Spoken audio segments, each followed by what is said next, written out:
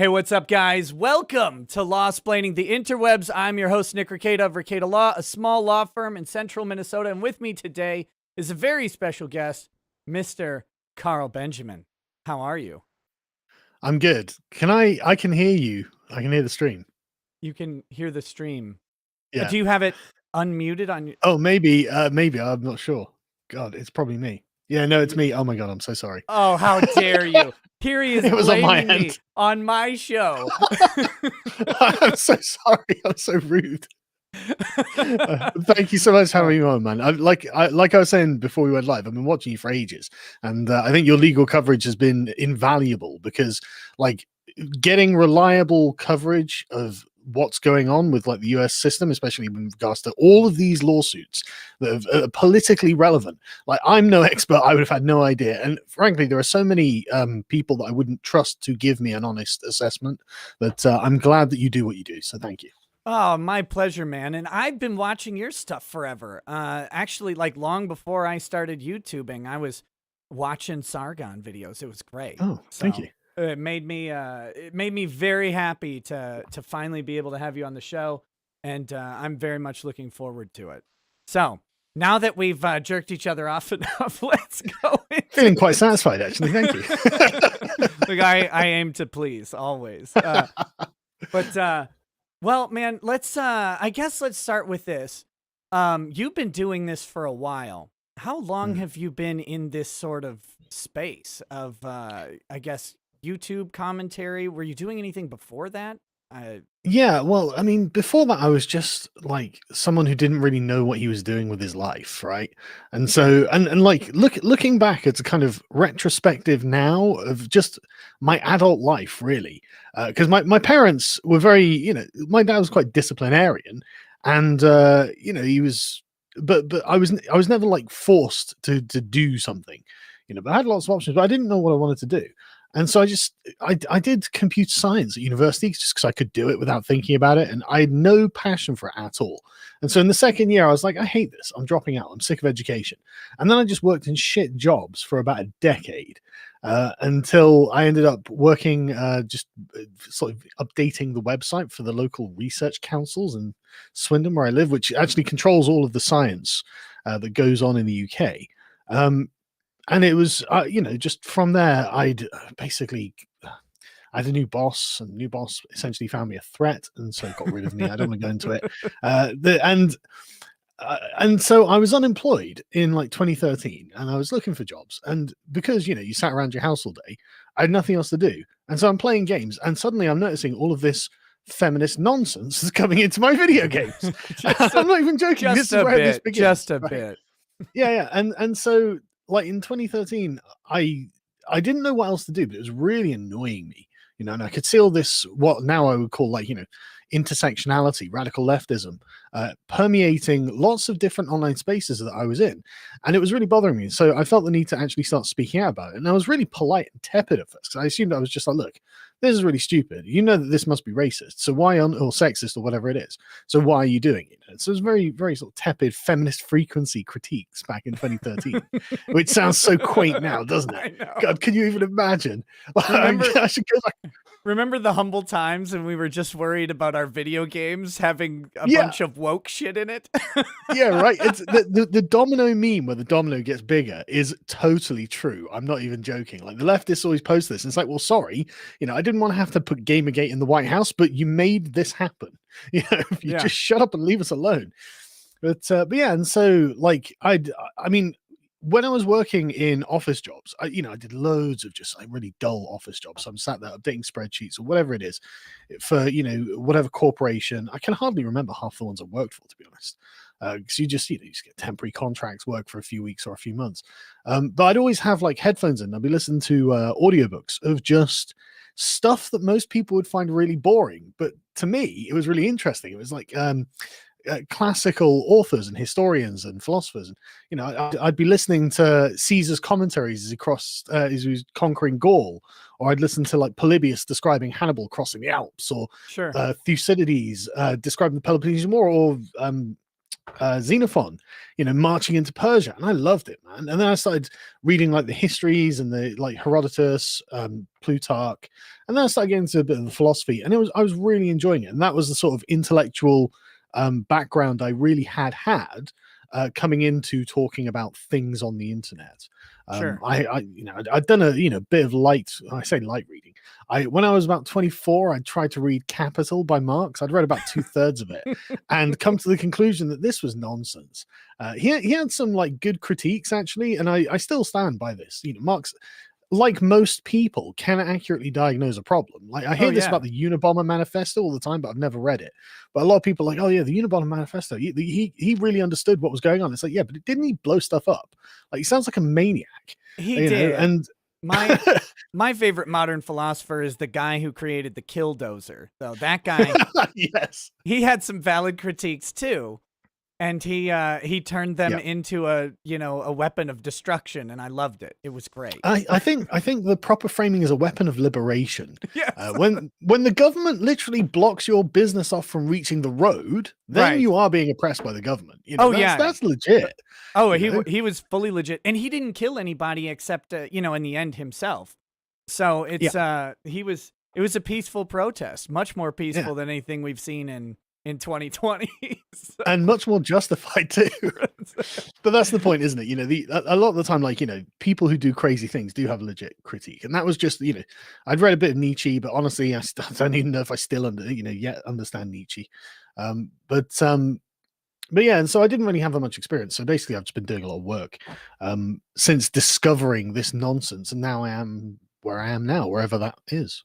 And where you are now is mostly you're on a new podcast, right? That's been kicking ass on the UK charts, right? Yeah. I started a website called lotuseaters.com, which is a reference to the Odyssey. And there are lots of reasons for it, but none of them matter really. But yeah, so we started a podcast called the Podcast of the Lotus Eaters. We went up to like number 6 in the UK charts on Apple. But now we're probably like number 80 or something. So I don't know why, I have no idea how the Apple charts function. And so like with the YouTube algorithm, I've been using it for years. So I've got quite a good indication. So we're doing really well on YouTube. We're about 2 or 3 months old, and we've got 116,000 subscribers, and we're getting like 4 million views a month. So everything's going, it's everything's going great. And the atmosphere on the podcast is really good because, it's lots of energy in the office, and we've got a subscription basis on the website, and we have enough subscribers now that the entire business is viable. And so, I don't need to pump any more money into it. And so it's, successful business, and everyone seems to be enjoying themselves. We've got a really good team, really good office. It's a pleasure to get to work every day. You can tell everyone in the office is having a good time, and I'm sure they'll all say that because I pay them.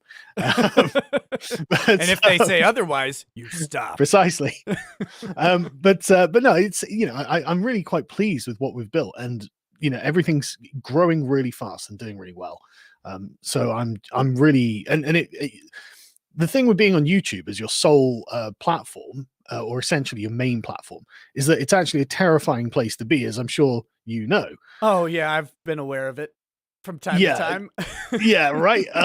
For people who are just like the consumers of content, imagine just going to work every day with a boss who wants to fire you and is just looking for a reason to fire you. And so every day when you go to work, you spend all day feeling tyrannized like that. That's what it's like to be a YouTube creator who's not a left-winger. Yeah. So it's not tremendous fun in many ways. And not just that, but they have the power to not only kill your channel, metaphorically, I guess, but they have the power to make people not remember that you had a channel in a weird way. Yes. If they shut you down, it's a short burst of people who get really angry and indignant. But once that appeal process and everything is over, a couple months down the road, the way YouTube delivers content, it's like, oh, I forgot that I stopped watching that show, and it never pops back up. Yeah. That's a perfect way of describing it. It's a weird sort of memory hole, and this was what was so great about Parler and Gab. Actually, when you get back on these, you rediscover content creators who got deplatformed, and you're like, Christ, I can't believe I haven't watched any of this for so long. And you didn't even realize, because the constant flow of content that goes through your subscription box, you just forget. The next thing's in your face, the next thing's in your face, the next thing in your face. You're totally right. it's really weird, and it's kind of scary when you think about it. They've actually just got the power to just erase you, and that's it. Sorry, bye. I mean, they erased, Twitter erased Trump Yeah, from the everyone did. platform, and they like it's amazing to think that the words of a president, I mean, whatever you think about those words and tweets, some of them were pretty Yep. weird, but some of them were great. They're gone. Mhm. I mean, they're somewhere in a national archive. You could go get them. They're required to preserve them on their end, but all of that is just vanished from the internet. You have to work hard to go find it. And Well, uh and but that's the in president. fact, since you say that, I'm glad I've got you on that subject actually, because I was thinking about this. Like, look, Donald Trump was forbidden from blocking people, wasn't he? Because his Yes. Twitter profile was considered a public platform. Right. But Twitter are allowed to deplatform him. Yeah. Is there not a contradiction there? Logically, yes, there's a Yeah, contradiction. well, Legally, I, not yet. right. Um, and Is there the option? Is there a possibility that that could open up though? Well, there would have been. However, now that Biden is in office, Uh, the DOJ is actually trying to get that decision that was in favor of Donald Trump not being able to block people. They're trying to get that overturned because probably because Biden wants to block everybody. I don't know if you've checked out like the White House YouTube channel. Uh, no, I hadn't. Oh, they're getting ratioed on every video, Oh, like yeah. 5-1 on dislikes. They disabled the chat. I think the comments his second day in office, and it's a really interesting question. Like, wait a minute, if Trump can't block people from his personal webpage that they have, or his personal Twitter page that they've determined is now a public forum, how can Biden silence all criticism on YouTube comments? And some people are saying, well, he doesn't have to give them a space. It's like, but he's not giving people a space to comment. It's specifically to silence the negative commentary, and that's evidenced by the dislikes to likes ratio, in my opinion. But Yeah, no, I think that's a totally valid argument, and like you say, like logically, I can't see how you could contest this. mm-mm. If and especially with Twitter and the account being a public forum, then Twitter has just surely done exactly what Trump was not allowed to do. So Right. where do they get the ability and the right to do that?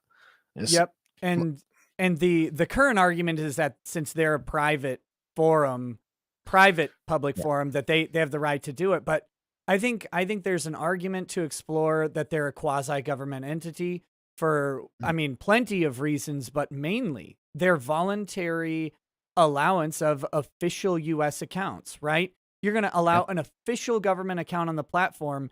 Okay, you're no longer a private actor. Like, you're not Mhm. going anywhere else to see the words of Donald Trump or Joe Biden. You're going to Twitter for an official announcement. And if we're going to let them do that, then we can't let them shut down access, in my opinion, to that at all, which means they shouldn't be able to ban people either.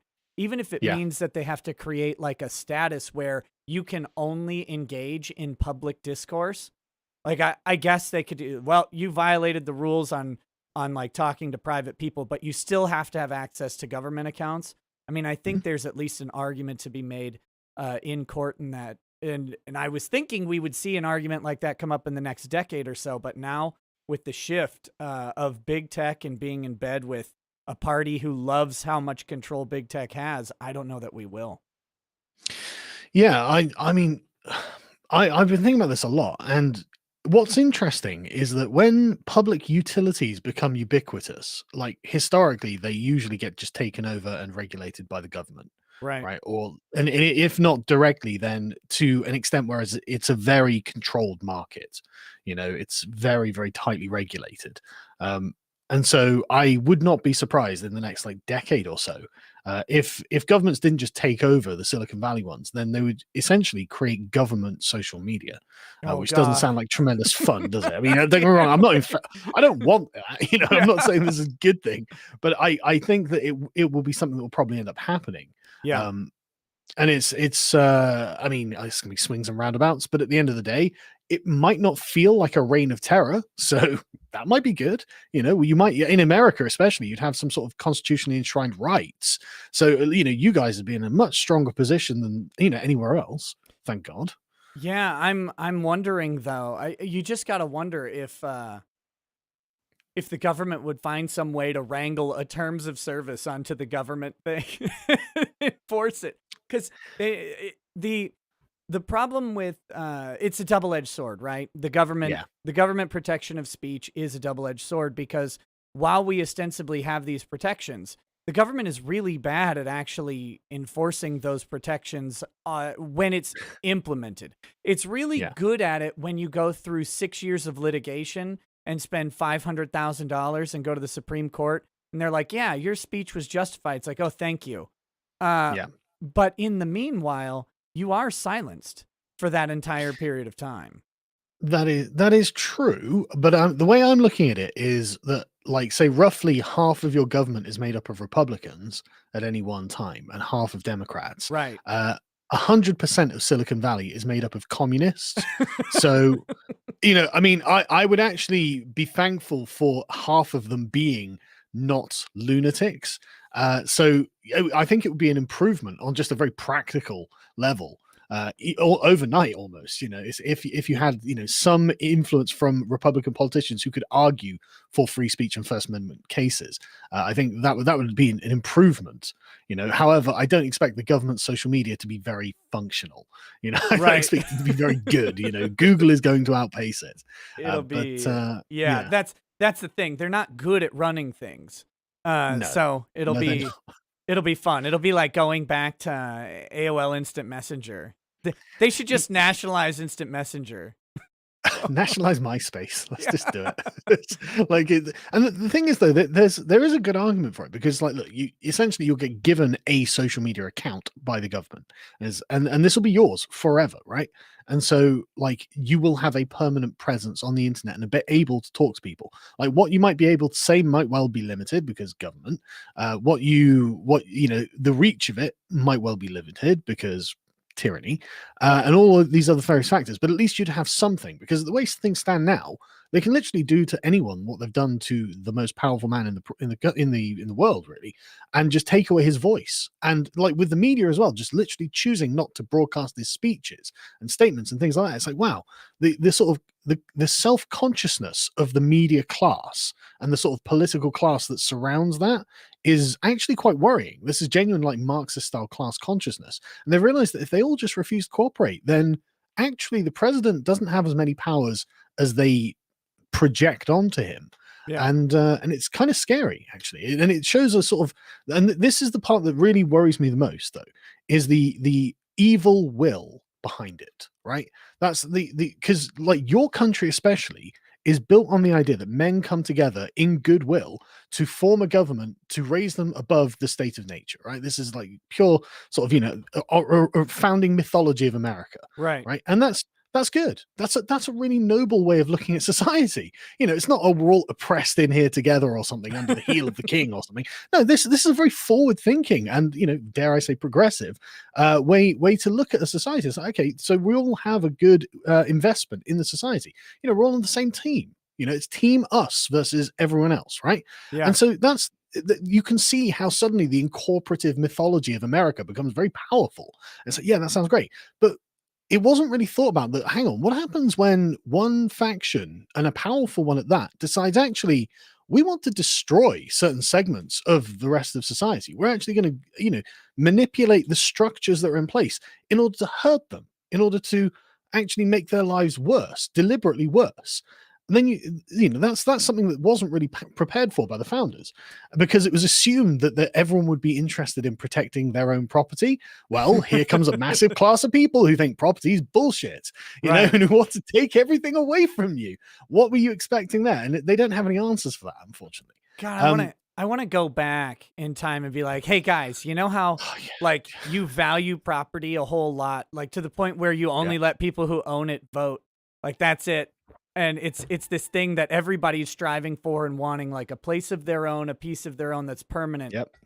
Let me tell you what's going to happen in 200 years. There's going to be a bunch of people who want to live in public libraries and shower in their Let me warn you. bathrooms. Let me warn you that the French exist, and they will invent communism. Oh man. And then the Germans will get hold of this, and then it all goes downhill. It's fine. Everything's okay. No. Yeah. Okay, Yeah. so that brings me to something I want to go back to.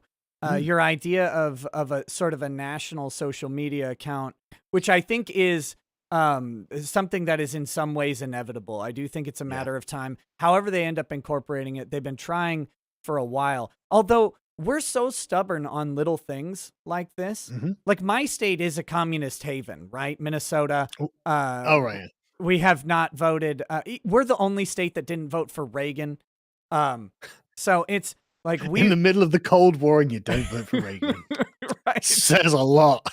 So, That's an awful lot. but yet, so the U.S. tried to create basically a national identification card, this enhanced ID, and they threatened everybody to get one because they can't mandate it, but they threatened everybody to get one by saying, well, you won't be able to fly without it and all this stuff. Yeah. But my state is one of like the few holdout states that have been like, well, we're not really comfortable with this because you're going to have access to our state data. And I'm like, wait, I mean, the feds are going to have access to state. They already do everywhere else, but just not in this one tiny sector. But they're like, no, we're holding on to that. So it's Well, funny. that's really interesting. You say that because I've always found that really strange about America as well. Because like in England, we don't have ID cards issued by the government, right? There's no such thing. No, because that seems how do you like know who tyranny. you are? Well, we just tell people. It was a high trust society where you would just be honest, and that's literally like how. And the funniest thing as well, right? It only occurred to me a while ago. A few years ago, I went to London and I booked a hotel for the evening, and I forgot my passport because otherwise you'd use a passport for ID. Sure. But again, they're not issued. You've got to buy one. Right. But I went down and there was a French girl who was operating the reception, and she was like, right, yeah, and you know, here's the thing, and she's all right. Have you got any idea? I was like, no, and she's like, oh, okay then, never mind. Right, so here you go for the site. Like, what do you do then? You know, I don't have any idea. I've got my card. I mean, you know, that's not proof of anything, I guess. So it was just like a weird, like, you know, there's a moment where it's like, oh, well, I guess we'll just carry on the basis of trust then, you know. And obviously, I paid for my room and everything went great. But like, it was just one of those weird things because like then like the Americans are like, oh, we're a free country. It's like, yeah, show me your ID. Yeah, that doesn't feel very free to me, you know. Prove you are who you say you are. Exactly. Prove Can I see some ID, please? Yeah, exactly. Why are you casting my assertion into doubt, even? You know. So I want to hold on to that, but I have some chats that came in before the stream. I want to catch up on those, and then I want to use this to talk about the monetary system and access to it, which is something that you have some experience with. Okay, Sixth Floor Madness says, do you think the top part of a mermaid also tastes like fish, or would it actually be red meat? Would there be a solid line where the meat changes in the body, or would it kind of blend? Would you make the surf and turf platter with one carcass? Yes. He says, Sargon, please get Nick in touch with Count Dankula. I want to see Drex debate Dankula on whether or not it's gay to bang traps. Oh my God. Well, I mean, what's your position on the trap question, Nick? As in, are traps gay? Yeah. Yes. Oh, okay. That was why? What's your reasoning? They are. It's a tautology or whatever. Okay, that's interesting. That's I'm personally leaning on the sort of essentialist argument, and it's like you're having sex with a male, therefore that's gay. Yeah, that's what I said.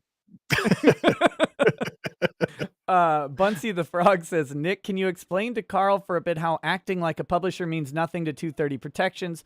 A publisher like the Lotus Eaters is still not liable for user comments and media. You talked about distributor. Well, it's a weird thing. So the 230, there's an argument to be made about acting like a publisher having something to do with it. It hasn't yet. It hasn't manifested, but we see guys like Ted Cruz making this argument. We see Rand Paul, Josh Hawley, all these guys when they're doing this, making the argument that if you're acting like a publisher, you shouldn't have 230 protections. But the key word in there is shouldn't. Right now, they've treated everybody as the definition of an internet platform. And the Lotus Eaters in some way might be an internet platform. It might not. Depends on the context of the activity. So it's it's a tough one because 230 is so stinking broad that really everything falls under it right now. And I don't know what the genesis of this question is. Is there some background to it? Well, I mean, I'm not an expert on Section 230, but from the impression that I've got from people like Ted Cruz and Josh Hawley, is Right. that it prevents people who feel that they have been defamed or otherwise hurt by user-generated commentary from suing the platform itself, because the platform goes, well, hey, I'm just the platform. I'm not.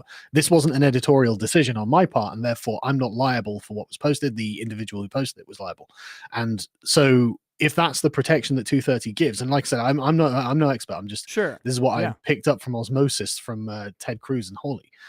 Then why do they enjoy that protection when they clearly have editorial policies? Yeah. And they do. Right. And that's the ultimate question and the fight that's going on right now. Mm. So right now, I mean, the key thing to know is that they do enjoy those protections. The question is whether or not they should enjoy those protections. And it does come down to, like, at what point is a platform going beyond being a platform? But we've clearly seen that Twitter goes very far beyond being a platform. They editorialize the entire president's repertoire of tweets for several months with fact checking and little messages about how it's not true.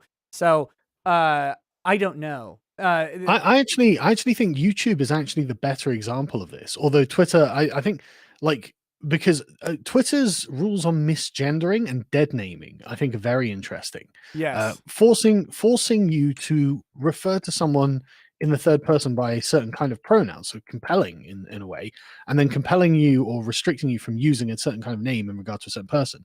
And YouTube, the things you're allowed to say about COVID in their terms of service, and the fact that they gave Tim Pool a very specific editorial decision on, you could say that Trump won the election and you could say the Democrats stole the election, but you can't say that Trump lost the election because the Democrats stole the election or something like that, right? And it's like, yeah, okay, now that sounds like something that a New York Times editor would say to one of his writers, right? Right. So at this point, I think that is very clearly an editorial standard, and the various rules they have about COVID as well, very clearly editorial standards. So I mean, I don't see how they could argue they weren't.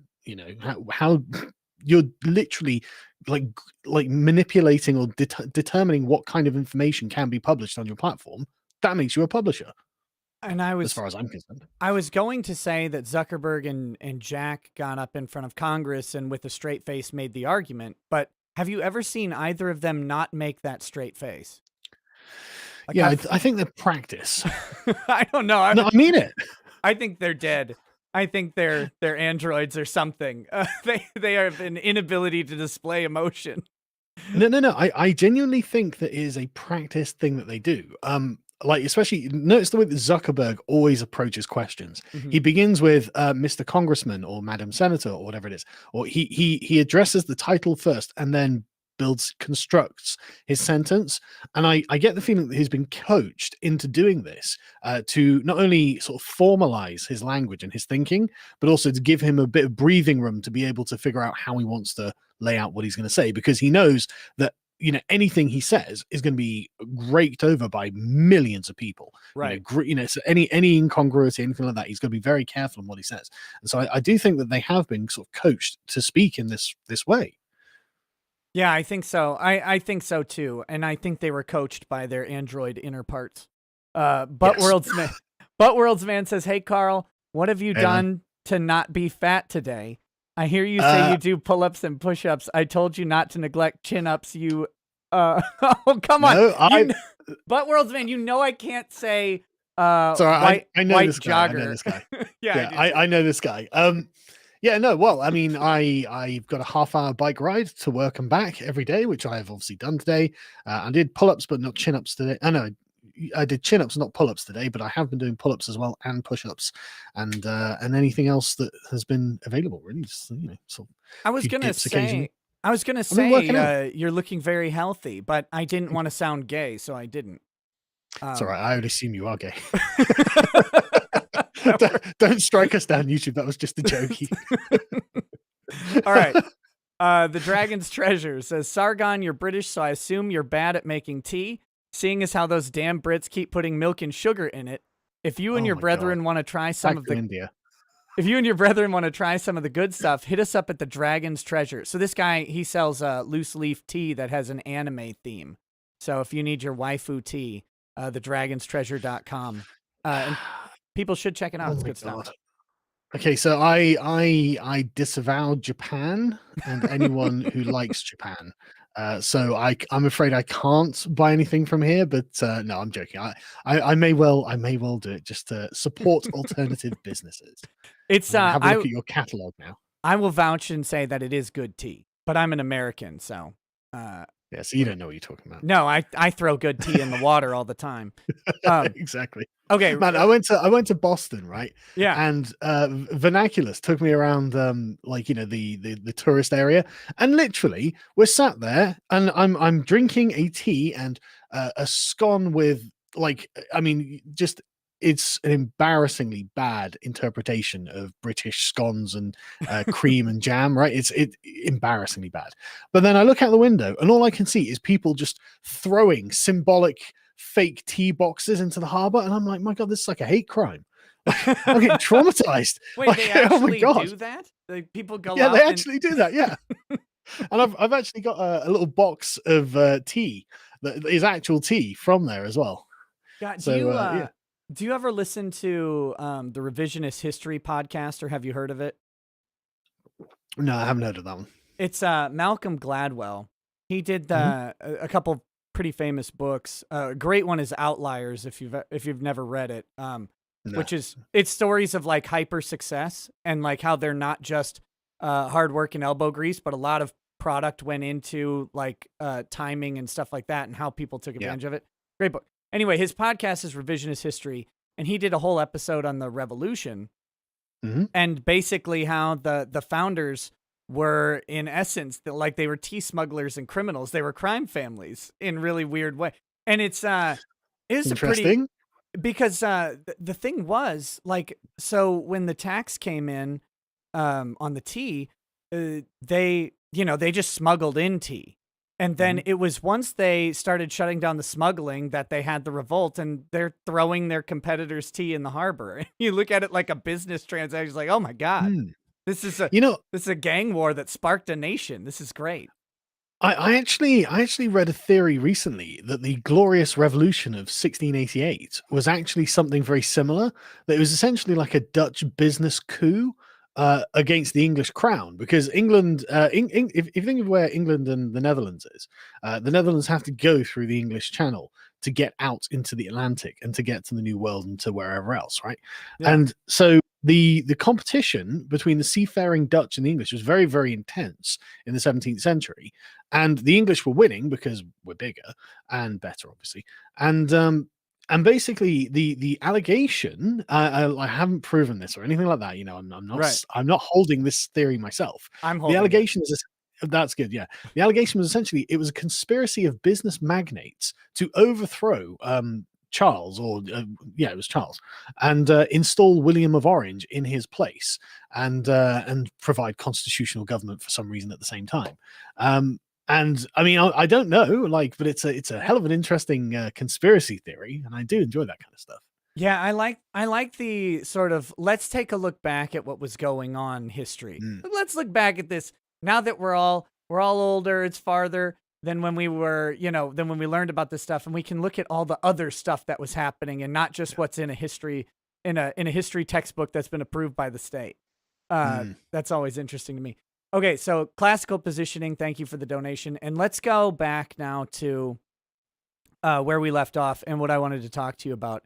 And this is the idea of unpersoning from the banking system, which I say you have a little experience with because you got a taste of it with Patreon. Yes. It's not quite the same, but of course other people have had their bank accounts closed. Yeah. Dick Trump Masterson. Yeah, Trump had his stuff taken down. Dick Masterson had the new Project 2 Patreon alternative, and MasterCard comes in and just says, nope, you don't get to access the credit system in the United States ever again. Yeah, I mean, like all of those things are terrible, but to me, the idea that the banks can just say, right, okay, we're not going to do business with you, and for political reasons, and we're going to take an account that's otherwise in good standing and just close it, and this means goodbye. You know, you can end up carrying your money around in sacks or something. That to me is kind of disturbing, especially given the sort of push away from real money and into digital money. It Right. means that basically you're not in society anymore. You've just been ostracized by the executive fiat of the banks, which is pretty terrifying if you think about it. it's it's Why? hor- it's completely horrifying. And here's my issue, and this goes back to what you were saying with the like sort of a national social media account. I Yeah. talked a couple years back when this happened. I don't remember who got deplatformed. It might have been even yours. But I said at some point there will be a day where you go in to buy your groceries, and to be able to buy your groceries, you'll have to set your phone on a contactless pad and it'll scan your social media accounts. We're virtually there. I know You we're can already do it with your phone, and it's like, okay, well then, right. So it'll take a quick glance at your Twitter and Facebook yeah, and make sure you haven't said any wrong speak or dead named a games journalist or something like that. And then yeah, yeah. if you have, sorry, you don't get to use your groceries. You don't get to buy your groceries. And what people don't get, and I think they're starting to now, is Mm. that because at time people were like, well, just use cash. It's not that. It's not for access to the credit card system. It's for the store's access to the bank, Yeah. because the bank will just mandate, no, sorry, every customer's got to go through this because we can't support hate. And so Mm. if your customers don't do that, you can't accept cash. If you do accept cash and we find out, well, we just can't do business with you because we can't support hate. It's worse than China's social credit score. I mean, at least in the idea of a social credit score, it can go up as well as down.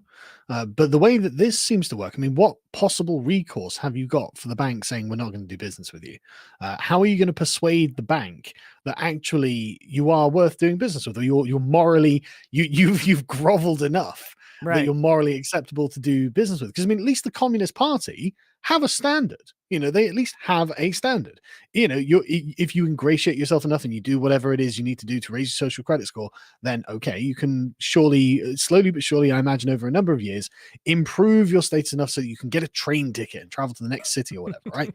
Like With hard work and dedication, you too yeah, can move up. yeah, exactly. You two can move from slave to serf, right? So, but the sort of private Western social credit system has nothing like that. So it is Right. effectively a permanent status, as far as we can tell. And what I find really weird is how bizarre the vectors along which the things are interacting are. Because I mean, like, a rapist doesn't get his bank account closed. Nope. A murderer does not get his bank account closed. A pedophile does not get his bank account closed. Or their But someone, Twitters. or their Twitters, or any other like normal social service, they don't get anything closed. They go to jail, which is how it should be. Obviously, they serve their time, which is how it should be, and then hopefully they are a reformed citizen. They understand why they shouldn't have been doing what they did, and they've paid their debt to society, and we allow them to carry on in society. You know, and so that they're not deplatformed from anything, because that's not how we want a consensual society to work. But now, like, this is what I was talking about with the sort of evil will of the left. They've actually got like this ethical agenda where they're targeting people for things that, like, otherwise aren't really crimes, like dead naming people or misgendering people. And yet there we go. You're never on Twitter again now. You know, you can never hear what the president has to say on Twitter. Oh no, you can't hear that either now. But you know what I mean? It's Right. like these are bizarrely punitive things to do, and they're permanent. You know, it's literally the death sentence, the very first offense. It's like, okay, that seems a bit strict. And I honestly think that in future generations, we're going to look at the way that social media companies were allowed to treat people as barbaric. Like, especially given things like the pandemic and generations growing up on social media, right? Because social Mhm. media to us is like what, 12, 13 years old, right? And, you know, venerable gentlemen such as ourselves can probably remember, I can remember a time when I didn't even have a mobile phone, Oh you know? yeah. And so the I didn't idea of, want one forever. I was like, I don't want same that here. stupid thing. And I never Exactly. texted. Oh, Christ. Exactly. I only got one when I went to university at like 18 or 19. I can't remember how old I was now. But that's that's when my parents got me one because they wanted to be able to keep in contact with me. Right. And so yeah, I like because they weren't the functional things they are now. But imagine if you're a kid now and you've had this mobile phone and this social media account since you were like 9 years old, and then you're in 25, you don't know how to interact with your friends or anyone else if you lose this social media account.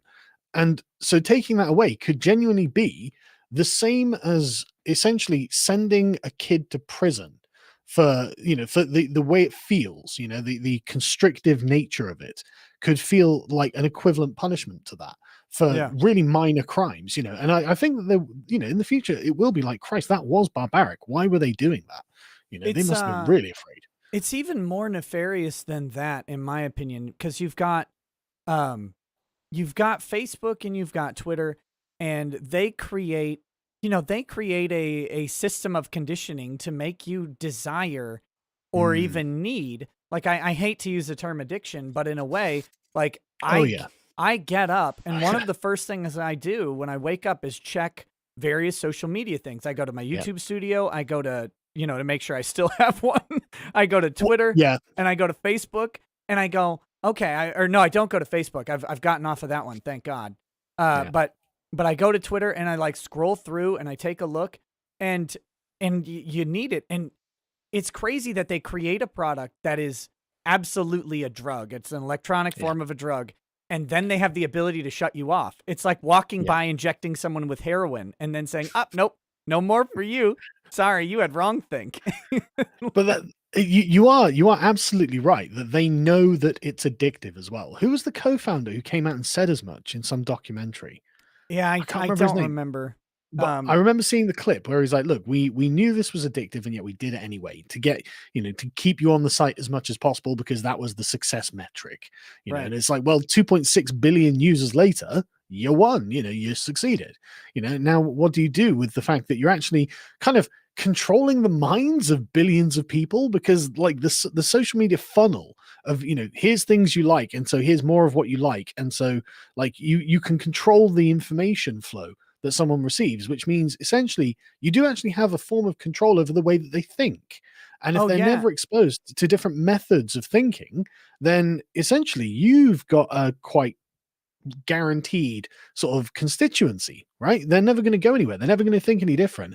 And they're addicted to your product.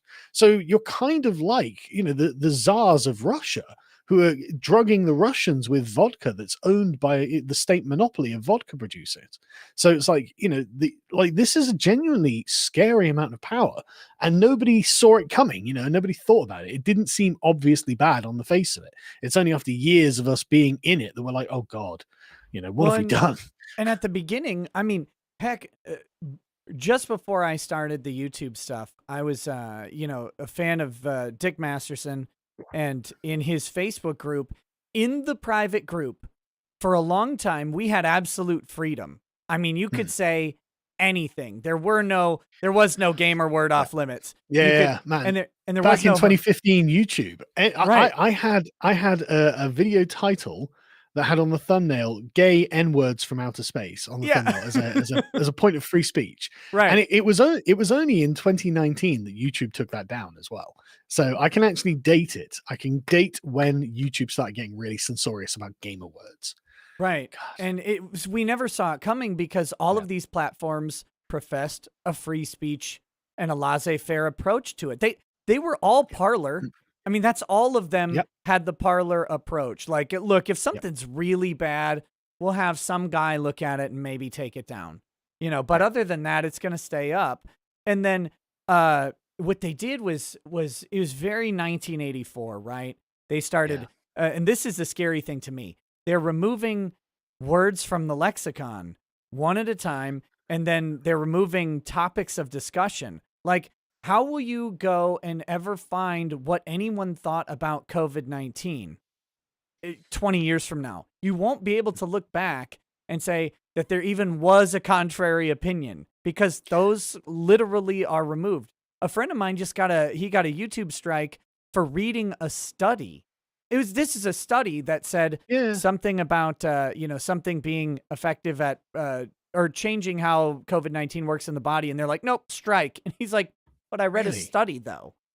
And he did That, appeal it and he won, but yeah, yeah. it took a couple days, of no production, no growth. And it was brutal.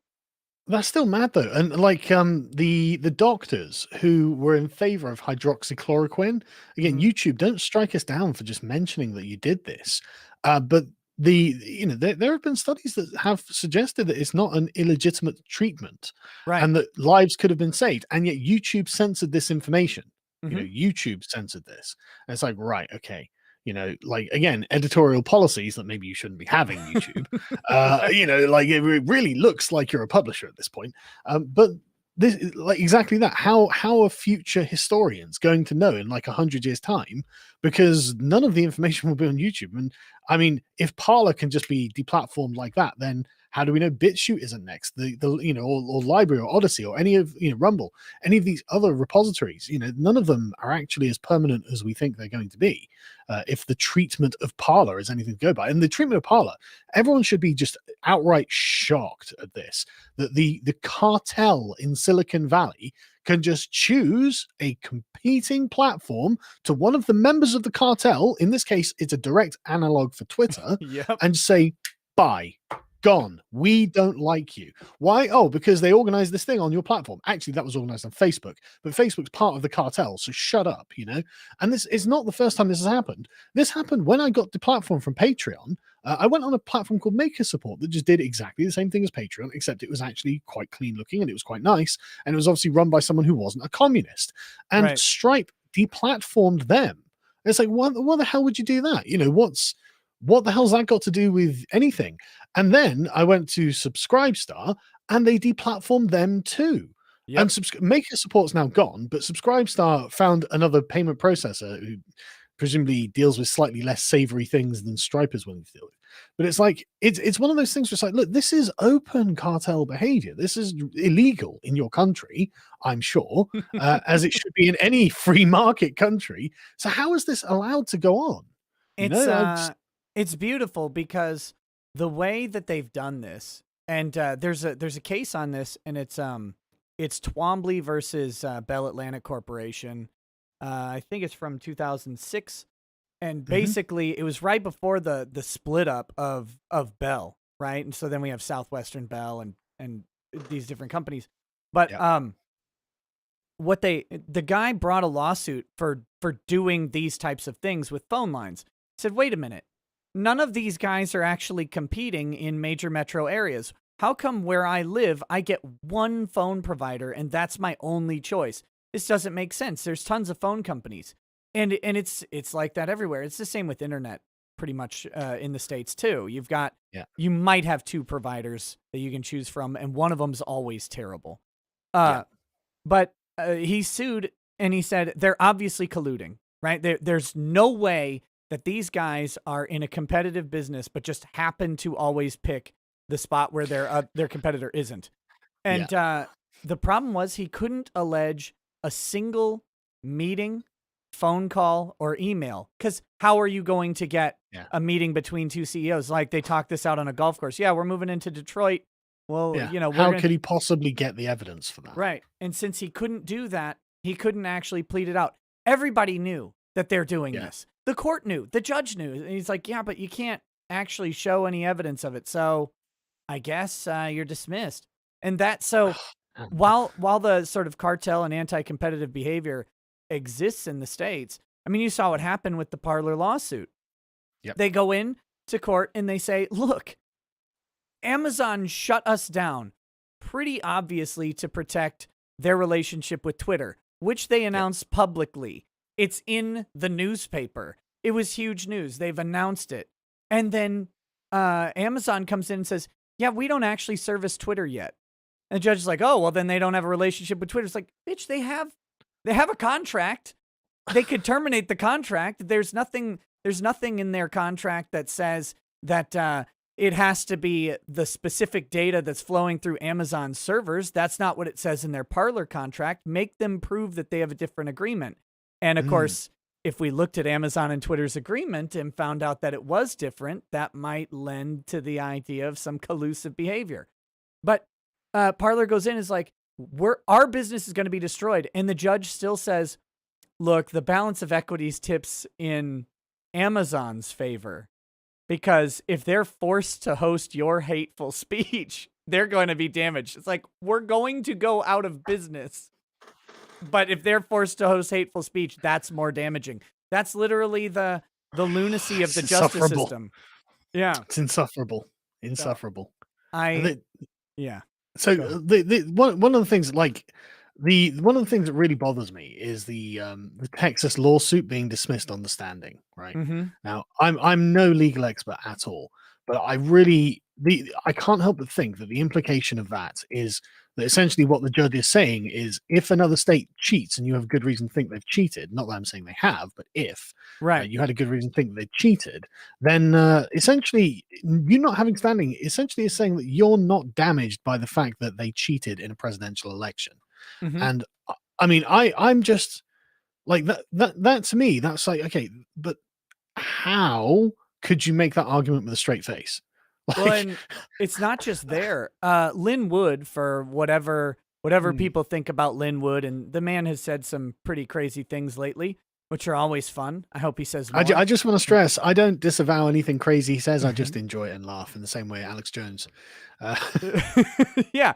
No, I'm done great with disavowals. I don't give a shit. So he filed 3 lawsuits in Georgia. And in each of those lawsuits, it was dismissed for lack of standing. And the judge actually comes out and says, if there's voter fraud in Georgia, which leads to basically if there's fake ballots admitted, then his vote isn't particularly diminished because everybody's vote is diminished. And it's like, then his vote is diminished. Yeah, like but since everybody's it's fine. He doesn't have standing. And it's like, wait, so you're going to sit here and tell me that someone can hypothetically cheat by adding, let's say they added 10 million ballots, for example, like more ballots than they had voters. If they did that, everybody would be equally damaged and therefore no one can sue. That's how they applied federal standing in Georgia. And so...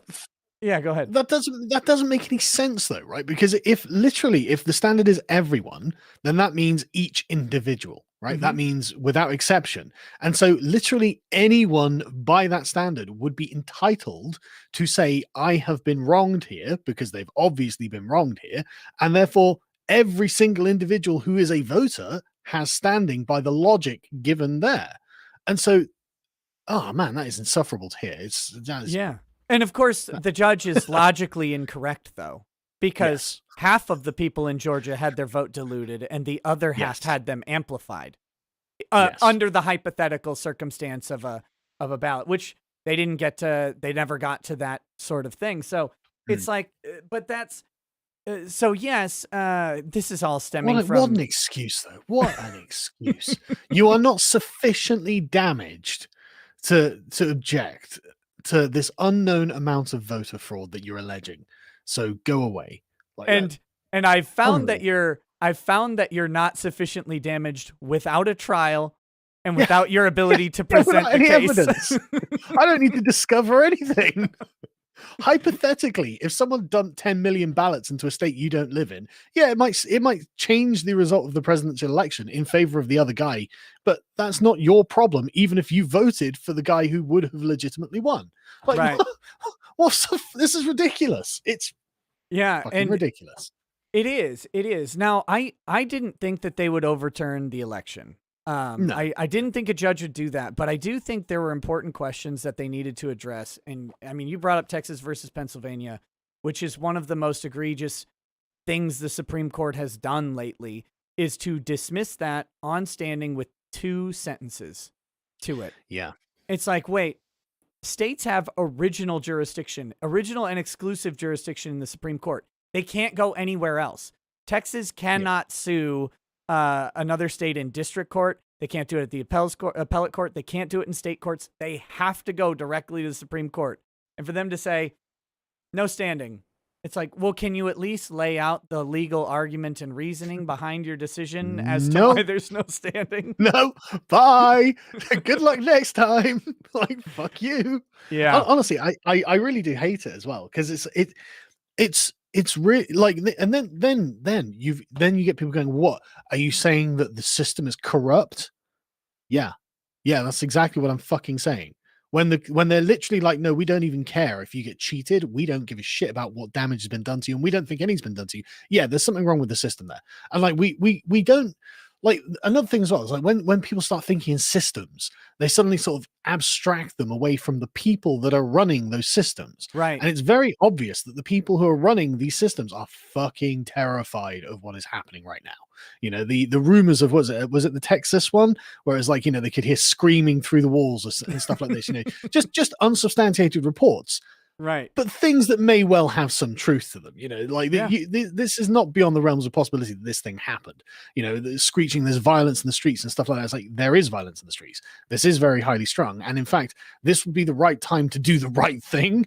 You know, just so you know. Yeah. But instead, yeah, no, don't worry. Well, and the importance of the corrupt system is that what happened is we found out that even if there was an absence of fraud, like even if there was nothing untoward, the system is still corrupt because it was unwilling to examine the question of itself. And or this is my favorite thing coming out of the Secretary of State's office, and this is from Trump's phone call with Raffensperger that the media lost their damn minds over. Like, Yeah, oh my God, how could he possibly call a Secretary of State? It's like, well, he's trying to get information out of them. Yeah. And there's a point in the thing where the guy's like, no, we've reviewed Georgia's stuff like 6 times and we've never found that we did anything wrong. Yeah. And the guy's like, well, yeah, why don't you let us look at the data though? Like, we've requested this.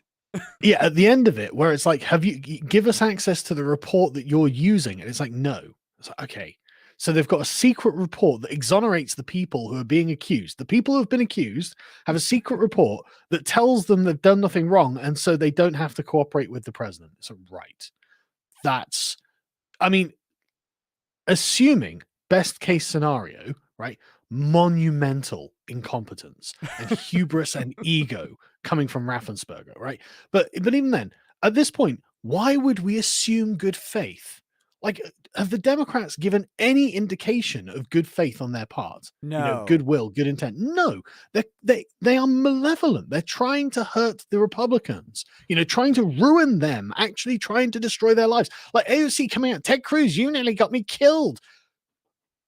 What? He's you in know, the you same have room. actually He's in you the have- same room though. It's like he's trying to get but himself she has killed, too. actually got someone killed.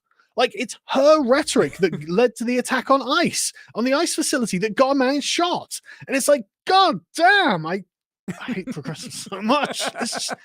It's maddening. It's so maddening watching all of these injustices play out. And I'm just like, right, okay, that is worrisome, you know, at the very least. Yeah, and did you? I don't know if people have seen this. Someone posted it in my Discord today. Did you see the news out of Pennsylvania that Bokvar, whatever, the secretary? Yeah, I know the one you're talking about. Yeah, she's resigning due to massive incompetence in the 2020 election, but not for the reason that you think. Go on. So they had a constitutional amendment because there were some kids that may have been touched by a priest at some point in Pennsylvania, but their statute of limitations made bringing this stuff out problematic. So they wanted a constitutional amendment, and this was back in 2018. They were working on this constitutional amendment to basically give people extra time to bring these cases, to support victims of sexual abuse. Now, to modify the Pennsylvania Constitution, they have to have 2 consecutive sessions of Congress vote for approval. And each time they do it, they have to advertise that this vote is happening, because then in the next general election, which would have been the spring primaries of 2021, in the next election, it goes to the ballot. And so then the people ratify the constitutional change. Okay? Yeah. So turns out... pretty clear procedure. Yep. Turns out that during the 2020 approval, they didn't advertise that this was going on. So now they have to start the entire process over, which means the earliest that they can get their constitutional amendment in is 2023. So afterwards. Yes. Now, interestingly, this, of course, disqualifies this law from taking place. The same thing happened with their modifications to the absentee ballot law. Yeah, I was gonna bring that up in Pennsylvania. You said, yeah, because that was where they had just decided arbitrarily that they'd extend the date, Yep. didn't they? Yep. And it's like, okay, but that's not constitutional according to their state constitution. Is that correct? Right. And so they actually they're modifying the state constitution to allow for the absentee voting change that already happened. They're modifying their constitution to allow for that. And that Post vote. hoc. Right. Yeah. Well, the best part is that they'll use the unconstitutional absentee voting to vote on whether or not that constitutional change should occur. So I just want to say, like, as a dad, right? If I'm playing a board game with my kids, Yeah. and they tried to do something like this, just arbitrarily change the rules, I would tell them that they are cheating. Yeah. Like, I would tell them it's very obvious that you're cheating. I've caught you cheating, and no, we will do the rules as written. And if you didn't get those ballots, and then you don't deserve to count those ballots, etc., right? Yeah. Because it would be very obvious that the only real incentive to do this would be for cheating, or you're just too stupid to understand how to play the game. So it's like, I mean, this is the thing. Like, this seems to be a cut and dried. Like, it's not really contestable, right? Because, like, okay, so she made this decision. She didn't have the authority to make it, and the ballots were counted after this date, and so legally they are not legal ballots. So why is there even a fucking discussion here? Like, is this not like okay? Well, here we go. This is everything you needed, isn't it? Like, what more is required to prove that she had done something wrong with the election? Yeah. And now she's No one cares. She's resigning over a different issue for making the same mistake. And what do? She's Steak. Yeah. After the Yeah. It's after the election though, so now there's nothing that can be done. It's been one of the most naked power flexes I've seen in my lifetime, and it's amazing and terrifying. Yeah, mask off. It's fully mask off. It's actually like it's one of those sort of historic moments that you actually never really think you're going to live to see, right? Because you hear about Pope Pius III does X, and it's a huge power grab, and this gives him control of the Catholic Church to such an extent that he can call a crusade against a Cathar heresy or whatever, right? And you think, yeah, that's really fascinating. These sort of centralizations of power, and then when you watch it happen, you're just like, Jesus, are we supposed to do something at this point? Like, I don't know. And you're always left with the question of what, like, even if you are, like, what do you do? Yeah. I get comments all the time, like, well, do something about it. It's like, well, I'm talking about it at least. What do you want? What do you want to do? When we've given government as much as we've given them, and then they take more, we've given them the power that we would usually use to take it back. Yeah. And it's terrifying to take back too. Yeah, one thing that I was really bothered by, right, is the rhetoric surrounding the Capitol Hill riot. I don't think it's fair to call it an insurrection. I don't think that the people involved had a plan and frankly were capable of forming a plan. I think that if Baked Alaska and the QAnon shaman are going to bring down the democracy of the United States, I think that's just giving them too much credit, frankly. I think so too. I think a more accurate assessment is they're fucking idiots, and they're prattling around on live streams because, oh my god, look where we are, right? Right. So that's the way that the Democrats were hyping this up afterwards, this sacred cathedral of democracy. Whoa, no. Governments instituted among men for their own purposes. Yeah. That's what you are. There is nothing sacred about your fucking government. It's built into your constitution. The very Declaration of Independence is the idea that actually, if we don't like this, we have the right to scrap this and start again. Mm-hmm. There is nothing sacred about the government at all, ever, in any way, shape, or form. And in fact, most of the time, the government's one of the most profane things in the world. Like, it's full of corrupt bastards, like the Biden family. Like, I'm like this myth, this chamber of democracy. It's like, dude, who owns that? Yeah. Is it the people or is it the state? Like, I can't stand this kind of socialist view that the state is God, and it really is the kind of godhead in the socialist mindset. I can't stand it. And the very notion that Get they're myself worked up. no, it's I like it. I like it. It pisses me off though, man. It really does. It does. The very notion that these guys are going to commit insurrection in another way is offensive too, because if they're presumably on the side of Donald Trump, then they can't logically be insurrecting against Donald Trump. Yeah. Like that Insurrection against the president. It assumes the premise that he is not in power, while he still had, even accepting the electoral results that day that hadn't been decided quite yet, but that they would be inevitably decided. He would still be the president for the next 14 days. And they were in no way attempting to overthrow Donald Trump. And I mean, obviously they weren't attempting to overthrow anything. There was nothing. It was disruption. It was, it was a riot. It was disorderly conduct. Which I would just colloquially call a riot. Right. It's a bunch of idiots who got out of hand. And in some cases, we've got evidence that were just let into the building and wandered around, prated around, messed up a few papers, and stole Pelosi's laptop. Oh. And the podium. And the podium, yeah. Oh man, I love that picture so much. I wish I could have bought that thing from eBay. Oh my god, that would have been great. It's the guy's face. It's the guy's. Oh hi, he's just holding it. He's smiling like that. What? Really, this guy was going to lynch everyone, was he? He was going to start killing people in the streets. Right. No, he's on a day trip. He looks like he's a fucking tourist. He looks like he's having a good time. Like this is not an organized coup. He was the capture and kill team. That's who he was. Very, very horrifying. Really? Looks like that guy will come up and shake your hand and start shooting the shit with you, which is terrifying. Actually, which is what they is did with the cops anyway. Right. That's what they did. They were taking selfies and stuff. It's like, oh my god. Yeah. Okay, let's do some of these chats. Red Fox Moon says, I would just like to say Josh from Carl's Flower Eaters is the best co-host. Josh is very good. He's very good. Where the hell did that go? Damn it.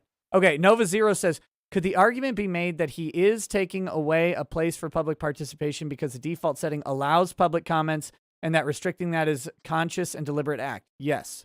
That's in regards to the YouTube comment stuff. Yeah. Keck7 Go says, Sargon, good evening. I have a question that has puzzled me for a long time. How in the heck did they let Mr. Bloppy near children? I still have not recovered from experiencing him. Does he mean Mr. Blobby? Maybe. I don't know what either a Bloppy or a Blobby is. So Mr. Blobby was a kind of mascot of a TV program in like the 80s or 90s. I can't remember. I think it was in the 90s, called Noel's House Party. And it was one of those sort of Saturday afternoon family sort of shows, right? Sure. I can't remember exactly when it was on, but that's the sort of feel of it to give you an impression. And Mr. Blobby was just some guy in a big fat pink polka dot suit who went around doing silly things. There was, it was just stupid. It's just silliness. But the thing about Mr. Blobby, right, is because it's so silly and very British. It actually became something of a meme during Brexit, where it was like, Mr. Blobby threatening members of the EU Parliament, things like this, blowing up continents' ships and stuff like this. It was a nice reclamation of the meme, and I don't think we should besmirch the good name of the protector of these good Green Isles. How dare you, Keck7 Go? Exactly. How dare you, sir? Slagla says in Kermit voice. Okay, so waiter, I would like a nice big serving of dopamine. I heard from a certain aristocrat that Applebee's has the best stuff. Nice suit, by the way, sir. So is it true that he's got cancer? Who, the Kermit the Frog Medica guy? Oh, Medicare? No, Medica. Yeah. I don't know. I heard rumors. He's got something. Right, okay. But he is still on Twitter. He was off it for a while, but he popped back up. But I hope he lives through whatever cancer AIDS he has. Yeah. I thought it was just a meme, and then people actually know he's off Twitter because he's really bad on out. He's I don't hold grudges, so I don't really want people to get hurt or anything. Yeah. So it's just kind of sad, it's like. Yeah, well, it's been a bummer because it would have been really nice to. I think Jim could have made some great election content too. Yeah, and and it The was Biden just stuff, there's so much like his Gamergate stuff back when he was internet aristocrat with the Zoe Quinn stuff. Like watching Biden put his cabinet and his various people into place is exactly the same sort of principle. It's exactly the same way. In fact, he was just like, "Oh, this person connected to this person. They've got this financial relationship, and we're all okay with this." And I mean, his videos used to be brilliant, and he could be doing some amazing work, in that regard now. But obviously, he's sick, so he can't. right. So It's get been well soon, Jim. yeah. Yeah, no kidding. Get well. Come back to Yeah. us, Jim. Yes. Yes. America needs you. Just stop being a black pill depresso and fucking get over it. Just do some good work for once, man. Just Come get on. healthy. Just get Yeah. over it. RW Bimby says Sargon, Texas smoked brisket or barbecue pulled pork. Barbecue pulled pork. Really? Yeah. I have had Texas smoked brisket as well when I went to Texas, which was good. But barbecue pulled pork is good, man. We might have to censor you off this program. Deplatformed. Rick Nikita says, "Can I get a 4-cheese mac and cheese with honey pepper chicken tenders and a Diet Coke to go?" That meme That's is making me hungry. that meme has gone on for a while though. The Applebee's thing. Did you work at an Applebee's? Like, is that a real thing? Or We was don't that- even have those in Britain. So Oh. like I don't even know what that was. I had to Okay. look up what the fuck everyone was talking about. It's terrible. That's what it is. It's an awful no, restaurant. It wasn't that bad, although saying that, maybe I'm just comparing to the low standards of the restaurants we have here. So, that could be. in fact, compared to where I come from, Applebee's is quite hoity-toity. Look, I will never. Now the barbecue pulled pork makes sense. I'll never trust an Englishman's taste again. Gunnar Rene Oy says Norway did not have a national ID card until November, but thanks to KYC/anti-laundering laws, you needed a passport to have a bank account anyway. So at least the card is cheaper than having a passport. I suppose, but it still feels like I'm being oppressed by the government. Automata says, wonder if Mr. Akkad is aware of the details of the recent lawsuit against Twitter, such as them both placing sponsored links and helpful suggestions to certain actually problematic link swapping hashtags. Maddening stuff. Have you seen that? The Twitter child porn lawsuit? Yeah, where they said that this child porn doesn't violate our terms of service. It's like, right. That is a bold statement. And in it they showed the known hashtags for the distribution. Right. They have ads running on those hashtag lists. Like if you go search and oh my god. They have the screenshots in the document. It's like, Twitter, you can stop me from saying her. Yep. You can stop me from saying his, but you can't stop targeted ads in child porn searches. Come on. They're monetizing child porn on Twitter. And they love it. That's my thing. Jack loves child porn. That's the allegation that I've heard from people like Alex Jones. No, I think it's they definitely are monetizing it. I mean, Facebook and Twitter are the two largest purveyors of child pornography on the planet by a long shot. And remember though, they went after they deplatformed Pornhub for the very same thing. Yeah. Even though like the amount on Facebook dwarfs what was on Pornhub. And of course it does. With the scale of Facebook, of course it does. Right. It's crazy. Oh God, I hate it. James Robinson says the Capitol riot was the worst thing that happened to the U.S. since Sargon ordered the burning of the Capitol in 1812. Well, all I'm saying is you get what you fucking deserve, don't you? Falling Floor says Sargon subscribe to Lotus Eaters for intellectual content. Me, haha, give to drunk. What? I think they're talking about me being the drunk. Which is, oh right, okay. I was gonna say I don't drink really. I was going to ask you if you drink anything, because I tend to do whiskey, but since it's midday here, I'm holding off because I might have to drive somewhere later. I only ever drink in social situations, so I'm not a very good drunk. I don't drink very much. Sure. But when I'm at home, I don't tend to drink really.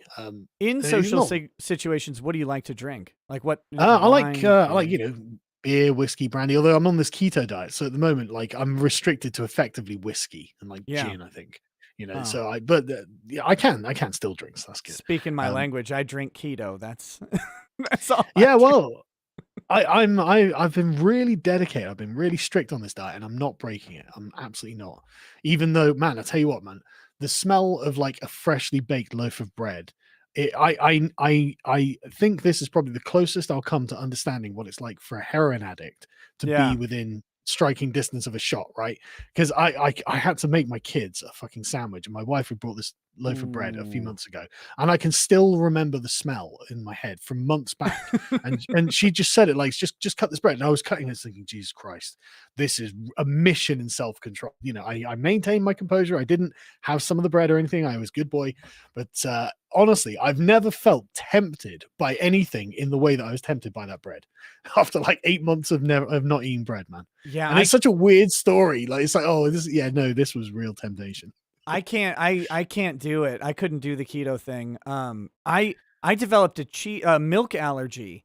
And so Oh, now, really? like, I used to eat ice cream every night.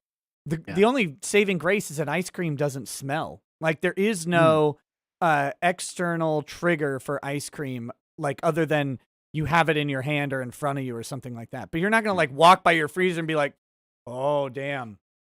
Yeah, the ice cream smells too good. Yeah. So that's been nasty. Okay. So where where do we go? And that's such a broad question, so let me narrow Mm. it down. You've been promoting Minds for a while. In fact, like your first mention of it was why I opened a Minds account, and then I never used it, but I'm starting to Mm. use it more now. But so with Parlor being on the ropes, they tried to do Minds dirty, and so their apps got basically destroyed. Um, Yeah. so they're potentially on the ropes. I mean, they're weathering it for now, but it was a threat, right? Nothing's certain though. Right. Nothing's certain. Yeah, it So was clearly a warning shot, you know. in light of this stuff, like where do we go? What do we do? Lotus Eaters is on YouTube. It's on Rumble. It's on Yeah. BitChute. It's everywhere. Is that what we have to do now? Do we have to go to like literally everywhere that we can get? Yeah. I mean, frankly, the answer's got to be yes, because I don't think that the Biden administration is going to be riding to our rescue, lads. You know, Yeah. I don't think that Joe Biden is in any way going to be sympathetic to the plight of those people that he's persecuting. So, yeah, I think contingency plans is basically what you have to do. This is, in fact, one of the reasons I set up lotuseaters.com is because it was a contingency plan. It means we've got something we can fall back on if Silicon Valley just blows everything up, Right. because we already have things like Subscribestar, so we can use their payment processor. We are actually on Amazon Web Services. I shouldn't keep saying this, but we are for the website hosting. But it's not the end of the world to get a new hoster, right? Hello, That Amazon. that's not the problem. The Yeah. problem is payment processing. You know, Right. in all things is about money transfer, and so thankfully we have like a non Silicon Valley payment processor, so that's secure. And so this means that basically, no matter how much they nuke us from orbit in Silicon Valley, there will be a presence of mine online. They won't be able to fully wax me off, which is good. So but yeah, basically things are looking pretty grim. And what has got to happen now really is what Andrew Torba did a couple of years ago when he got the parlor treatment first. And honestly, I think that really in the long run, like a lot of people, like, because Torba came out strong on some ideological positions Yeah, that I he's know kind a of a lot of, dork. yeah, but he's currently the sort of king of alternative media, you know, because he's the guy who's untouchable. Like, he owns his servers, he owns, you know, all the infrastructure, he owns the code, he owns the domain. He can't be taken off the internet. They've already done that to him, and now he's really rebuilt. And the main problem, right, is that ultimately the Google actually is the best at what they do. Google products are genuinely amazing. Everything works really well. And it's the same for most Silicon Valley platforms. They are technically brilliant. I mean, it's And so why they're like, aside from the snuffing exactly, out of competition, they yeah, got there it's why they because got big. Why right. they got there. Yeah. That's why I hated Gab because I would go there and it just wasn't. And I haven't been on Gab in a couple years, but I would go there and it just wasn't smooth. Yeah. Like, you go on Twitter, you type your thing, you hit your tweet, and then it pops up and it's Yeah. instant and it's a smooth transition. You go on Gab and it's like weird. Even on Parlor, it's like your tweet will post or your parlay will post when it's accepted. It's like, what the fuck is this? Like, what do you mean Yeah, accepted? I don't know what the deal, but this is the problem. Another problem that alt tech has is that it's not easy to do things that look easy and to make them good, in the Right. in a competitive way. And it's not a dig at alt tech or anything like that. I actually think that what alt tech has achieved, given the animus against them and the disadvantages that they face, is actually staggering. And so this is why, like Andrew Talbot, after Parler got deplatformed, Gab was the only real sort of Twitter alternative left standing, Mhm. and the servers ground to a halt. But now, sort of like a month on or however long it's been, obviously Torba's just been piling in these new servers. Gab is running like a dream. It is very, very smooth, and I'm genuinely impressed with how smooth he got it running in the time period that he had to work with. And so everything is actually going pretty well on there. And if this is an indication of things to come, then essentially Torba is going to be the king of the alternative internet, because he'll be the last thing standing that's not Silicon Valley approved. And if you want things that aren't Silicon Valley approved, and let's be honest, you probably do, which is why you subscribe to everyone, then you're going to be forced to use these platforms eventually. And so it's essentially what I would recommend is just start. If you are some sort of alt tech platform, or you're involved in the infrastructure of anything, start really making moves towards having things that can't be denial of service deplatformed. So and it's expensive, it's difficult. I know that I'm saying what I'm saying is the hard route, but this is why Torba is actually very admirable, right? He took the hard road after the giant punch in the face that Silicon Valley gave him, and he's come out so much stronger for it. Yeah. He's come out in a genuinely enviable position now, and it's like, okay, so that's proof that hard work pays, right? That's proof that persistence, hard work, it pays off, and he's doing a very good job. And alt tech has to follow that lead. They have to follow that lead, because if there's one thing that's been made clear by the deplatforming of Trump and Parler, is that there will be no mercy from Silicon Valley. There'll be no None. reprieve. There will be nothing. They have done the equivalent of putting them all up against the wall and just shooting them. And so Torba is definitely leading the way here, and that's got to be the future of alt tech. Don't let them have the ability to turn you off, is the answer. Right. The thing that struck me with Parler was that they thought that this wasn't going to happen. Yes. Like, but the weird thing is they acted like they knew it was a possibility, because John Matsey's like, no, if we could take it down, we'll be back up in a day. And it's like, so wait, you Depends, doesn't it, how big the cartel is? Yeah, exactly. But it's like, you acted like you knew this could happen. Yeah. You advertised yourself as like this place, which meant you were at risk. I mean, hell, that guy went on the kill stream. Like, that's Did he? I didn't even know. yeah, that's how alt tech this actually was. Is that Ethan Ralph had John Matsey on the kill stream. Thanks, Matsey. Yeah, and it's like, I was pissed at them at the time because I didn't like their terms of service.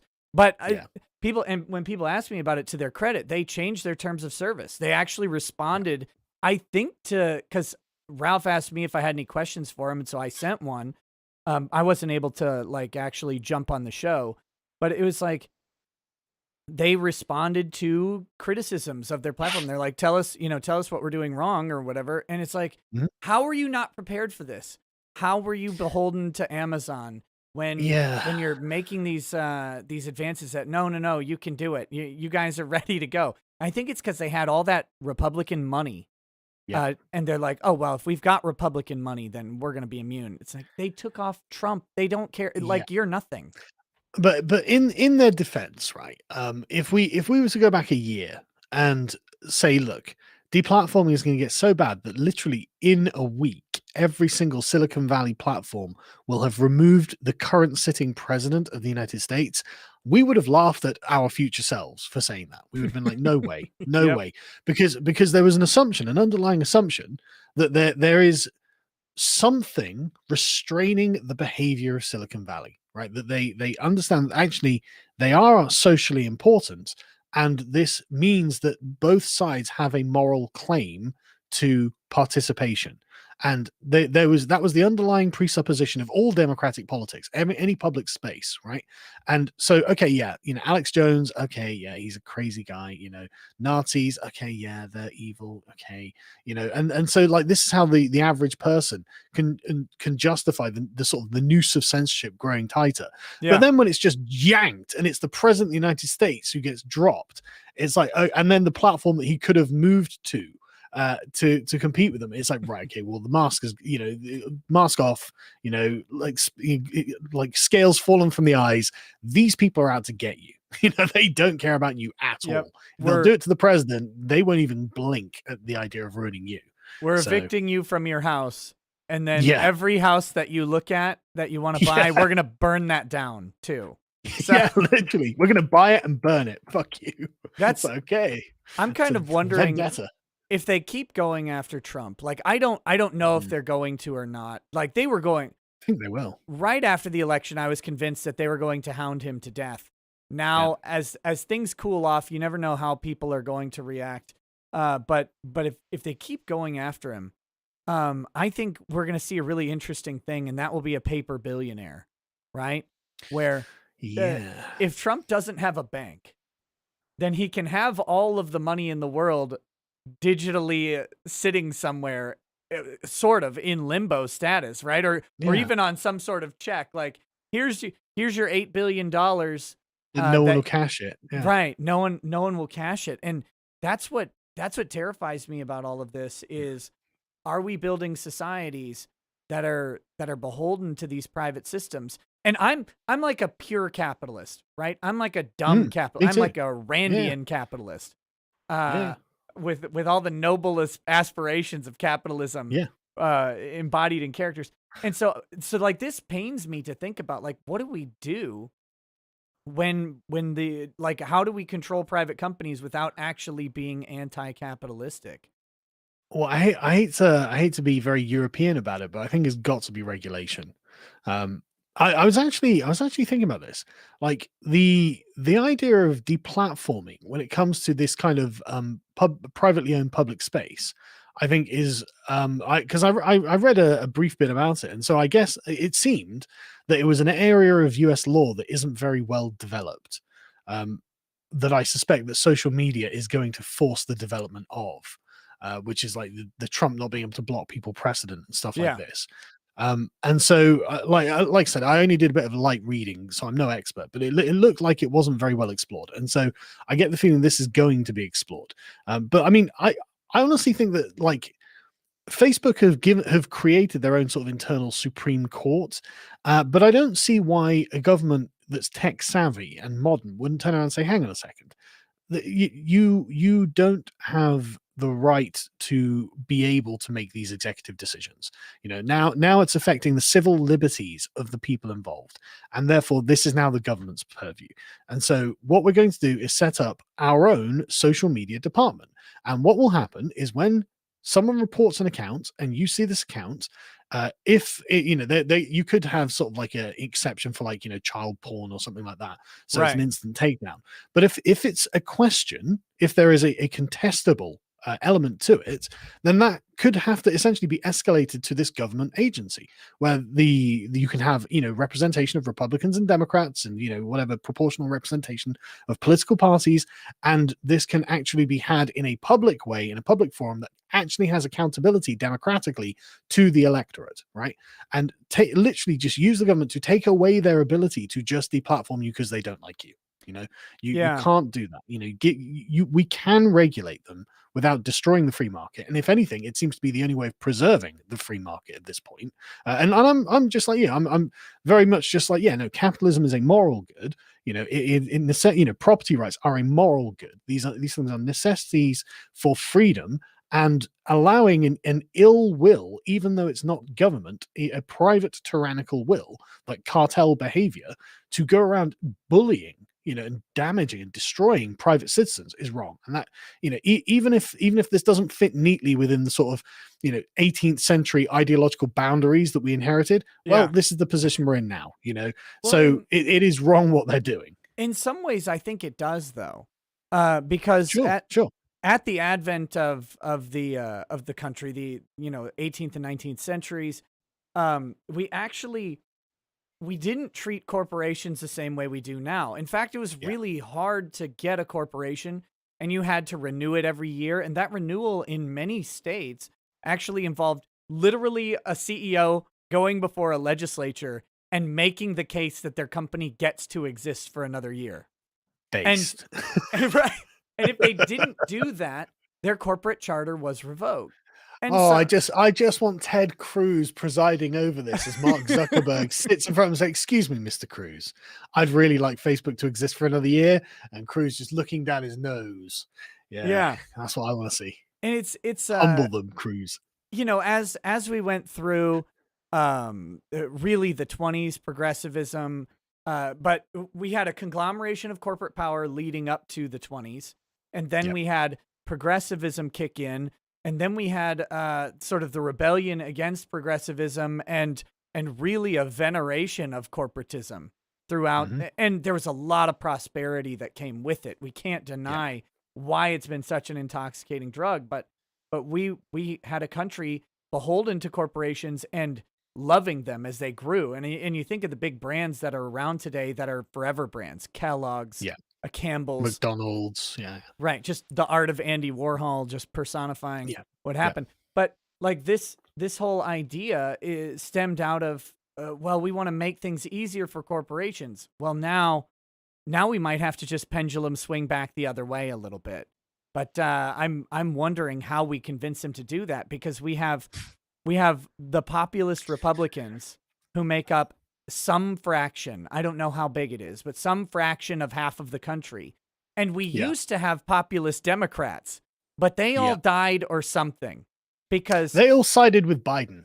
not They just can get fucked. Every bread tuber, every fucking leftist, like the ContraPoints, all of them, like, I guess you'll have to vote for Biden. Really? You're saying I have to vote Wall Street? The white supremacist capitalist patriarchy. You're supporting that. You fucking class traitors. That's what you are. Class traitors. Never trust a leftist. Sorry, I'm so sick of it. I'm so sick of it. Like, No, it's good. Well, we're populist left. Vote for Joe Biden. Oh, shut the fuck up. Yeah, populist left, my asshole. The opposite of populism. Yes.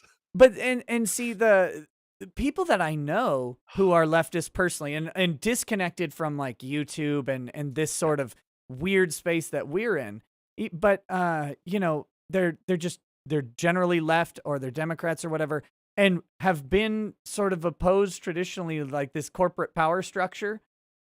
Yep. When Amazon took off Parler, there was sneering and praise and like, oh God, thank God the corporations did this. And I'm like, wait a minute. Like, this is the opposite of what everything you've believed for the entirety of time that I know you. And here you are. Like, how did that happen? But, I mean, I'm actually, like, there's a part of me that's genuinely embarrassed for the left, on not like a sort of, obviously, Trump supporting MAGA bro checking in, right? Went to Trump Tower in New York to get this personally, right?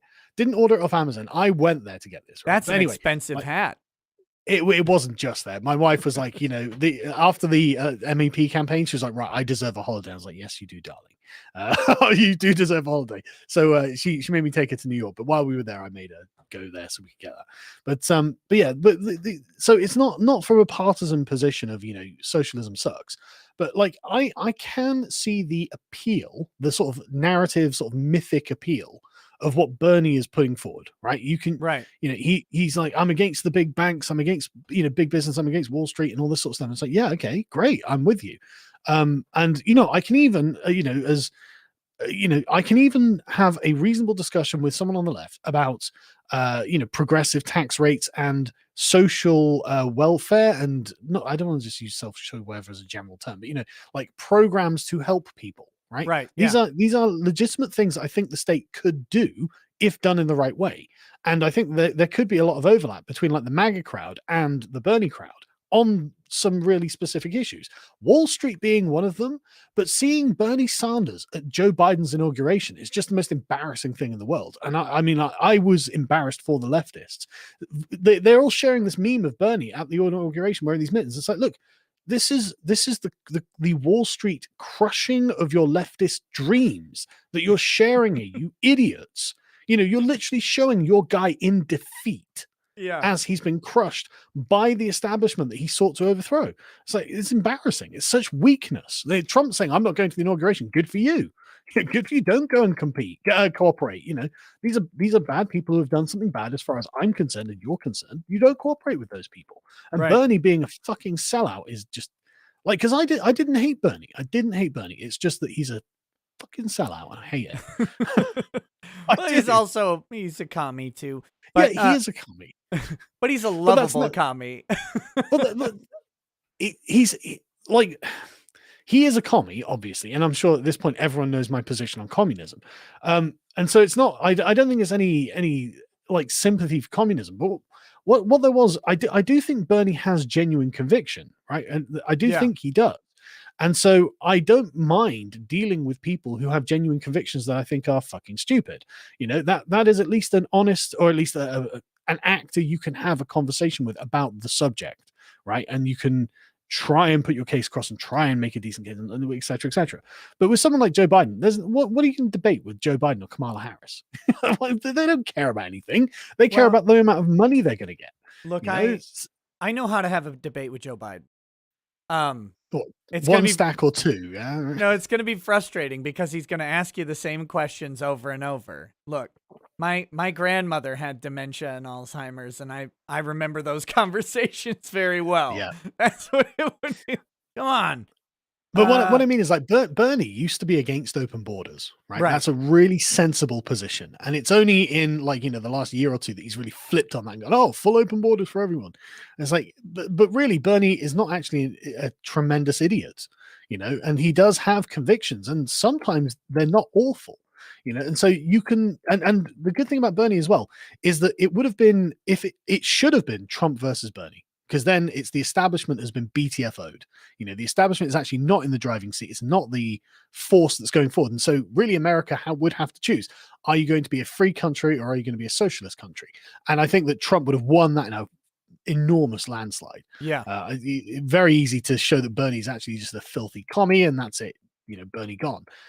But that didn't happen. The whole thing looks like a big stitch up, and from what happened with Bernie in 2016. Although in 2019, I don't actually think he got stitched. I think he just lost his momentum in the same way that Jeremy Corbyn had over here.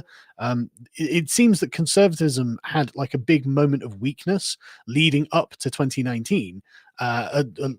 Just prior, actually, sorry, and then the left wing was able to make like big ideological gains, but then it seems to have collapsed in on itself and like reached its fullest extent, which I think is good, obviously. But the problem with that though is it's allowed the status quo to reassert itself, and Keir Starmer has done exactly the same as Biden over in there.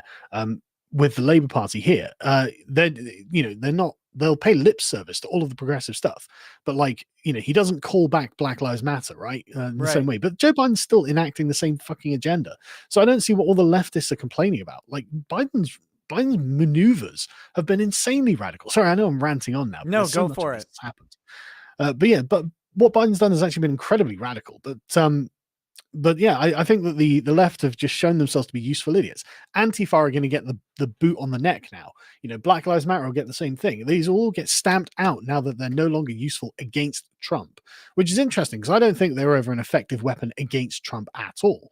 And I think they're actually a drag on the Democrats. If anything, Trump looked like the only sane person in the room when he's like, "We've got to talk about Antifa," as he says. I think they're actually to Trump's credit, frankly. That he wanted to do something about them. But anyway, the left have shown themselves to be fucking class traitors and useful idiots. Never trust them. Never. Well, and I do think I think that's great. I think you're right. I think Black Lives Matter and Antifa ended up being a big drag, and I think the biggest upset for Trump was just the existence of COVID, and it's Bill Clinton, right? It's the economy, stupid. Yeah. Right. Like that was the whole thing. And they found a way to effectively shut down the economies. Trump didn't do it, but the individual states, particularly Democratic states. Yeah. California and New York, we're looking at you. Yeah. Oh, Minnesota, Michigan. I mean, Mhm. they flat out they used it to shut it down. They used it to change the rules on voting, although we shouldn't talk Yep. about that too much.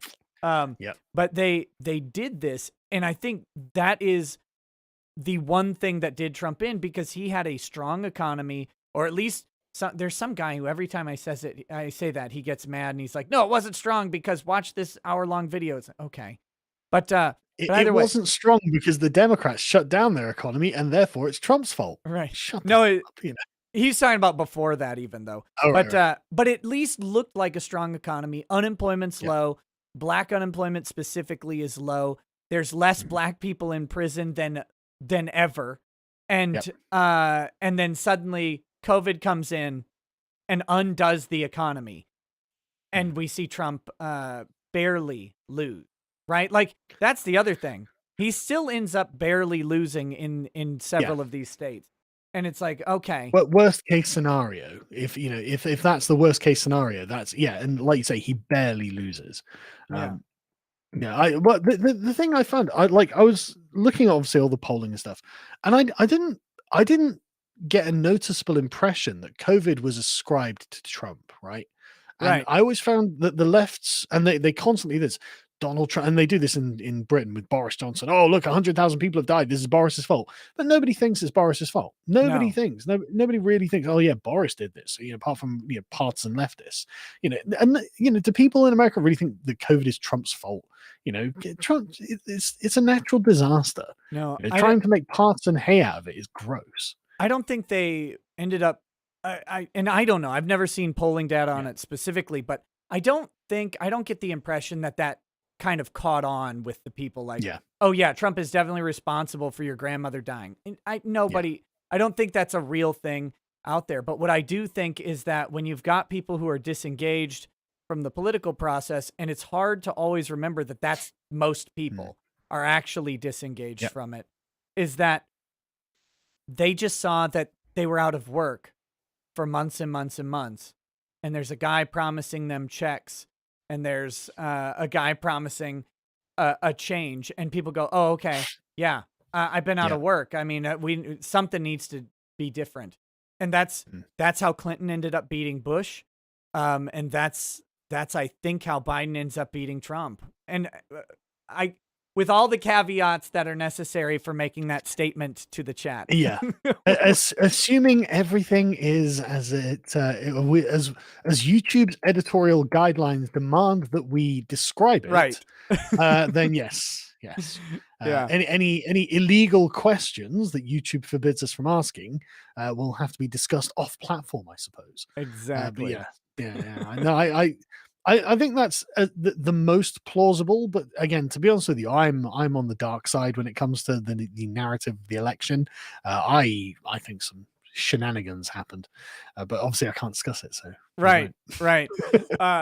Mithrin Emrys says, "Learn the mantra of the future. I love our lords and saviors in Silicon Valley. I am happy to bow to the whims of our prophets, Jack and Zuck.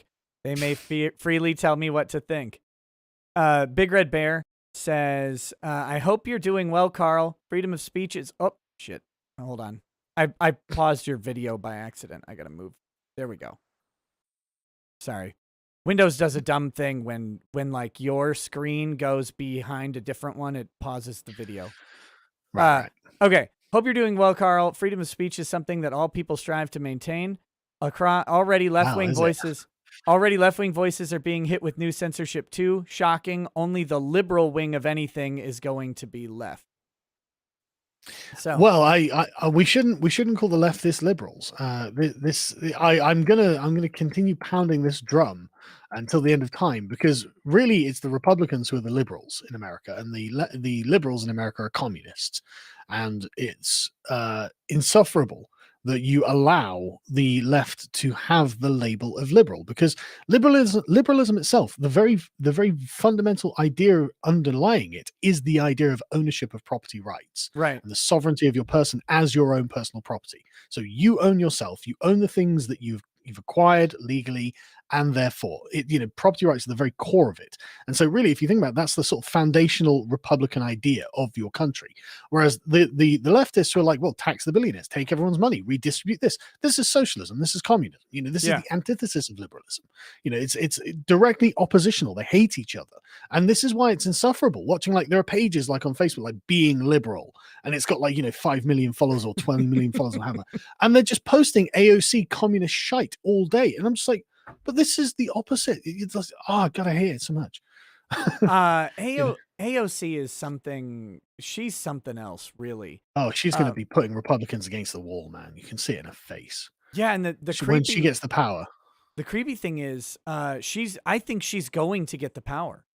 Yeah. I mean, I don't see her leaving positions of massive political influence anytime soon. And I think she will gear up for an eventual presidential run. 100%. I don't think she's old enough yet, right? She's not 35. No, but she will be in 2024, I think. I looked this up. Let me just quickly check. So yeah, she's 31 now. So come 2024, she will be old enough to run. Yeah, I think she'll wait. I think she'll wait 4 years at least, though.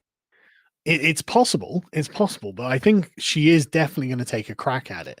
And I hope that she fails horribly, obviously. Yeah. But the alternative is that she actually succeeds. And man, that's not going to look good.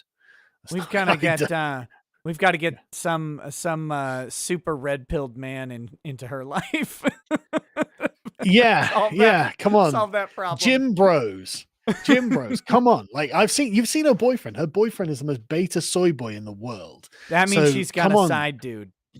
Exactly. Jim Bros, come on.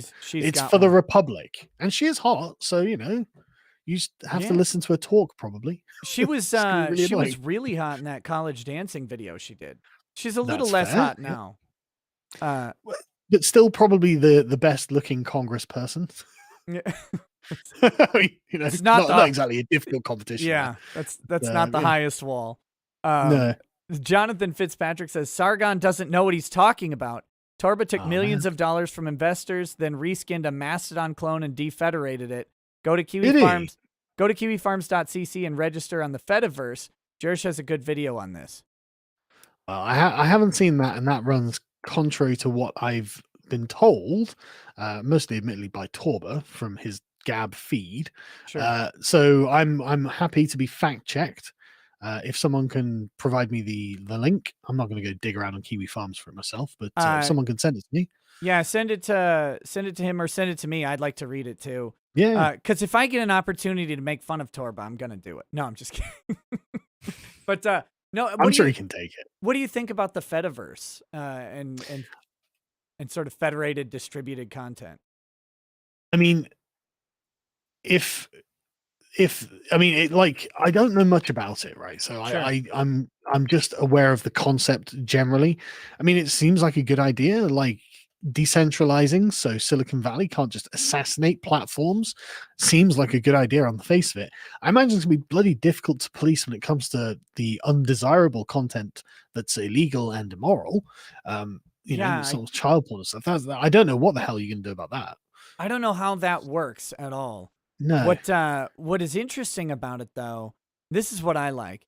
So there, you basically you join a Fediverse server of some sort, and it's like Twitter, whatever. Except you freely communicate with anyone on any Fediverse server, but you have your local server too, and that's kind of where your home is.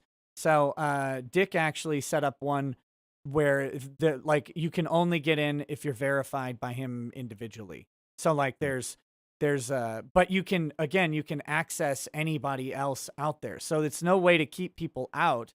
It's just you can have an actual set aside.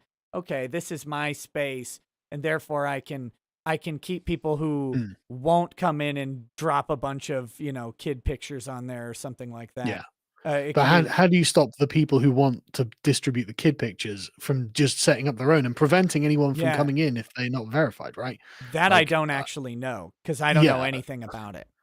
But and I mean, it might be a less than ideal solution to a real problem, But like I said, I don't know anything really about it, so I can't really comment very much on it. It's moderated like anything else, someone said. It may be. I literally don't know how it works. So Yeah.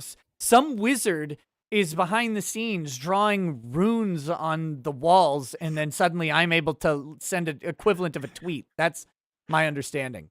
Yes. Same Uh, here. Michael Tynan says, "Hail, Carl. Thanks for the great show, Nikki." Hey, thanks, buddy. Big Red Bear says, "Just so one of us won't get lumped in with the rest of those class-denying fools. Not all of us told people to vote for blue no matter who.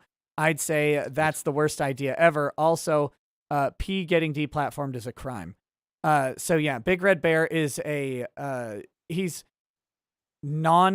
he's left, but he's not a leftist. I think that's how you say. I don't know the proper way anymore, but yeah, one of the good ones. He gets to survive the helicopter ride. Mithrin Emrys says if Bernie had genuine convictions, he would have turned 2 of his 3 houses into low-cost housing for those facing financial difficulties. He's a champagne socialist. I agree. From couch surfing to millions as a government servant. Yeah, but they all do. So, you know, I mean, but Bernie's not exactly exceptional, and he did have a best-selling book. So, you know, as a capitalist, I don't feel like criticizing him necessarily on that. To be honest, it's kind of it feels like a weak blow. You know, his grift game was strong. That's all. It was, but like the failure of Bernie as a class warrior, I think, is a way more effective way of attacking him. You know, it's like, you know, Bernie, what the fuck are you doing sitting at Biden's inauguration? What are you doing? Yeah. Sorry. You know what blows my mind? So this is interesting to me. Republicans still have a plurality in the Senate. Because the Democrats only have 48 seats. Because Bernie's an independent and someone else is an independent. But we're treating them as if they're equal. And that bothers the shit out of me. I don't know why it rankles me so much, but it actually does. I'm like, but they're not actually Democrats versus Republicans here. It's because we have 2 ostensibly independent people, but we're treating them as if they're 2 seats for the Democrats. So we don't have a Republican, I guess, plurality, because it wouldn't quite be a majority. They'd need 1 more seat. Yeah, but it's because they are essentially Democrat sympathizers, and so you may as well, like, you know, like, I mean, you know, if Bernie's an independent, what's he doing at the DNC competing for the leadership of the party? You know, it's like, it's that's a fiction, isn't it, Bernie? You know, you wouldn't be on the stage if you weren't part of the club. Yeah. So go away. I don't like it. It bothers me in my core. No, I don't like it. Dean Domino. It's because it's false. It's a fiction. Like, you know, don't bullshit me. Right. Dean Domino says, "Glad I could catch you guys live. Enjoy both of your channels. And remember, Carl, there is no war in Ba Sing Se. Oh, here we are safe. Here we are free." Yes. Is that related to Avatar: The Last Airbender? Oh, okay. That is a fantastic series. I got someone. Wait, I thought you hated Japan. Well, it's a Western anime. Okay, it's not Japanese. I didn't know. That's not the reason I like it. I do like a couple of Japanese animes, actually. I like Hellsing and Trigun, but I generally like the problem I have with a lot of Japanese stuff is just the premise that it's built on is absurd, and I'm just like, ugh, you know, I can't find myself investing in it. Like today, I got a super chat from a guy who was asking me to do like an analysis of Attack on Titan, right? And I'd watched about 3 episodes of this because I'd heard so many people promoting it, and I just couldn't get into it because the idea is like, I don't know, the humanity is like reduced to these big fortress cities with these giant skinless humans breaking down the walls, and I'm like, you know, that I just couldn't get into it. And the guy was really, I saw. There's a lot of corruption and stuff, and that led to this. That's kind of behind the scenes, and then there's like authoritarian themes and stuff, and a class structure because you have like people in the outer walls and then the inner. I've heard it's really good, right? I've heard it's really good and really well thought through, but the aesthetics of it just put me off. Like the you know, and I don't blame people for liking it. I'm not angry or anything like that. It's just not my thing. But I saw this guy post in like a Facebook group afterwards that I'm also in, and he was furious at me, and I'm like, oh man, look, I'm just not into it. I'm sorry. You know what you need to get into is Redo of the Healer. I've not seen it. I've not heard of it. This is a new one. There's only 3 episodes so far. Let me give you the premise. I just want to get your naked reaction to this. Go on. So basically, it's a medieval fantasy world, and they have literal like hero classes, like an RPG, right? Right. Okay. And this guy is the healer Mhm. of the party, and he's on a chain because his healing power. He can heal someone, but when he does, he experiences their entire life like at once. So he gets Right. all of the pain and trauma that they've been through injected directly into him. Yeah. Um, and so he doesn't want to do it, but they lock him down and get him addicted to drugs to make sure he's always healing people. So then he gets access to this philosopher's stone. He reverses time and goes back to redo his life. And then he proceeds to get revenge by raping them all dramatically. It's like this reminds me of Goblin Slayer, right? So V was going on about Goblin Slayer. He's like, "This is really good," and I was like, "Okay, I watched it." And I swear to God, I was traumatized by the first episode. It was Like I great. thought, oh, this would be a nice Dungeons and Dragons style series. I might quite enjoy this. And then suddenly it's just like gang rape, and it's oh, But see, fuck. Goblin Slayer is actually a bait and switch because from what I understand, I've only watched the first episode of Goblin Yeah. Slayer, but after that, it actually turns into like a comedy sort of anime. Yeah. Like the first one's I- really dramatic. Redo does not get lighter in the first 3 Right, episodes. It this guy, and I mean they show like what he went through cuz he has to, it's literally a redo. He doesn't Yeah. go back, like no one knows that he's already experienced this. And Yeah. so He's just raping random people, and they have no idea why. They've done nothing to him. oh no, they and do it he's- again. He re-endures the trauma like Right, at least at the right, start. right. Yeah. It's weird because he has to kind of give them an opportunity to not be terrible, and they still are. They're still terrible. Right. So then, yeah, and like he takes the first and he erases her memories and changes her face and turns her into like his courtesan. It's Jesus. wild. This show is out there, man. You should check it out if you can. It's pretty funny. It sounds mad. It is. Like brutal, and like I mean, It's not this as is brutal another as it reason I don't could generally be. like Japanese programs as well. Is that they're outside of like my moral comfort zone in many ways. That's just fair. like okay, yes, That's yeah, fair. I have limits. Look, Hiroshima and Nagasaki were correct. Let's see. Um, so this is a time when I'm probably going to start just reading through the smaller chats that have come in. Mhm. But before we do that, I wanted to know if there was any specific subject you wanted to hit or focus on before we move into that sort of phase. We've been talking just a lot about like the political aspects and what we do. And I do have a question if you don't have something, but I'd like to know if you had anything you want. No, I think we've covered a really good range of stuff. So hit me with what you wanted to know. So people have been, and I've been watching this happen since the election was kind of formulating, right? People Mhm. go to a really dark place. Like what do we do? If the system's rigged against us, if everything's against us, what hope is there? So my question to you is, how do people manage in times when they do feel they're oppressed, right? Like, because Mhm. that's where a lot of people are right now, and that's a fair feeling. So Yes. what's your advice to individual people on how they manage through these times?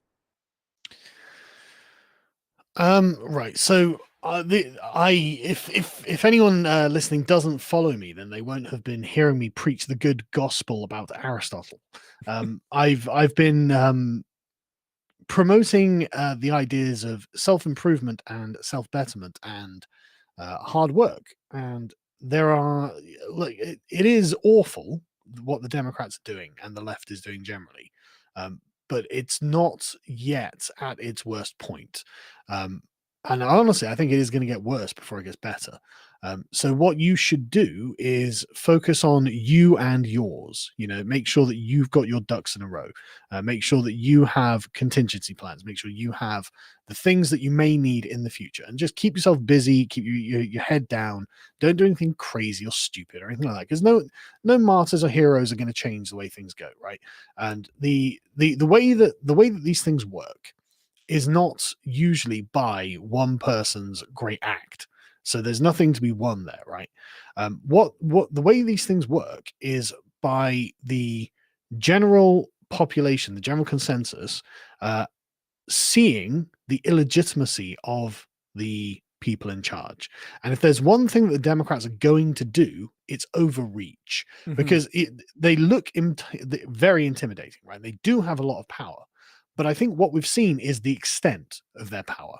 They've gone as far as they can go, and they've gone to the very furthest point, actually, deplatforming Trump, even from the banks. This is bad, but that, I think, has been a warning shot across a lot of regular people's bows who haven't been paying attention to this. Like, what do you mean they took the president off Twitter? I mean, Twitter is probably most famous for Donald Trump at this point, judging by the way the media treat Donald Trump's Twitter feed. And so, like, to the average person, this must have seemed crazy and like, okay, something weird's going on here. And so, like, the red pills they've probably been flowing. And the more autocratic the Democrats become, and Biden with his like 33 presidential executive orders in the first week, like, I mean, that looks autocratic. It looks very, very tyrannical. And so the overreach is going to come quite quickly. And overreach is the key, kind of like the jujitsu, of the political jujitsu that Saul Alinsky was talking about. And I know that Saul Alinsky isn't exactly a popular guy on the right, but read Rules for Radicals and you understand what the left's doing. You understand how to combat them. Political jujitsu, in Alinsky's view, is a very, very useful thing, because it means from a position of weakness, you can essentially force the opponent to overextend their hands so much that any supporting political capital that they have, they end up burning up on things that aren't really that important, right? And so that, like, going after someone like Josh Hawley is a great example of this, because Josh Hawley, if like on November the 6th, the day of the riot, before it happened, he was in the chamber and he was saying things like, look, I have a duty to the constituents of mine who are coming to me en masse and saying we think something sus happened here, right, that I have to raise the point. I have to, and I don't know much about Josh Hawley, but the impression I get from him is he's a very clean-cut country conservative, right? very much. He's not. Yeah, exactly, right. That's exactly how he presents himself. That's exactly what he seems. He's not a Beltway insider. He's not like deep in with Wall Street, or that's not the way impression that you get, right? And so he looks like exactly the right kind of target that the left will go for, and he should be able to resist, because he seems like a man of convictions. The fact that he stood up to do this when it wasn't a popular thing to do is, generally, that he is like actually fairly well positioned to burn off a lot of their political capital. And you'll notice they're protesting him already. They're already trying to run him out of the Senate, and Ted Cruz as well, right? Ted Cruz is in another one of these, although Ted Cruz I think is a bit more slimy than Hawley is. That's the impression I get. But I generally, like him. Cruz, I love the slime. I like him too. But I'm suspicious. I'm wary, right? I'm wary. Yeah. I don't know, about it, but Hawley, I think, looks fairly consistent on these points. And these are the sort of people who the left are going to burn a lot of political capital to try and destroy, and unreasonably so. They'll look very unreasonable doing it.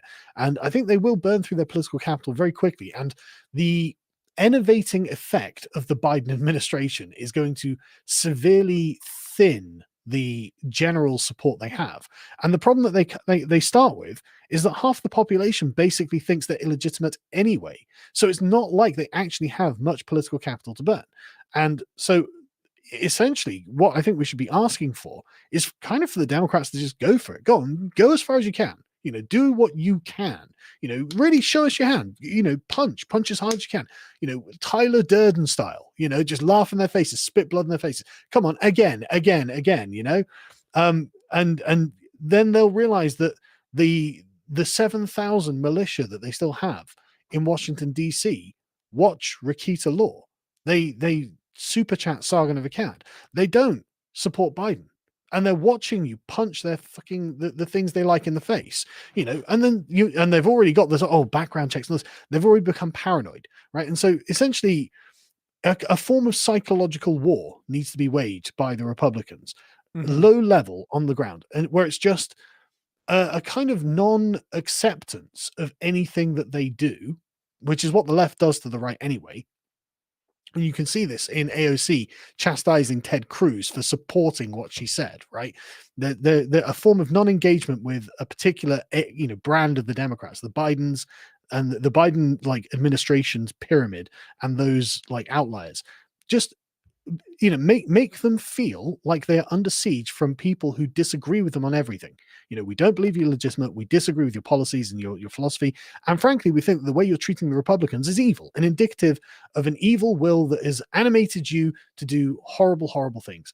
And, everyone thinks this. Make them feel that everyone, when everyone's like, look, I'm just not going to engage with what you're doing. I think you're bad, and I'm just going to, vote against you. I don't care if I'm voting for, Lynn Wood next time, right? You can just be like, I'm voting for Lynn Wood next, so screw you. And they'll be like, what? The QAnon? Yeah. Why? I don't know. Go back to your pedo Wood, Hollywood mansion and do whatever disgusting deeds you do there.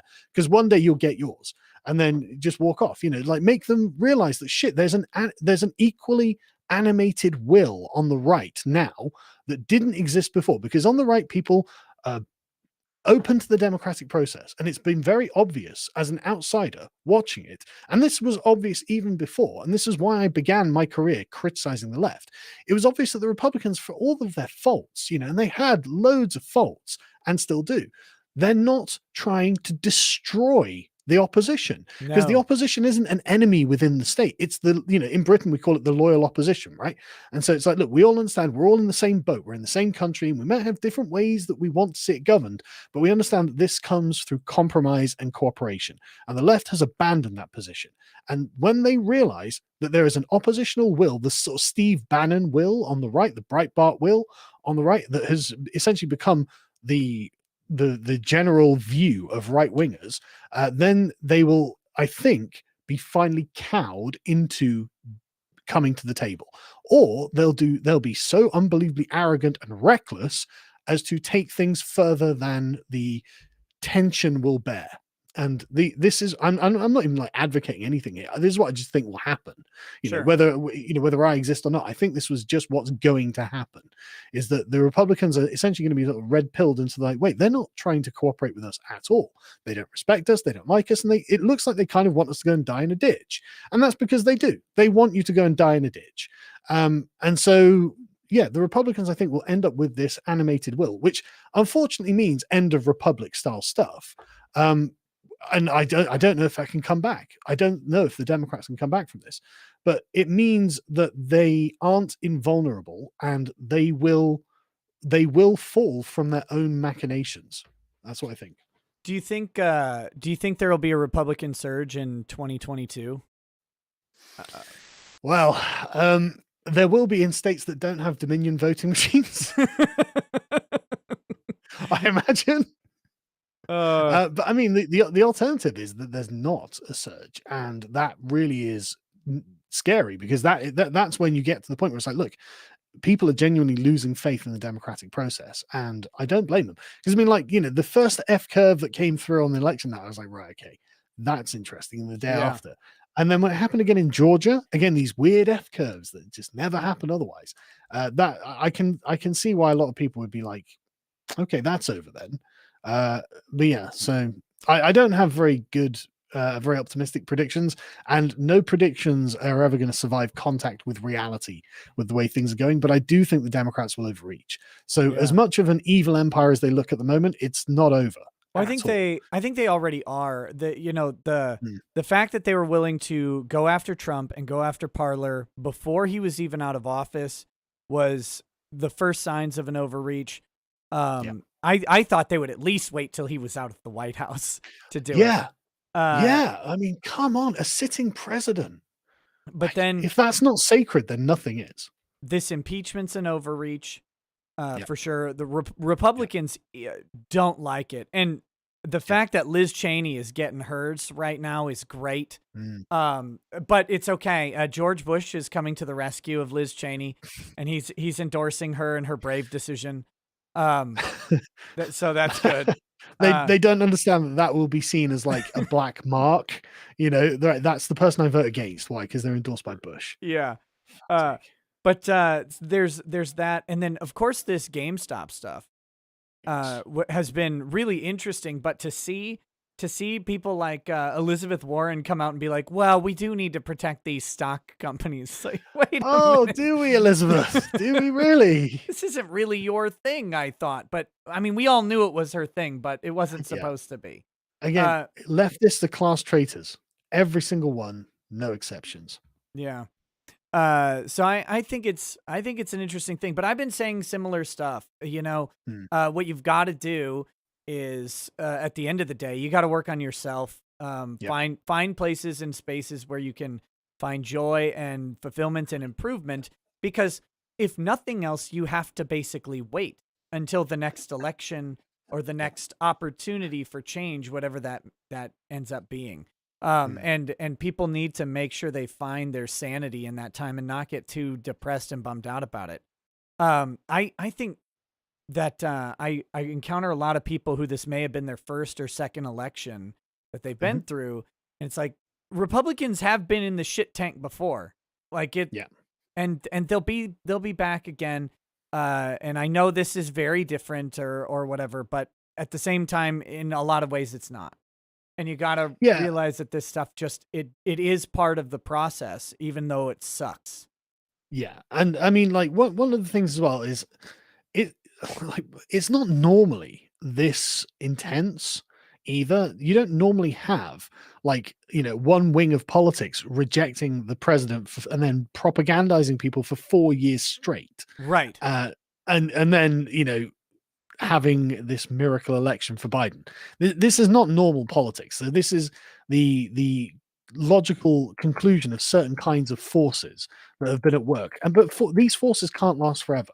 They will exhaust themselves, and it might go quite badly in the meantime until they do. But they are not indomitable or unconquerable or anything like that. They're just currently in a fairly strong position. But even then, I think this is totally tenuous, and I think they know it's weak as well because, like, they're not acting like they're legitimate, and this hyper aggressive attack on the Republicans and Trump and all this is totally unreasonable.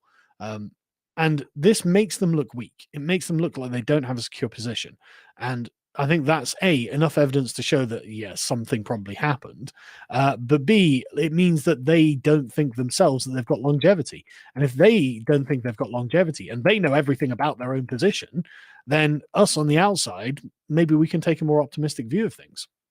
Yeah, and I do think the notion that something happened to Trump just shows like how terrified they actually were of that guy. Yeah. Like for whatever anybody thinks of Trump, like he was a massive disrupting force in a system that that needed a lot of disruption, and it showed. Oh, yeah. I mean, the ripples of that are going to be felt for a while. So Kate4394 says, you guys should try Psychopass. It takes place in a futuristic society where everything is decided for us by our technology and government overlords. Has some fantastic characters and is I one of already the live in that society. and one of the best anime villains of all time. Okay, well, maybe check it out. All right, this one is from Carl of Swindon. There's actually two of those, so thank you for that. Oh, wow. Says, Nick, I'm here at Applebee's and my food was taking long, so I tuned into your stream. And lo and behold, my waiter is on it. Please tell him to hurry back with my classic dip trio.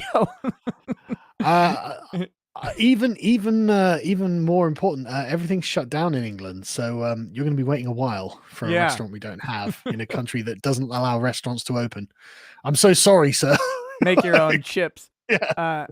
And he also says, hey, Nick asked Sargon what he meant when he said Jim grooms kids in the Hello Jim stream. Also asked Sargon what he meant when he said depends on the child in relation to consent. We don't have to. I think you've probably that's talked fine. about Like this, but Jim used to groom kids to become like weirdo trolls on a forum called Metica, and that was me restating my opponent's argument in a debate. So there you go. That's that. Soygon of UKIP. Oh man. Says, hey Carl, did you I don't think I'm still a member of UKIP. Oh yeah. It's okay. Are you? So, I have to check actually. Okay. I don't know. I don't know how any of that works. I was going to talk to you about this. We'll have to do another discussion at some point. Yeah, okay. And talk about kind of the idea of moving into politics from public media, because we're going to see more of it in various ways. I mean, think of like the idea of like a Jake or a Logan Paul running for office and the probability that they could actually do very well just based on their name recognition is a weird thing. You know, one thing I've noticed though is that it doesn't work.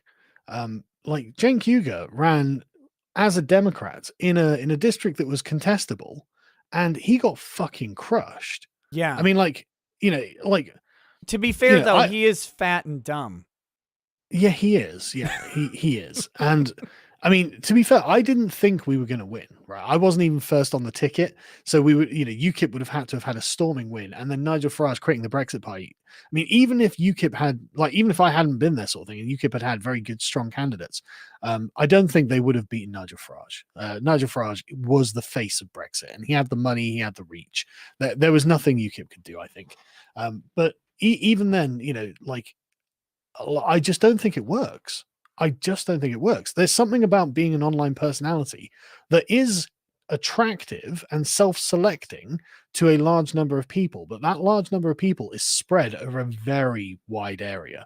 That's true. And so yeah, being a local politician who obviously is going to be a lot more milk toast than a an online internet celebrity, and having a more localized base of support is much more effective for winning any kind of elections. Yeah, I don't think internet celebrities are going to translate well, and I have some direct experience with this. Yeah. I You tell you may what, say man, that. it was so much fun though. Like the whole campaign, I had a great time the whole campaign. Like the whole team, I had some of the guys who I'm working with now with me, and we every day was an adventure, man. We did not know what was going to happen next, and it was exciting. It was really exciting. Oh, what hit pieces come out? What's the reaction? And at one point we got polling in that showed that between the ages of, I think it was like 18 and 25, UKIP were polling at 14%. And it's like, that's us. That's what we had achieved. We had, Right. got UKIP up to this 14% in these polls. And it was like that in the, with this youth demographic, it's like, okay, so, we actually got some traction there. Obviously, it wasn't nearly enough to translate into anything significant, but like it was exciting, and then Right. we end up like on the news and stuff, and it's like shit. Like stuff it's really intense. There's a lot of pressure on you, and then we were doing like the live sort of campaign events, like when we turn up in a random town in the southwest of England. Often these places are not very politicized, and so we'd have loads of interesting conversation in some parts, and then in other parts they'd be like lefty hives.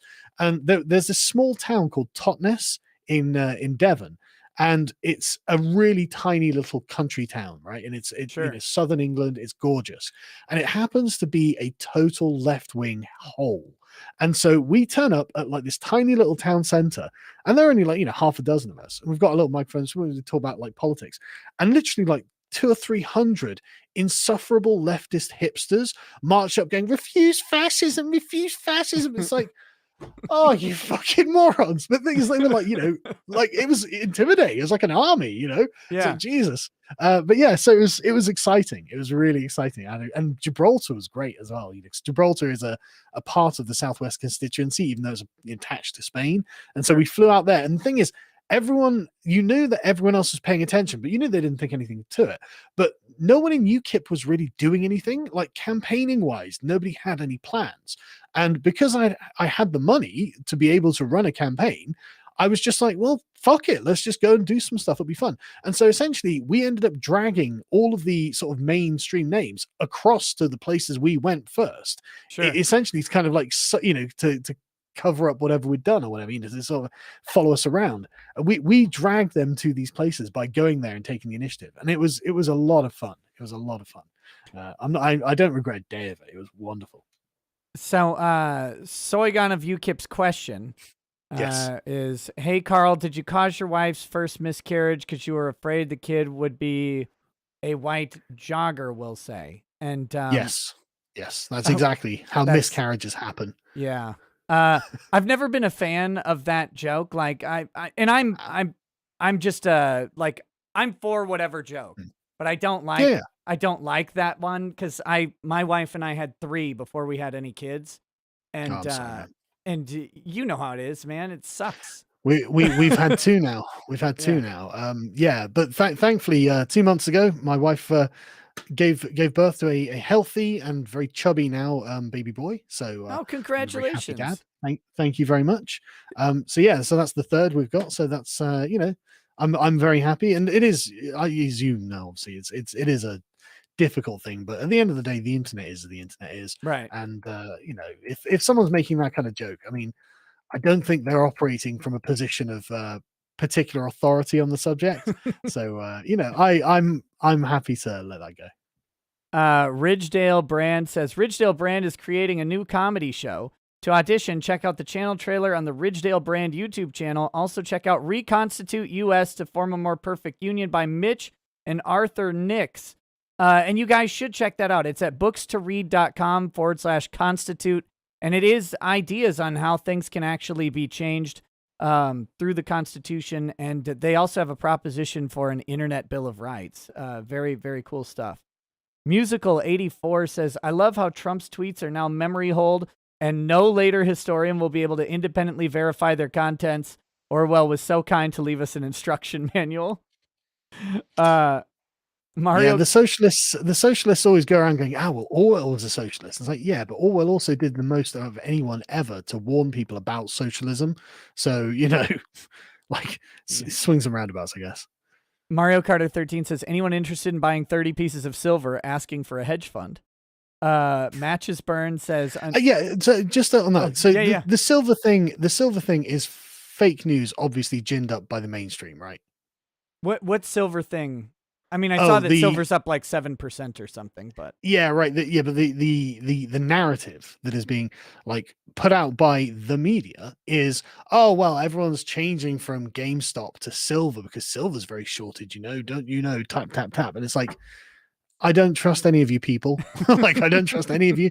If you say everyone's buying silver, then I'm saying whatever the Reddit guys are saying is correct. And the Reddit guys, as far as I've seen, have said silver's a plant, a trick, a trap. Don't bother with it. And so, I don't know anything about stocks or anything like that. So this isn't financial advice, but looks like a trap to me. Don't do it, lads. That's my advice. I'm not even following it because I don't have enough time to like follow these individual things. Yeah. Well, I would love to. I would have loved to make $1 million on GameStop, but at the same time, like it's not my thing to do. Yeah.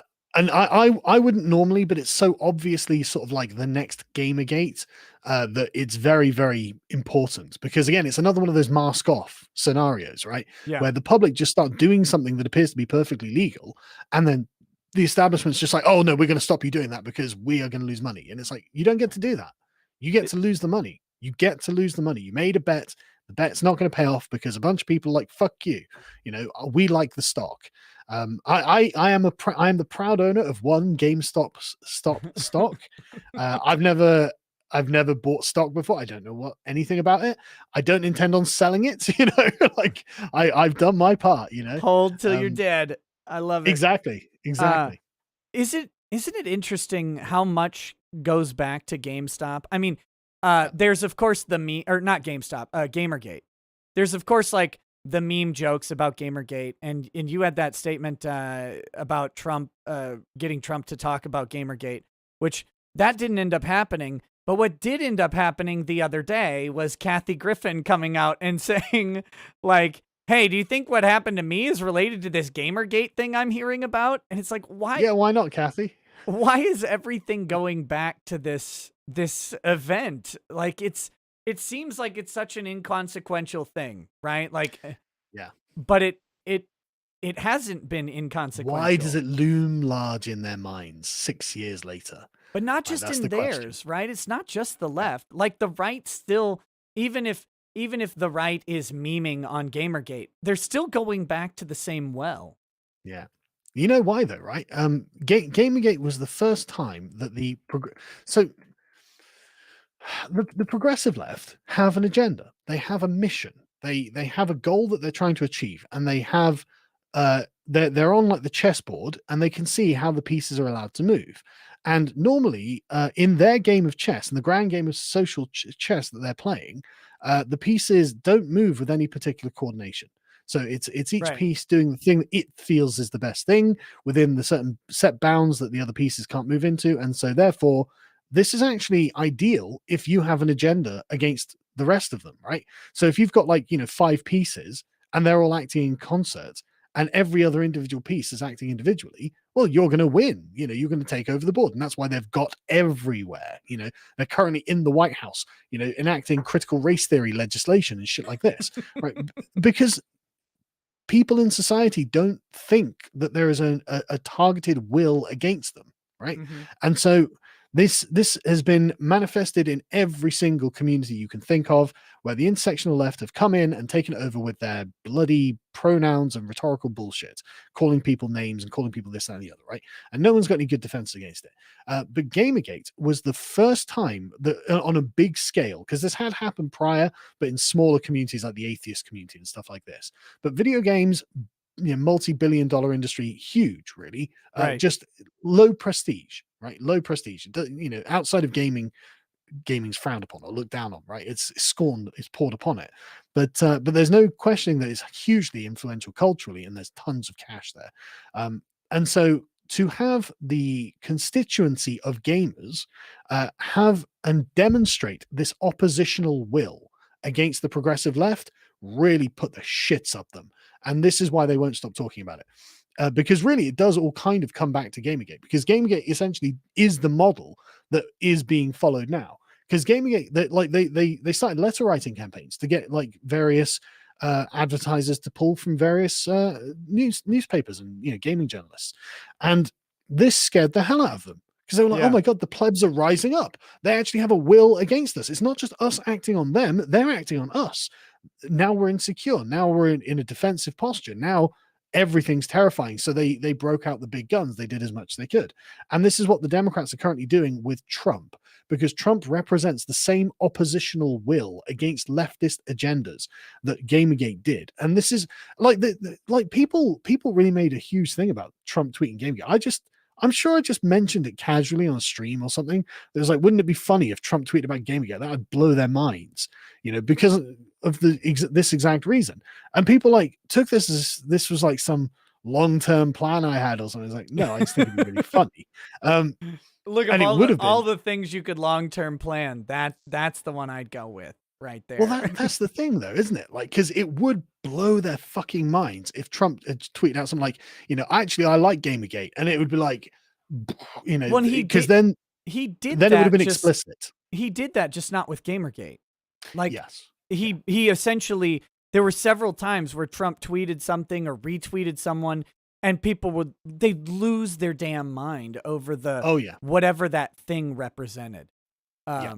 It's been Yeah, that's I good mean stuff. the best example in Britain was when Trump retweeted someone called Jada Franson, who she runs a party called the British National Party, which I believe is actually a white supremacist party. And so like the mainstream, I actually don't follow them. I don't know what they believe. I don't know anything about them really, but I've not seen anything that makes it look like they're not being honest about the fact that they are actually white nationalists. They have people who support them who I know to be white nationalists, etc., etc. So this is the one case where the progressives can actually point to someone and they are the thing that they're accusing them of being. But Trump retweeted this woman, and all hell broke loose over here. All hell. It was just wall to wall denunciations and screeching, "How could this happen?" And that was essentially the same sort of reaction if Trump had tweeted Gamergate, because again, it's about the oppositional will to the left wing agenda, and that's what freaks them out. But again, like I just think it would have been funny for Trump to tweet out Gamergate. It would have been great. Oh, it would have been Like, hilarious. shit show, absolute shit show. Matches Burn say, unfortunately, helicopters didn't exist yet when the framers were drafting the Constitution. Edris Rex says, Sargon, the man who got me started on this journey back to the waking world, and Mr. Rackets, the man who helped me pull my life back together. Oh, he's saying that's you. Sargon, comma, the man who got me started on this journey back to the waking world, and to Mr. Rackets, the man who helped me pull my life back together. It's wonderful seeing you two on stream. Stay awesome. Hey, thanks, man. That's nice. Crusader Saracen says, to my favorite Brit Bong, second only to Arthur Wellesley, the Duke of Wellington, and Lord Admiral Horatio Nelson, I grant thee, Sargon of Akkad, your very own N-word pass. I've been watching for your stuff for almost a decade. Godspeed and God bless. Well, I'm happy to play second fiddle to Britain's two greatest heroes. So that's, coming third on that list is no dishonor. But I think it might be a bit late for the N-word pass. I think I don't think I could use it. But thank you otherwise. Well, you need a couple more to cash in on the credit, I think. I think the credit's right up. I don't think it's... Yeah. Red Fox Moon says Josh is the best co-host of the Lotus Eaters. Cabal prevails. Wow. A lot of Josh Sims here. Ridgedale Brand says, I think it's the same one, just on the other platform. Ridgedale Brand says, has Sargon ever seen a constitution for the internet like the one on rhetoricalentertainment.com? Since he has often decried the lack of an internet bill of rights. You appeared on our channel discussing it back in 2018. Vic made you super famous. I remember. Well, thank you for that. Yeah, no, I haven't seen one written out, but like I think that it's like in 100 years' time, people will probably be shocked that we didn't have one. Yeah, they've written one. Oh, have they? I haven't seen it. I'd like to see it. Yeah, I'll send you the link after the show. Yeah, please. Yeah. Because I mean, if it's good, I'm happy to promote it. Because it's something that I think is necessary. They're whether it's good or not, I don't know. Yeah. It's certainly thoughtful and it's interesting.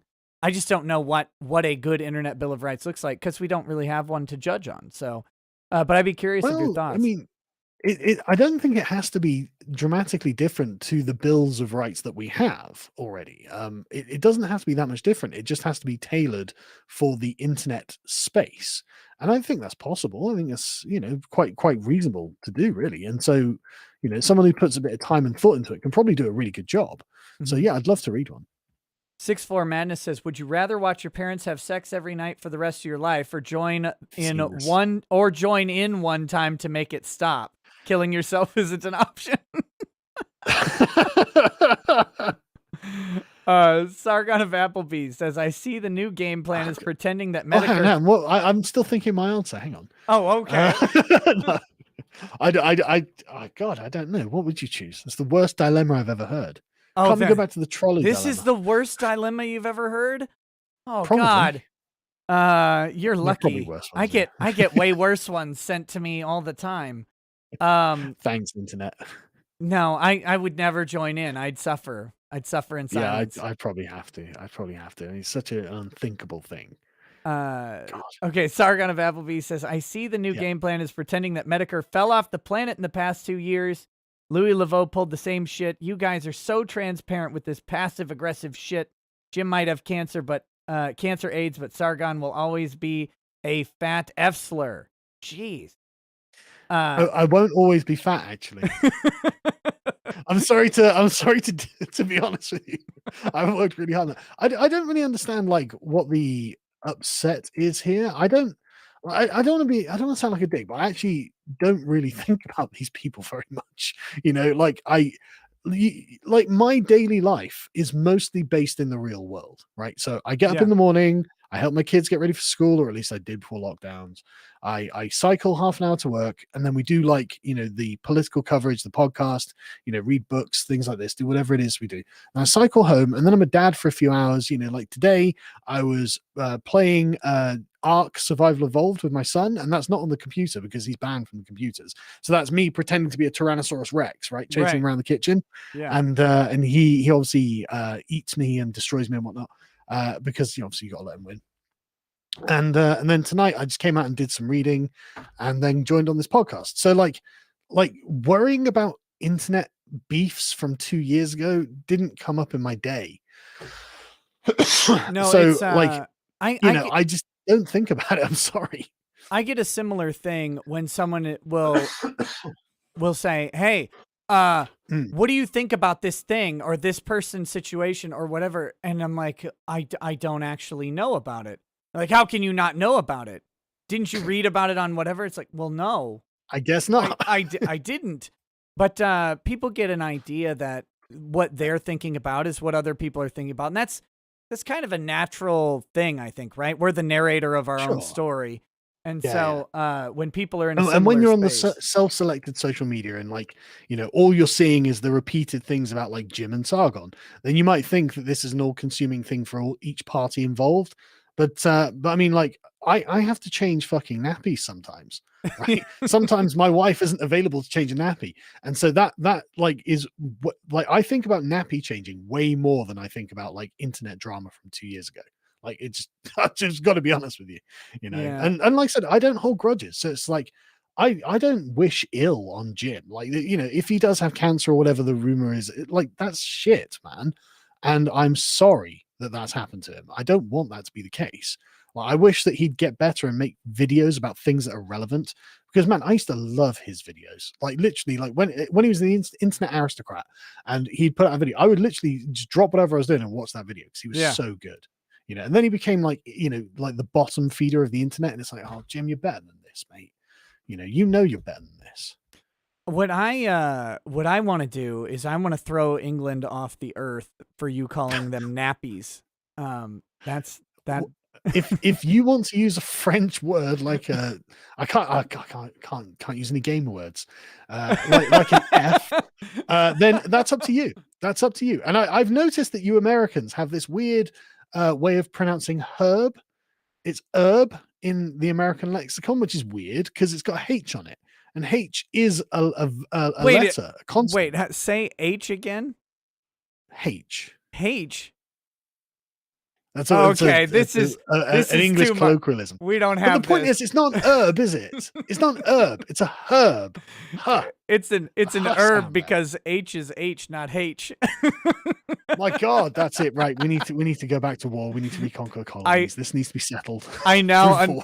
I understand everything about the founders so much more now. Red Fox Moon says you should have a chat with. I mean, it was all justified. You should have a chat with Uzalu once he's over having the coup. Who's Uzalu?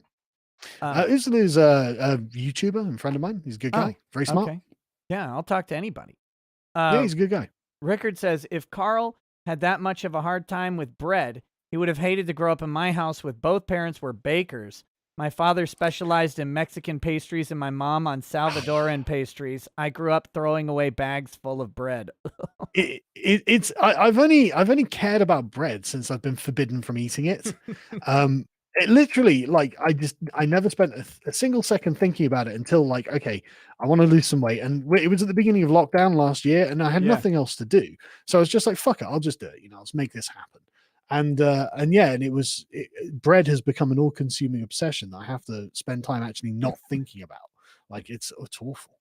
East Rising. Yeah, I know. And like, I have to talk about bread tube, and it's like carb tube. Fuck off. Oh, we didn't talk about philosophy tube. Oh yeah. Well, I mean, how long have you got? Like, when do you have to go? I don't have a time to go. We can just. Well, I tell you, the good thing about being the boss of your own company is I can go in late. Let me go get a drink and have a smoke quickly, and then I'll be back and we'll talk about it because it's.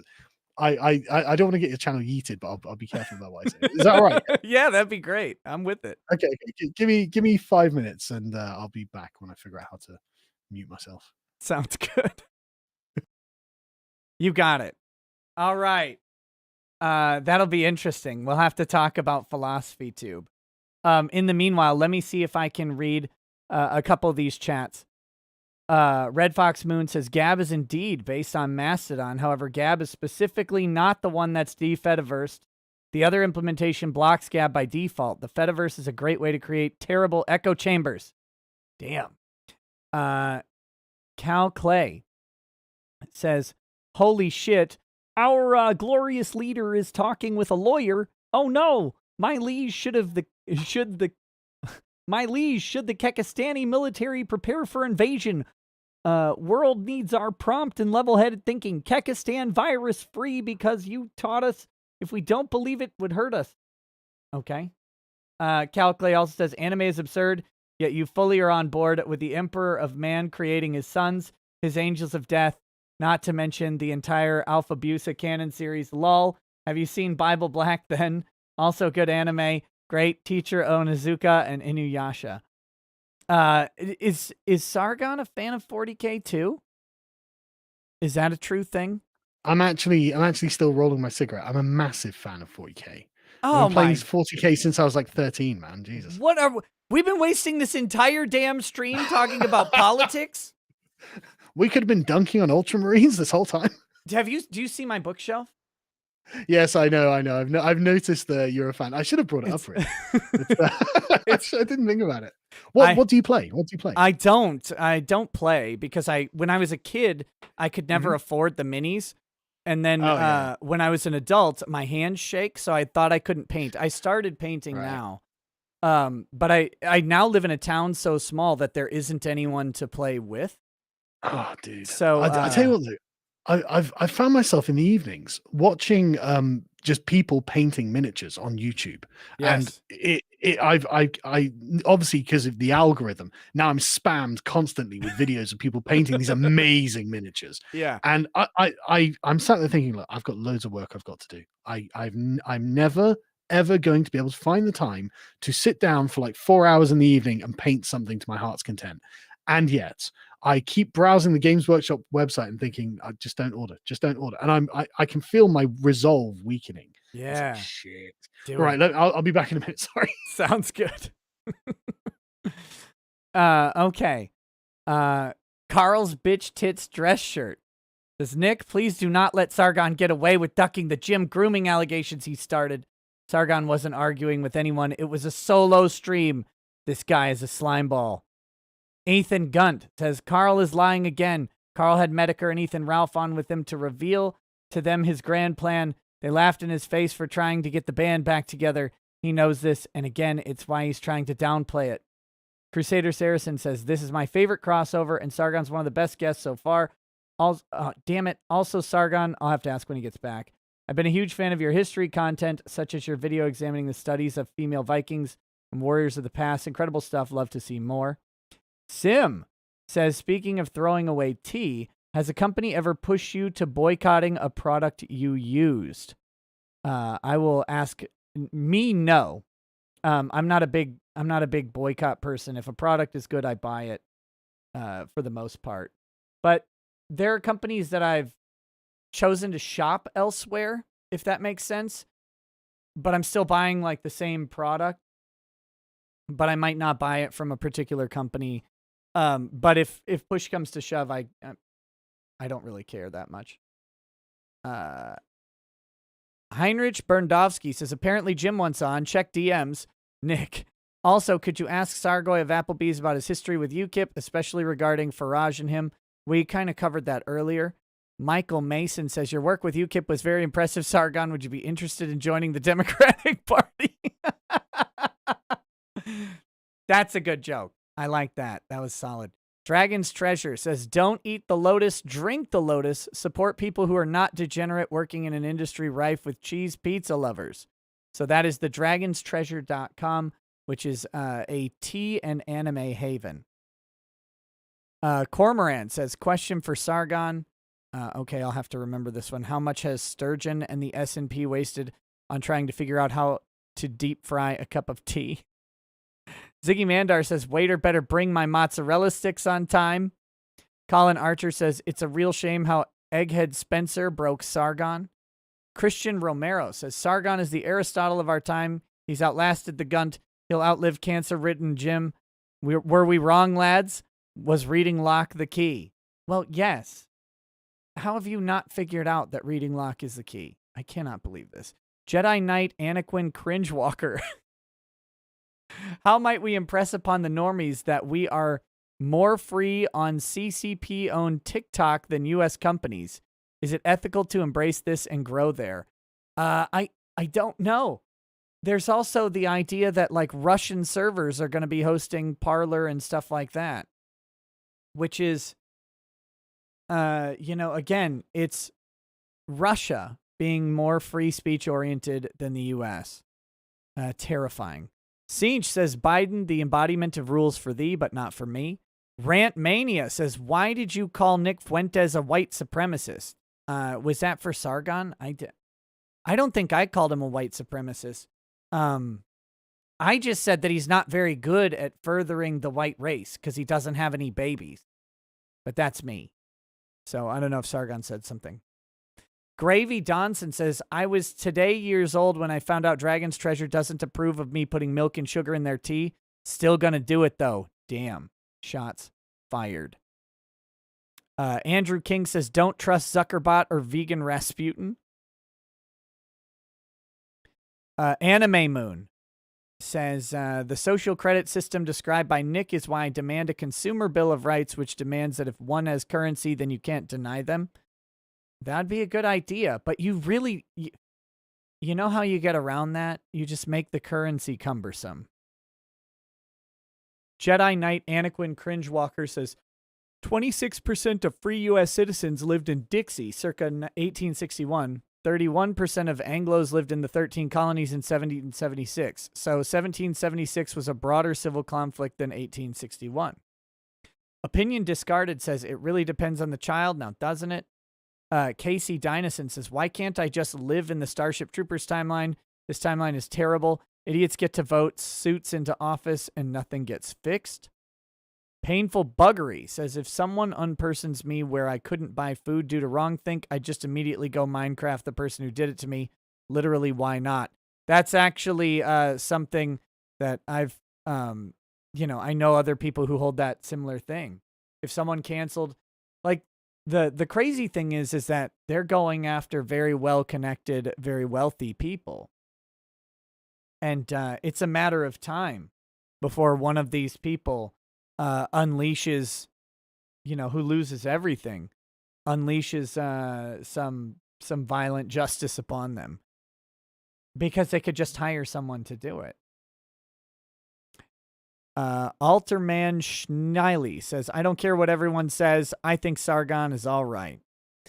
Kenny OMG says, when the more conservative non-Western countries are on the internet, then we will have a neutral platform, be it social media or payment processing. Zeru says, for Sargon, Starship Troopers with Critical Drinker win. Been loving the Ricada Sargon Pastor Louis algorithmic whirlpool I've been in lately.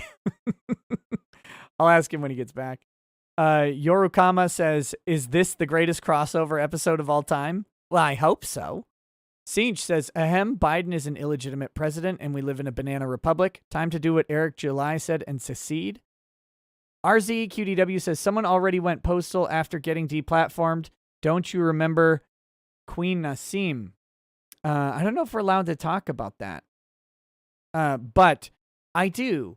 But I'm talking about like a millionaire hiring people to go after and kill a whole bunch of people. Like, I don't think we've seen it on the scale where it can happen yet. Fujimura Pantsu says, the Dems and media have all but said the Capitol Hill thing was worse than 9/11. Mentendo Power says, no Georgia recounts included signature audit or forensic audits of Dominion systems because Kemp wouldn't enforce it when the Electoral Board refused to hand them over. He also said, could you please explain the argument that Trump didn't pay his taxes for a decade? People don't seem to realize that you can pay prorated property tax. Well, and just a billionaire's taxes are more complicated than anyone else's, especially when that billionaire has several properties. And your property tax, when you get to a certain level, is a negotiation. And those negotiations can stretch out for a very long time. So, are we talking about Trump's taxes here? Yeah, there was a super chat about it. There are a couple for you, specifically. Well, just quickly on the Trump taxes. Did he do anything wrong? I don't know. We haven't actually seen his tax documents. Big Tom Meadow got one from like 2004, and it made him look good. And it was like, okay. Yeah, and then there was the New York Times article where they had one page of his tax return and made like all of these assumptions based off it. It's like the man's tax returns are going to be the size of a book. Like, it's how many properties does he own? In how many countries does he pay tax? Like, yeah, and when he's in different states, he's going to have deductions for the state taxes that he pays in each one. Like, I know people with far less money and their taxes are a nightmare. And I tell you, a 24-year-old intern writing for the New York Times isn't going to understand them. You need a tax firm to understand the taxes of someone who is who is a billionaire with that much property and income. And Or the and thing that businesses. the left always miss on this as well is it's not immoral to write things off as business expenses. That's Yeah. why the option is there. It's actually good for the economy to do that. Right. You make sure that more money is paid to people that you employ. It's good for the economy if you can make that money flow into goods and services rather than giving it to the government. Right. And so Uh, you generate more overall tax revenue that way. so this one was for you. It was a Mm. question. How much has Sturgeon and the S&P wasted on trying to figure out how to deep fry a cup of tea? Probably billions of English taxpayer money. Why? So the Scottish National Party, for anyone who doesn't know, is a National Socialist Party, and so they actually, I mean, there's a historian in Britain called David Starkey, very famous historian, and he basically in 2014 described them as the new Nazi Party because they kind of are. They actually really kind of are, and they seem to be predicated on hating the English, and they get overwhelming majorities in Scotland. They're actually in a coalition at the moment because they've weakened their own position, but they're very very strong in Scotland, and it's insufferable. They're like literally half of Scotland votes for the "We Hate the English" party. It's like, right, okay. That's annoying because there's something in Britain called the Barnett formula, which dictates how much of the overall tax revenue is distributed to each one of the constituent nations of the United Kingdom. So you can Sure. look at it in like analogous to states, how much of federal tax money goes to each different state. And it turns out that England is at the bottom of that list and Scotland is at the top of that list. And so that means that Scotland is getting English tax revenues into its coffers to pay for the free education that they get that the English don't get. In Scotland, you get free higher education, free university. We don't get that in England. We get loans. Okay. Also, they wouldn't be able to afford their own healthcare and a bunch of other things, right? And so it's insufferable watching the Scottish Nationalist Party. They've made up a narrative that Scotland is actually the profitable part of the United Kingdom and England is the drain on Scotland. And it has turned me into a raging advocate of Scottish independence. Yep, that's true, Nicola. Don't worry about the numbers. What you believe is true. So you go for it. I want you to have independence. Let's see how it goes. Get it, Scotland. Yeah, you take it. Okay, Like so it's like Texas, right? yeah. But Texas is actually profitable. Yeah, Texas has a vast array of natural Mm. resources and land and Industrious, people and stuff like this. right. Yeah. Rant Mania says, "Why did you call Nick Fuentes a white supremacist?" I wasn't sure if this was for me or for you. Did you call Nick Fuentes a white supremacist? I Did mean, you? I don't know. Like I don't know what he believes. I've said this many times. Like I don't know. Like what I assume he is something along those lines, just because of the kind of people I see defending him and like enjoying his content. So I guess there's some dimension of that to him, and I think that that's probably true. And I don't know. I mean, he's been deplatformed from like everywhere. So why hide it at this point if that's not the case? Sure. I have no idea. I just, like I said, Hmm. my only criticism of him, or my criticism of him, was that he's not very good at making white babies. That's true. Because he doesn't have any, to my Very knowledge. disappointing. Yeah, from the dads to the genetic dead ends. Shh, we're talking. Zeru. I'm gonna get so many angry messages. Probably. Zeru says, But none of these messages are gonna give you a white baby, so don't waste your time and go get a job. Zeru says, for Sargon, Starship Troopers Yes. with critical drinker when? Yeah, I don't know. I spoke to Critical Drinker a while ago. He's a really nice guy. I really like his work as well. Yeah, Really he's enjoy good his work. stuff. Yeah. So yeah, I mean, like essentially when I get some free time, Mauler messaged me the other day. It's asking, he wants me and Arch, I think it is, to do something. And let me just check what it was. Oh god, I can't remember. Yeah, it was something with Shad and the Drinker as well. So not long, hopefully, not long. That would be Really, that would be a good show. Sorry, I love Starship Troopers. Great movie. yeah, man. Like it's obviously everyone knows I love it. But like I like the content creators as well. I watch a lot of this stuff, so it's nice to be invited. Yeah. Andrew War Snowboard says there's a Popeyes in the parking lot of my hotel. So when I'm 600 pounds upon my arrival, that's why. A Popeyes? What's that? Sorry. It's a fried chicken place that Oh, right. originated down in Louisiana. So it's a Cajun Right. fried chicken. Oh, it's good. Good stuff. It sounds good. It sounds good. Another other man says, it is better to call the whole thing the Capitol Hill incident, as riot doesn't quite fit. Zach Riera says, what are your guys' initial thoughts? Well, let me. Oh, yeah, I think that I think it's fair to call it a riot.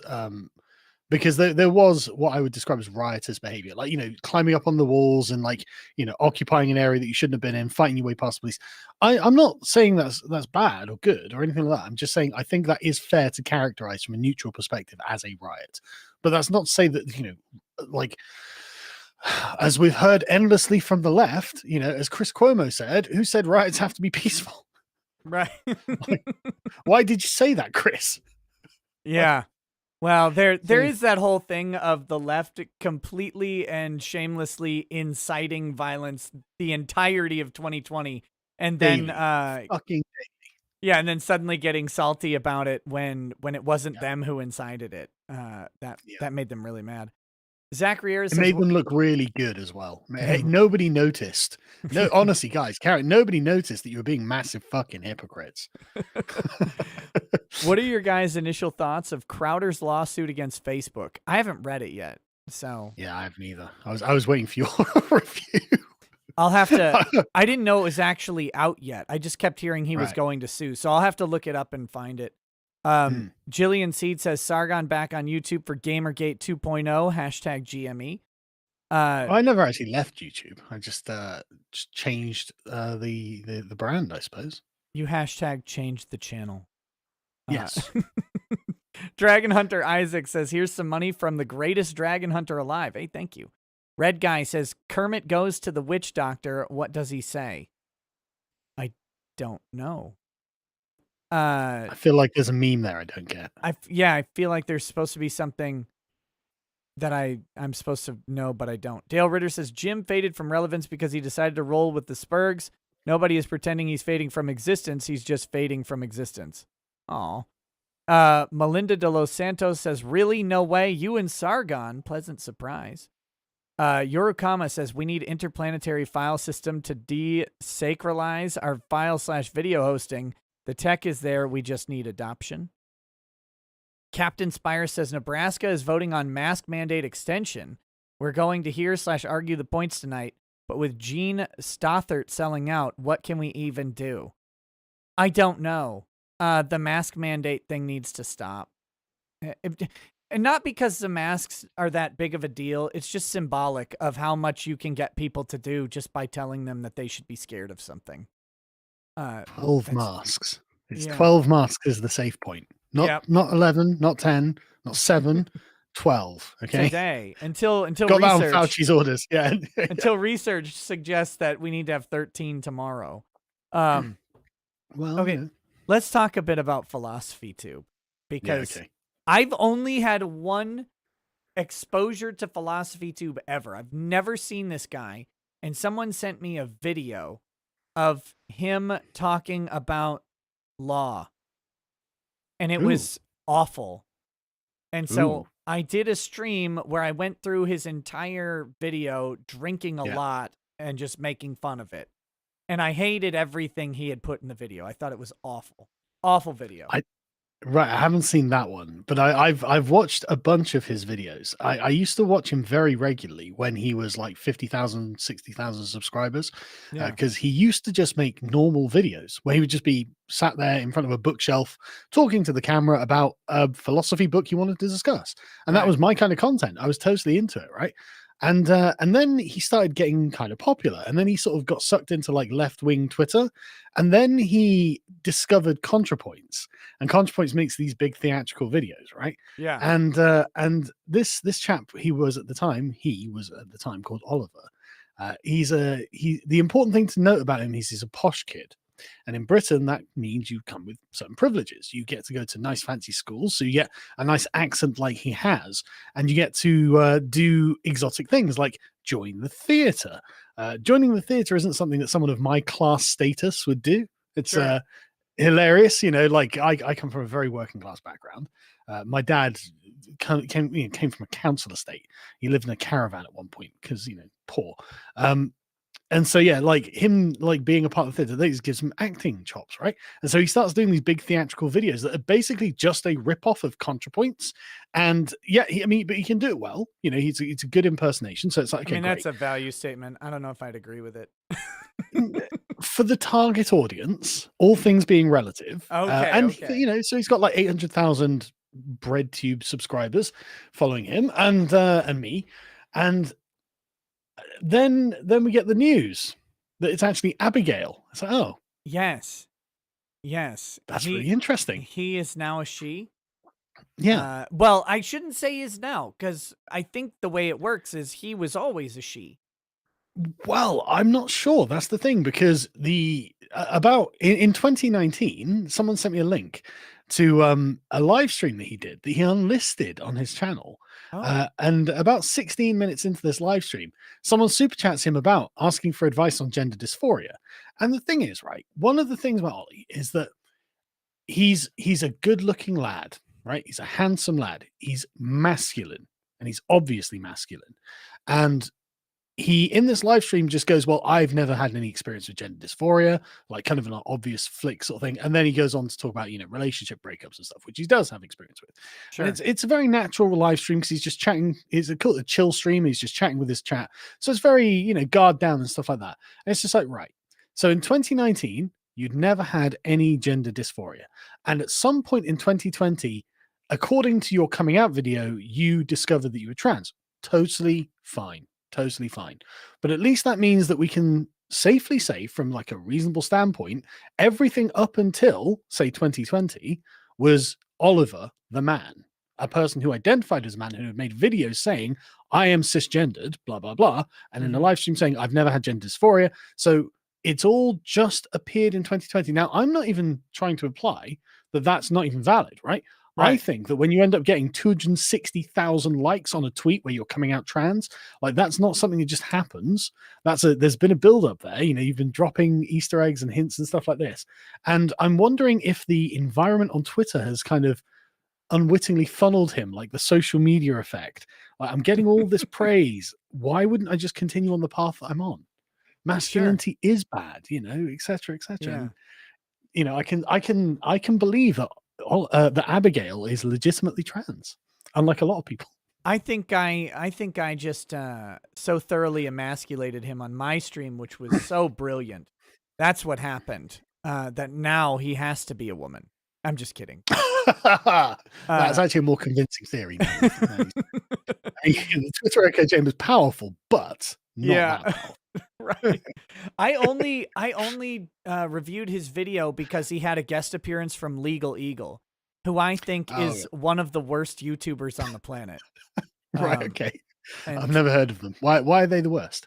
Oh, he's okay. So he used to do this content, and it was very normie content, and it was him. He's a lawyer, and he would sit down in front in a full suit, in a leather chair, in front of what pretentious. I'm pretty sure it's a bookshelf of fake law books, right? Right. It's exactly what you'd expect a lawyer YouTube channel to look like. So I immediately hated that.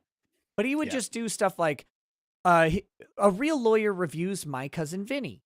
And so he'd talk about like the legal scenes in a movie or a TV show and talk about how they're all fake. It's like, okay, everybody knows. And then something happened. And he reviewed the deleted scene from Captain Marvel, right? Where she... Is that where she's being a bitch, right? Yeah, where she breaks the guy's arm and then takes his clothes and his motorcycle. Yeah. And he defends her actions because the guy touched her map, right? He grabs the top of... map? Yeah, she's looking at a map and he touches the top of it and kind of pulls it down so he can look over it at her face. And he says that was a simple battery. And because that was a battery, she's justifiably acting in self-defense by breaking his arm, stealing his clothes, and stealing his motorcycle. And he's not being ironic. Like, this is the take he gives. And from that point on, that was like the real decline for me. Of course, YouTube loves this guy. His Yeah, channel, of he's at course. like 1.5 million subscribers now. Wow. And then he started doing his Trump videos where he's just been, look, I'm just a lawyer on the internet. I don't actually have opinions about this stuff because I'm not political. And then he proceeds to make like these political videos that are overtly left, Yeah. but presenting Let me them as tell you how neutral. communism will win and Donald Trump is Hitler. Yeah, Right. literally. Okay. He's like, Yeah, I know the kind of person you're talking about. Yeah. the illegal pardons of Donald Trump. It's like there aren't illegal pardons. That's not a thing. He has the power to pardon. He got it from your king, right? Like that's where it's derived from. And I'm pretty sure the king didn't have illegal pardons either. No. Okay, so let's go back to these chats. Justin, Well, yeah, go the ahead. philosophy chew thing. So, Right, like, yes. did you watch his coming out video? No. Right. That came out yesterday was that? Yeah. Yeah. So I yeah. haven't had an opportunity yet. Well, it's in two parts. Like the first part is him using an actor or some other YouTuber or whatever to give his philosophy of identity, which is a deep and thorny subject that we won't go into. And then the second part, he gives his coming out, spiel. And if there's one word I'd use to describe it, it's sincere. If there's another word I'd use to describe it, it's authentic. Definitely not acting is also another word I would use, and definitely not an attempt to throw the queen of breadtube from her throne. Definitely not. And Who's the queen tens of of BreadTube? the ContraPoints, of course. If you're Oh, going to okay. imitate ContraPoints in every other way, I mean, I'm just saying it's okay. definitely not not a that. weird obsession that he has with Contra. It's absolutely not that. He definitely doesn't have a weird fetish for ContraPoints, and it's not creepy at all. And the tens of thousands of new subscribers that he got, and the hundreds of thousands and presumably by now millions of views that he got for triggering this kind of, because the thing is, like, what else is a straight cis white man, excuse me, in a progressive ecosphere going to do to advance their status? Yeah, and It's not that much, is there? I mean, you're kind of hamstrung, right? You got a huge Patreon bump too. He did. He got gained over like 1,000 new patrons in one day. It's in amazing. one day. It's a Look at his social blade. It's a beautiful woman. Beautiful woman. I mean, personally, I do like sort of the Belinda Carlisle look. So that's definitely hitting me in the adolescence there. You know what I mean? Like, but the stunning is definitely there. But the brave, I'm not so sure about, because it seems that this is actually quite a predictable phenomenon. If a straight white man who has no further progressive advancement in the hierarchy has got nowhere to go. I mean, becoming gay or becoming trans, becoming gay is not really very advantageous these days. No, gay is almost cis, especially if you're white male gay. You're basically a cis white male anyway. Exactly. And blackface transracialism seems to still be out of the question. So I'm still waiting for my time. That's dude, we're on course. I can't wait to be one of the brothers. Oh God. Look, transracialism essentially inevitably will come as well, because for all the same reasons that you could transition your gender, you could apply all of those things to your race. Right. Either, if it's not an essential characteristic, then okay, then floodgates open. And this is why Lacey Green actually kind of got pulled out of the radical feminist ecosystem, because of this particular argument that was happening in academia. But yeah, it's like I'm not saying that that Abigail hasn't always been trans. I'm just saying that Oliver Thorne has said that he hasn't always been trans, and then at some point in 2020, Abigail emerged. Now, I'm not saying that's not legitimate. It may, and I believe that it is. It's, again, the word that just screamed to me is sincerity through her announcement of this thing. So yeah. That's I didn't know there was all this backstory. That's fascinating. Yeah. I've been following it for years. But I like the videos, but they're like and while Abigail was Oliver, I mean, like, you are right. Like, a bunch of their videos were terrible. I watched a video, they were going on about property rights at one point, and he outright stated that if there were no homeless people, that would be the end of the housing market. And it's like, what? It's like, do you think homeless people buy houses? Do you think, like, if the number of homeless people doesn't mean that houses don't get bought and sold? And like, as if, Yeah. all right, well, there are no more homeless people, right? Okay, no one's ever going to move house again then. Like, what a stupid statement. Yeah, and And there's also abandoned property everywhere. So it's not like yeah, just because there's not someone to move into a house, like that that would prevent people from upward yeah, mobility. Because, like, let's say you live in a trailer, but then you make a windfall because you have yeah, a new amount of money from a job or a lottery or something like that. yeah. You're going to buy a house whether or not you can offload the trailer because you don't want to live in the trailer anymore. I mean, parents, kids growing up, if a family has 3 kids, then unless I guess the population is declining in all other respects, then a natural growth in population will necessitate new houses being built.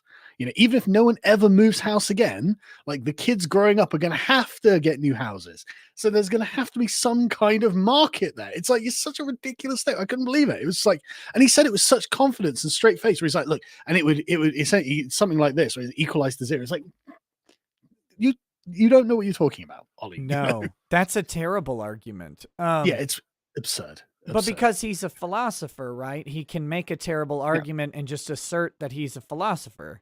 exactly. He can make, and not just that. He has been trained to make it sound persuasive. Because Right. that's what you are when you're a trained philosopher.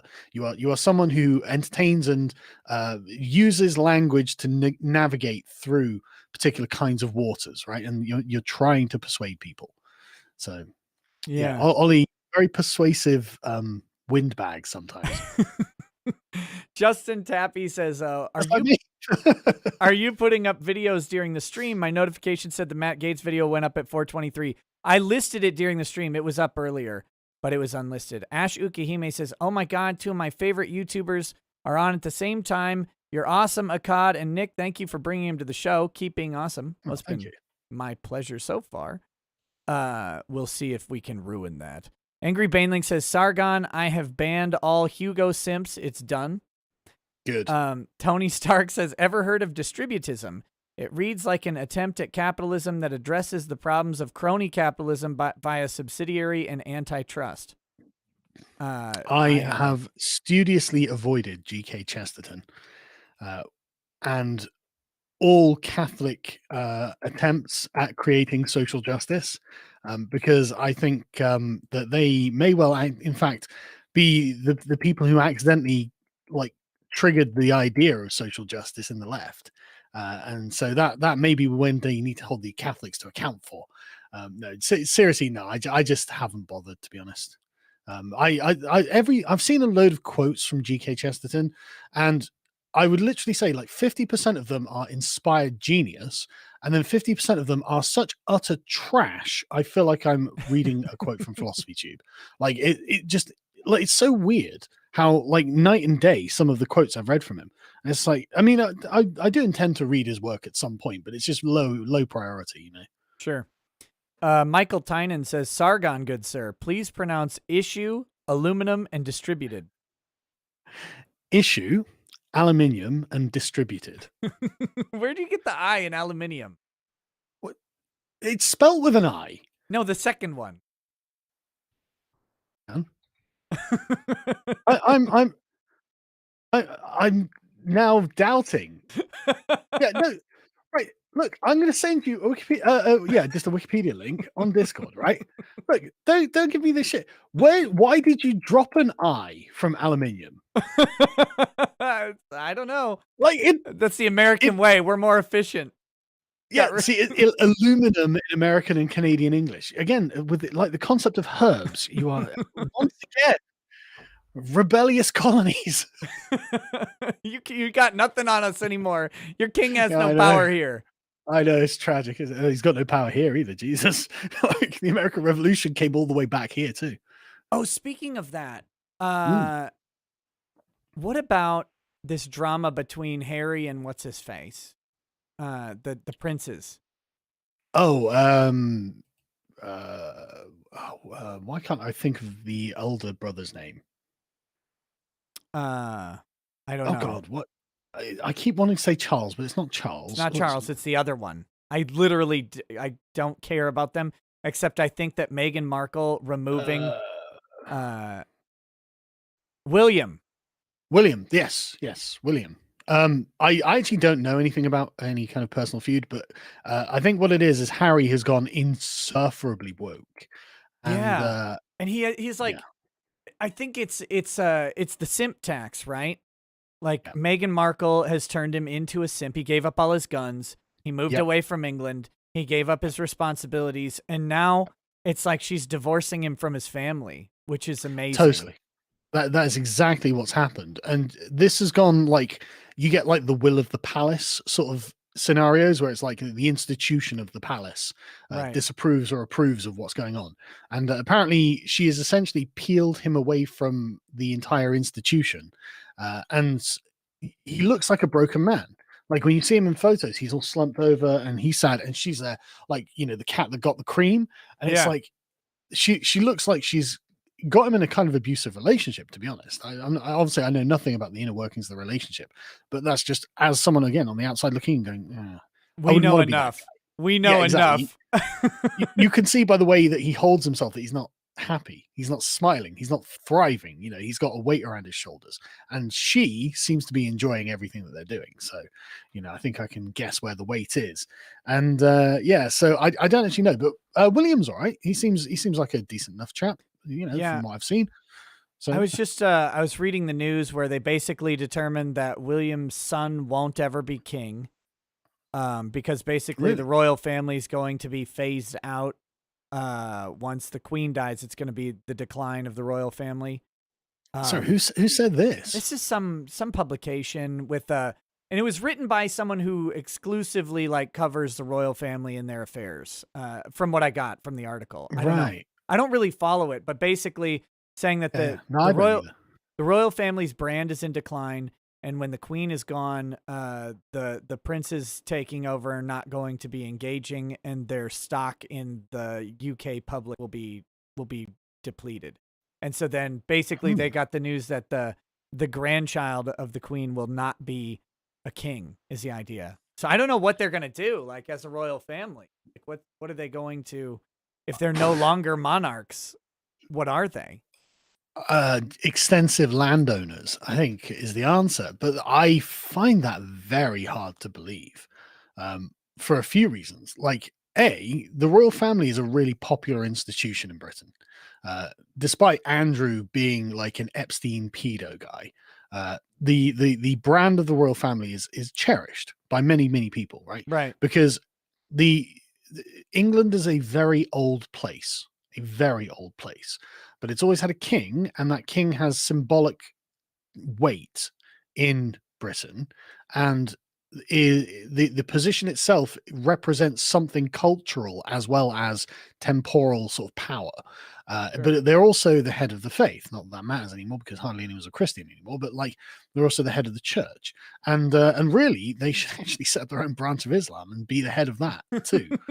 No, I'm not joking. I'm really not joking.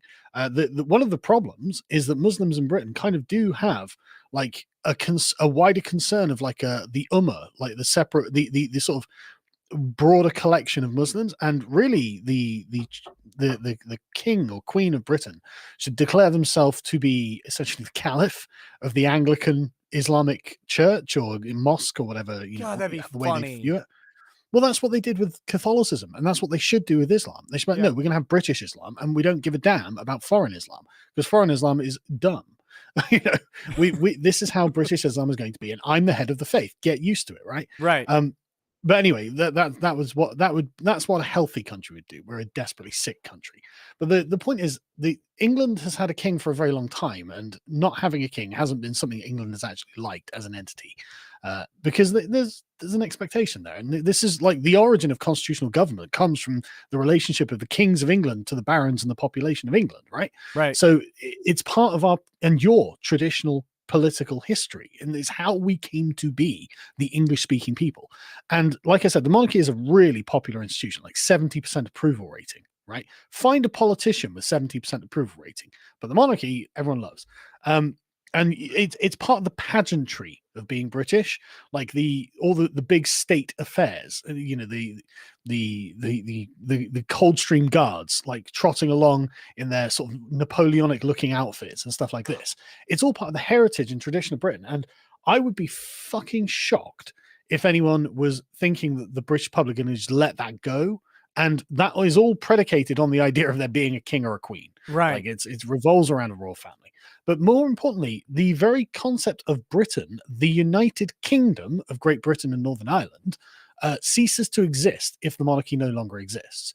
And so there is no cohesive political entity called Britain. And so why would they want that? Like, I don't see how they would think that'd be good. But to be honest with you, I kind of like the idea of returning to being the Kingdom of England.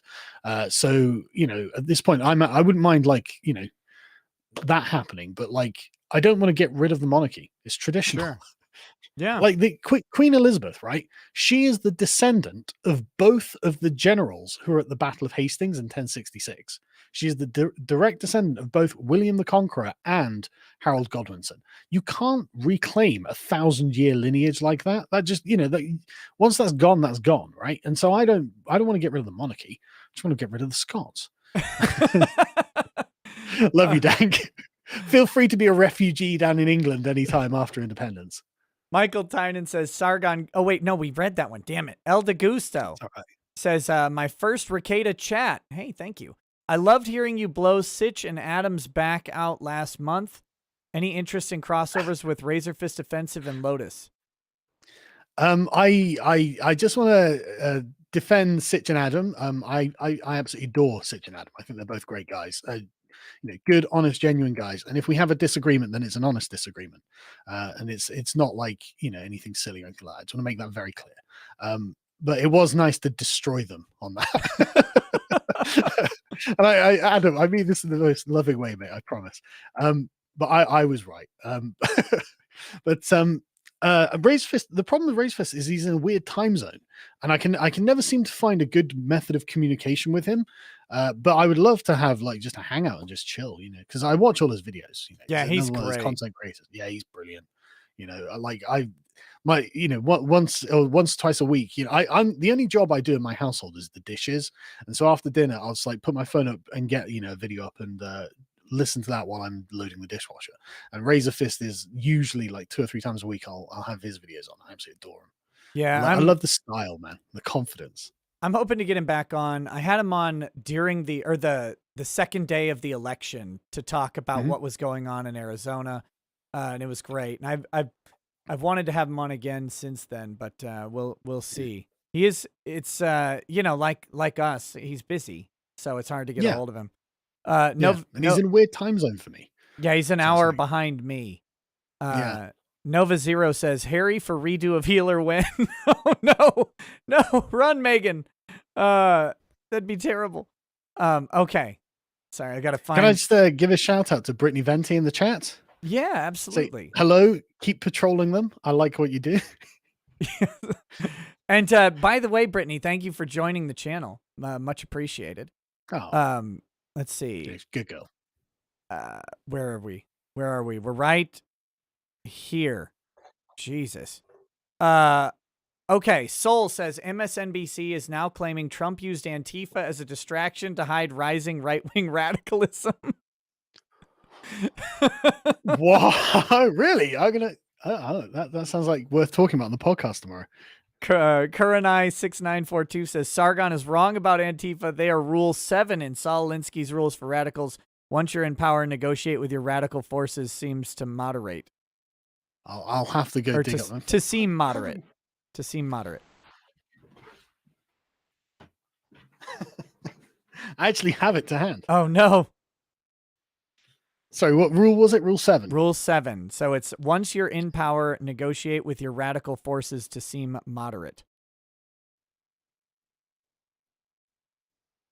Which rule is he talking about? Because Saul actually does have 2 sets of rules. He's not talking about the tactics one.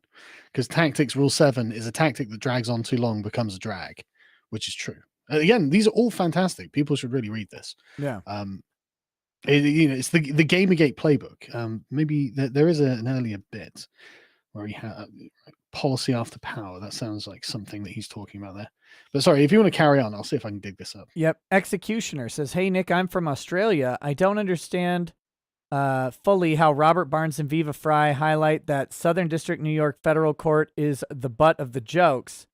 Can you please explain why the Southern District of New York is horrible and is the worst court? Is it the worst court?"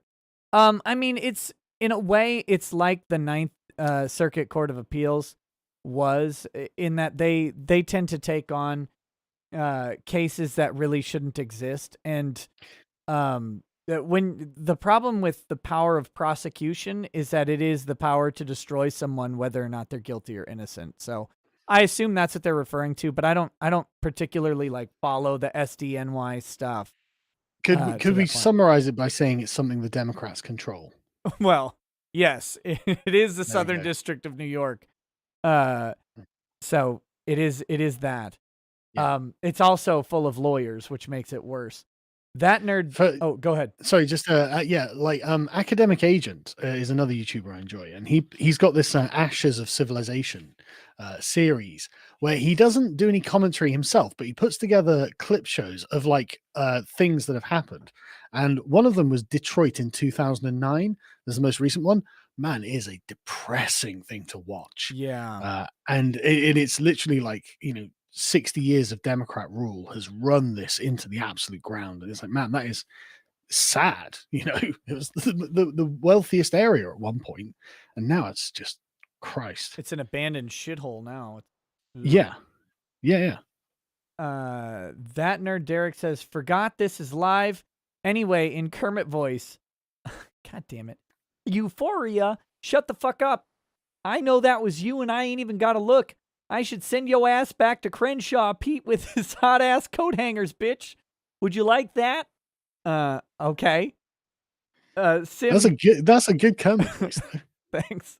Sim says, I can't find the rule that he's referring to be honest. I don't know. I'm not familiar enough. I mean, I know maybe it's conceptually of the rules for radicals, but I haven't read it.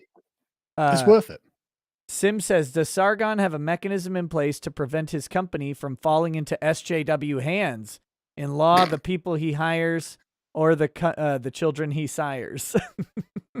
I mean, I don't think there's any chance of that happening. I don't know how that would happen.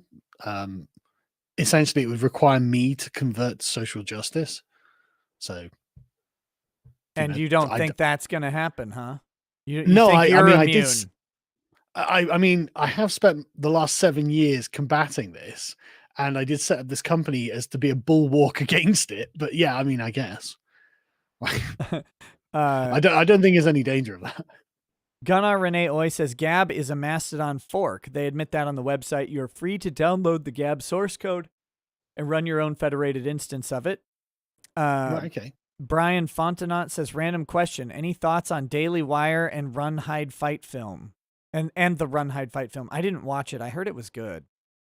Daily Wire made a movie." Right. Okay. Oh, right. Okay. Well, good for them. Good. Yeah. I mean, let's see if we can see some reviews. Yeah. The IMDb is 6.6 out of 10, which I guess, I mean, maybe it's been review bombed. One star on Rotten Tomatoes. Well, yeah, they're not going to get. Yeah, okay. Yeah. So the Rotten Tomatoes 25% tomato meter from 12 reviews. Audience score from 1,000 ratings, 93%. Okay. Yeah. There you go. There we go. That's all that needs said. No, I've heard it's good. I just haven't watched it. I don't have a ton of time to watch movies these days, so it makes it tough. Yuri the actually sounds like a pretty good premise, actually. 17-year-old Zoe Hull uses her wits, survival skills, and compassion to fight for her life and those of her fellow classmates against a group of live streaming school shooters. It's like, whew, that's quite spicy. Oh, there you go. Yeah. Okay. David Hogg will save them, though. It's fine. Yeah, exactly. That's the thing. It's like, okay, there are going to be some parodies in there, aren't there? Yuri the Honeybee says, "Well, I'll be. It's the stepfather himself." Classical Positioning says, "Robert Barnes, quote, you realize you're making them more sophisticated, right?" I guess. Red Guy says, "and demonetized." Red Fox Moon says you two should watch the Seven Deadly Sins, aka Nanatsu no Taizai. That's an anime. Muhammad Al Khwarizmi says, "What happened to Robute Gilliman in the background?" He's still there. I'm redoing my office. Is going to get entirely changed up when I get some time, and so I didn't like having all the literal white space behind me. So I took him down and put the flag up for now, and when I get this thing reorganized, he'll make his return triumphant. Luminaire says Drex needs to give AOC the D to save the world. Rimhorn says Goblin Slayer had to show why goblins are dangerous and horrifying in a world with evil dragons. Check Shadiversity's video about it. Padre Speaks says, to Carl's point, always force a dictatorship to act like one. Yeah, because that's how you get people pissed off. And that's what the overreaches of Parler really did, is a bunch of normies started joining an alternative tech company, and the minute they did, they shut it down. Yeah. I mean, just for reference, right? It was totally possible to go viral on Parler at the day it was deplatformed. Like, and in the months leading up to it, I'd made a bunch of posts that had obviously done quite well, and like I'd had at least 3 or 4 that had something like 2 to 3 million impressions on these posts. Yep. So like that's huge. And then the one that John Matsey posted that had, we're going to be deplatformed in like 24 hours or whatever the time it was.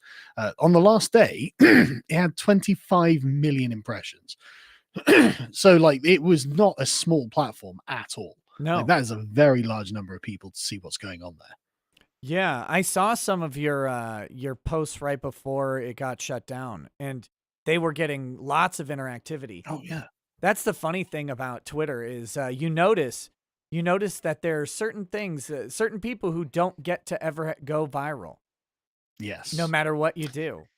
Yeah, it's very interesting, isn't it? Like on Parler, the reach was amazing, and I do think it was because the algorithm was just kind of neutral, didn't artificially suppress anyone or anything like that.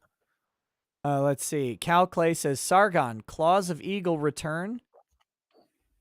Claws of Eagle. Oh, well, maybe this? one day. I just don't have the time. So this was a Nazi vampire RPG. Vampire the Masquerade. Oh, okay. Playing as the vampire Wehrmacht against the Soviet werewolves, and it was hilarious. Obviously, as memeable as it sounds, and it would be nice, but it's about time, really. Yeah, unfortunately, role playing all games things take come down to this. forever. Yeah. He says to add Nick and Drex next time, apparently. So, Penal Ryan says in Kermit voice, "Come and see the violence inherent in the system. Help! Help! I'm being repressed." Fake Name says the beauty of Redo of Healer is that it's such edge-fest garbage can be put on TV without moral crusaders shocked and horrified to censor creative freedom. Except they can't be put on TV. You have to go find it. You have to sail the seas to find it. Western companies aren't distributing it, and they won't do the light novels. The publisher of Redo of Healer has looked everywhere in the West, and no one will publish the light novels for it. Cal Clay says, Sargon, can you wish me a happy birthday? I'm 31. Happy birthday. And how's Milo? I haven't spoken to him in a while, but I mean, he's been given a new lease of life on Parler and Gab, so it's nice watching him. Essentially, again, a lot of his prophecies have come true. The conservatives failing to close ranks against the left after the election was a bad move for the conservatives. It allowed Donald Trump to be deplatformed. That's what allowed it. The conservatives going along with things Democrats want. Because, I mean, like, literally, if all of the conservatives in your government just turn around and said, look, we're just not going to do whatever it is you want, which, it grinds to a halt. It's essentially a sort of secession of the plebs sort of style event where, you can ask us to do things and, but just no, everything is just stopping. And we're going to have the conversation about these fucking F curves, right? This is what the conservatives should do. And if they'd done that, this would all be different, but of course they didn't. And so Milo has been, since he got cancelled by the conservative incidentally, since then he's like, look, the conservatives are going to get rolled by the left, everyone's going to lose, you're a bunch of losers and I'm angry with you. And he has been proven that that's an exactly correct Yeah. state of affairs. The conservatives allowed their own fucking president to get deplatformed by Silicon Valley. He's right about the conservatives, the rhinos. They're weak and pathetic, all of them. Yeah, it's been that's been one of the most annoying things, and the Capitol incident, riots, whatever you want to call it, Mhm. for whatever thing. The one thing that the left did really well is utilize that Yep. incident to browbeat conservatives. Yep. I mean, do we remember that what they were doing when the Capitol riot occurred was they were contesting the election results, and then that just fell off when they came Yep. back. All the support was gone. That was verboten. You couldn't Yep. talk. And the worst part was the total lack of spine on the part of the conservatives. 'Cause I mean, like Yeah. in 2018, when Kavanaugh was being brought in, like the radical left stormed the Senate themselves. Yep. Like 300 of them were arrested for occupying Capitol buildings. And it's like, don't give me this bullshit that this is unprecedented or uniquely bad or anything like that. No, you've done absolutely all of this already. Either you carry on as normal because it is normal to you, or again, the conservatives should have gone effectively on strike and gone, right, okay, the government stops then. Everything stops now, Right. but it's, Yeah. It's they missed an opportunity and the left capitalized on it really, really Totally. well. they're weak. And Milo is right about them. They're just weak and, self-interested. Merlo Williams says, one's in the chat if you're here for suit/Gamergate jokes. Angry Baneling says, Sargon, why did your people leave India? It's all gone to shit after you left us to our own devices. Send Pretty Patel to fix it, please. Thanks. Honestly, we had to kidnap Pretty Patel to fix Britain. She's the only person in Britain who can do anything to fix the country, and it's because she's a woman of color. And thankfully, she's bloody conservative. And the funny thing about it is there's like communist radicals in a small media outlet called Novara Media, and one of them is a Bengali or Bangladeshi descendant of a Bangladeshi immigrant called Ash Sarkar, and she is furious at Pretty Patel. She's like, I told you, like something like Indian mothers or something, however she describes it. She's like, they're the worst, they're the most conservative, don't trust them.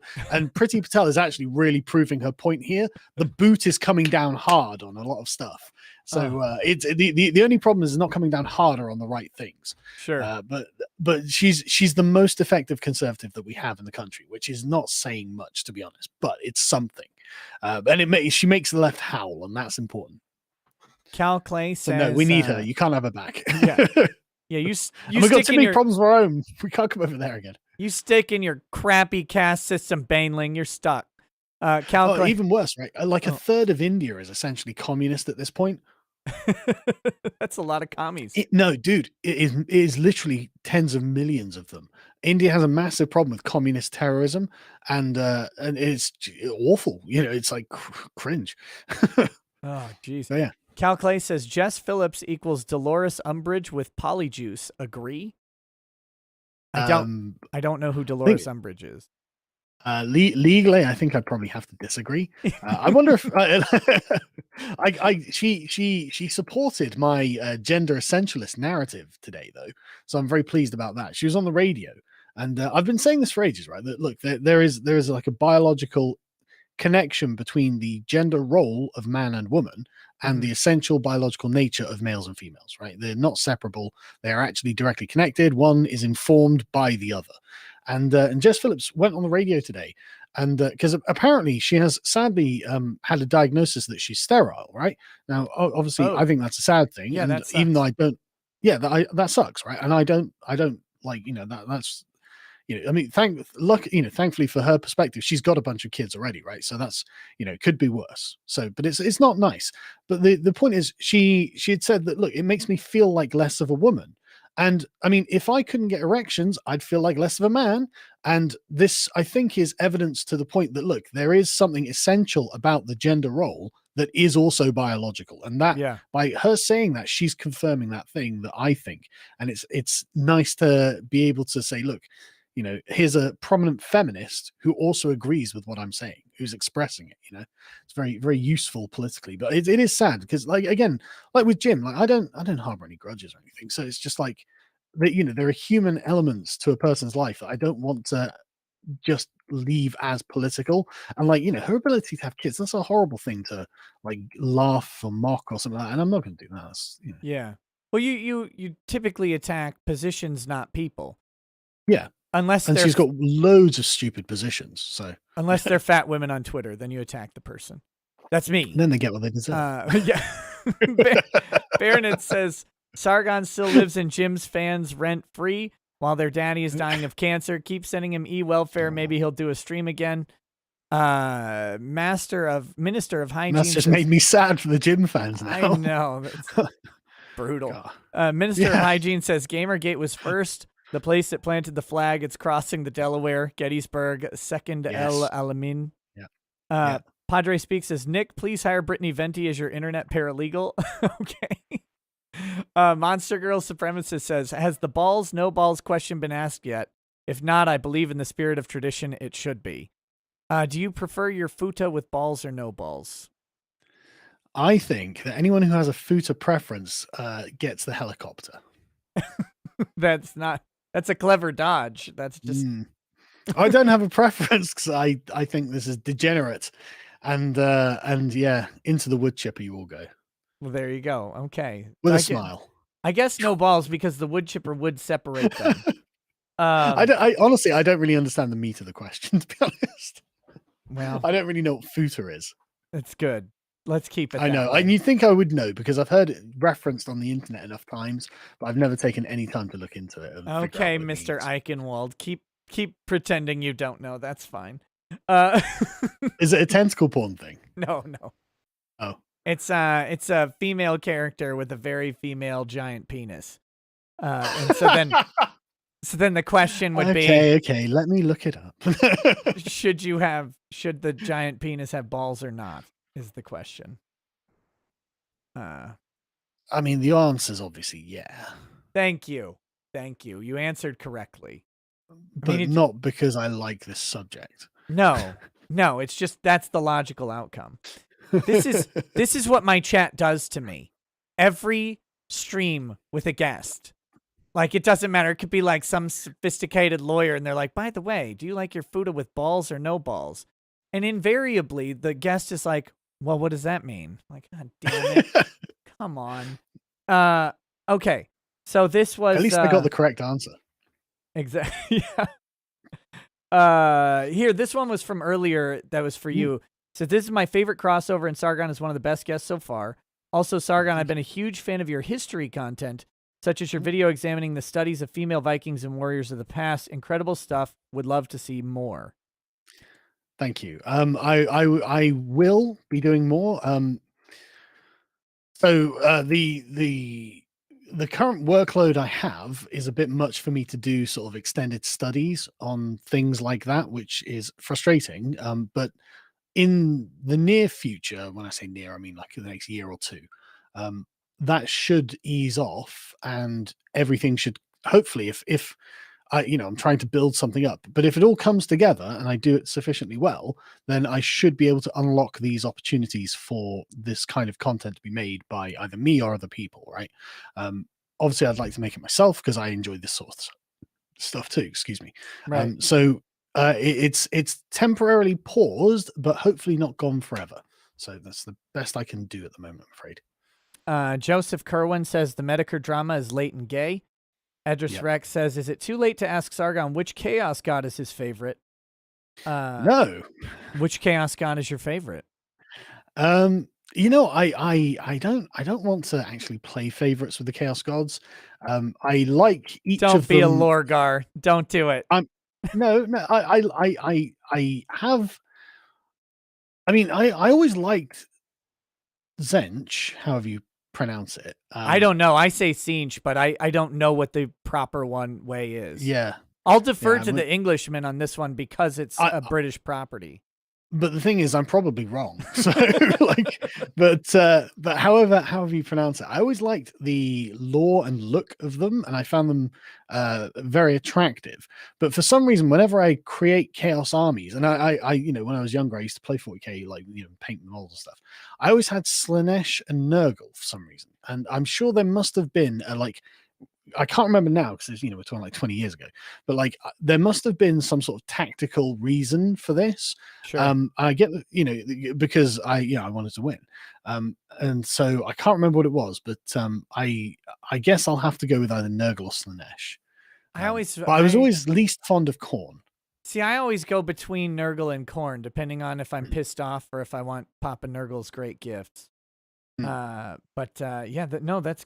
you're like one of the only guests who's been able to answer that question with reasoning behind it.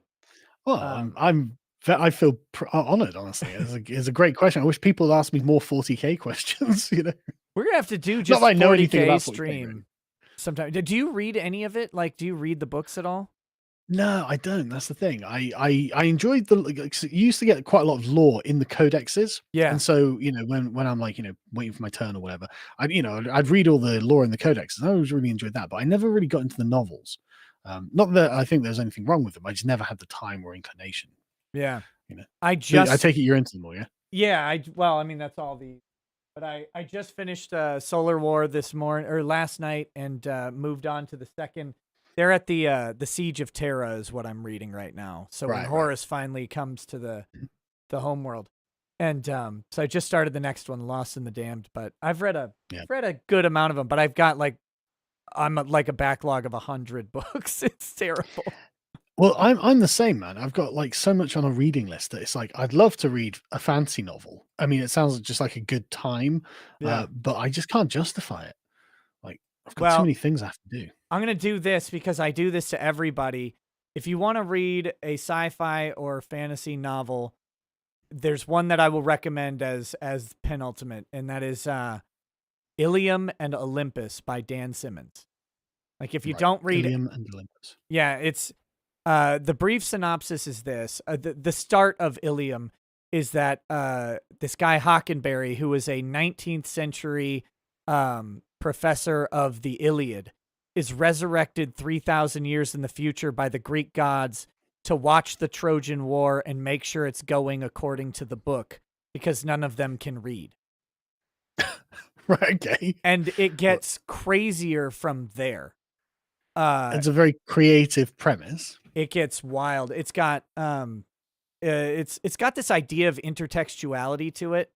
The idea that if a universe has been conceived sufficiently and thoroughly, then it actually literally exists. And then those universes come crossing. So you actually have like Shakespearean stories coming into play. You have stuff like the Voynich manuscript being utilized in there. You have all sorts of literary sources coming in. The Wandering Jew, which was like a series of Russian short stories, plays prevalent. It's like, Dan, did you like take a bunch of literature courses right before reading this, or just hire 50 interns? I don't know, but it's it's a great pair of books, and it's probably somewhat up your alley because it has a lot of history baked into it. Yeah, I'll get the references probably. Yeah. Okay, so Edris Rex says also Slanesh for the win, literally birthed because the Eldar couldn't hold their awkward party drugs. Crusader Saracen says greatest crossover ever. Wait, I read that one. How did I? Did he? What I love about the Chaos Gods, right, is that they're effectively, essentially, a perfect analogy for like the left-wing coalition, like Khorne, Nurgle, Slanesh, Tzeentch. Map those onto whichever identity group you please, but there are analogies there. Yeah, like Nurgle's the guy who's okay with the willful transmission of AIDS. Like that's Nurgle fine. is fat pride, like I'm just saying. Let's see. Cal Clay says Nick asked Despite being 13% of the Chaos Gods, Khorne. Oh, come on now. Nick asked Sargon about his experience being a Nazi vampire. Also, best line I ever heard was his retort to V breaking Masquerade. Sargon, do you remember this quote? Quote, Just once, it would be nice if you didn't know what our superior officer's taint tastes like. I do remember that. Yeah, it was good fun, really good fun. Because it's like it was, hilariously provocative. Oh, we're playing Nazi vampires, Yeah. it's so dumb, but it's like now it's honestly it's just not worth the hassle. It's an obvious joke becomes a deeply political statement, and it's like, okay, like, Yes, we're not you're not allowed to have fun. yeah, it's literally you're not allowed to have fun anymore. Sorry, guys. Well, I've been Thanks, left. towing the line on Twitch because I play Skyrim as Oh yeah. Ranger Spencer, the Nord who wants to peacefully relocate all non-Nords back out of Skyrim, right? Oof, oof, oof. Well, so that's a so every bit stream, racist. I have to go find some Nords and read Nords Arise to them and trying to convert them to the Stormcloaks.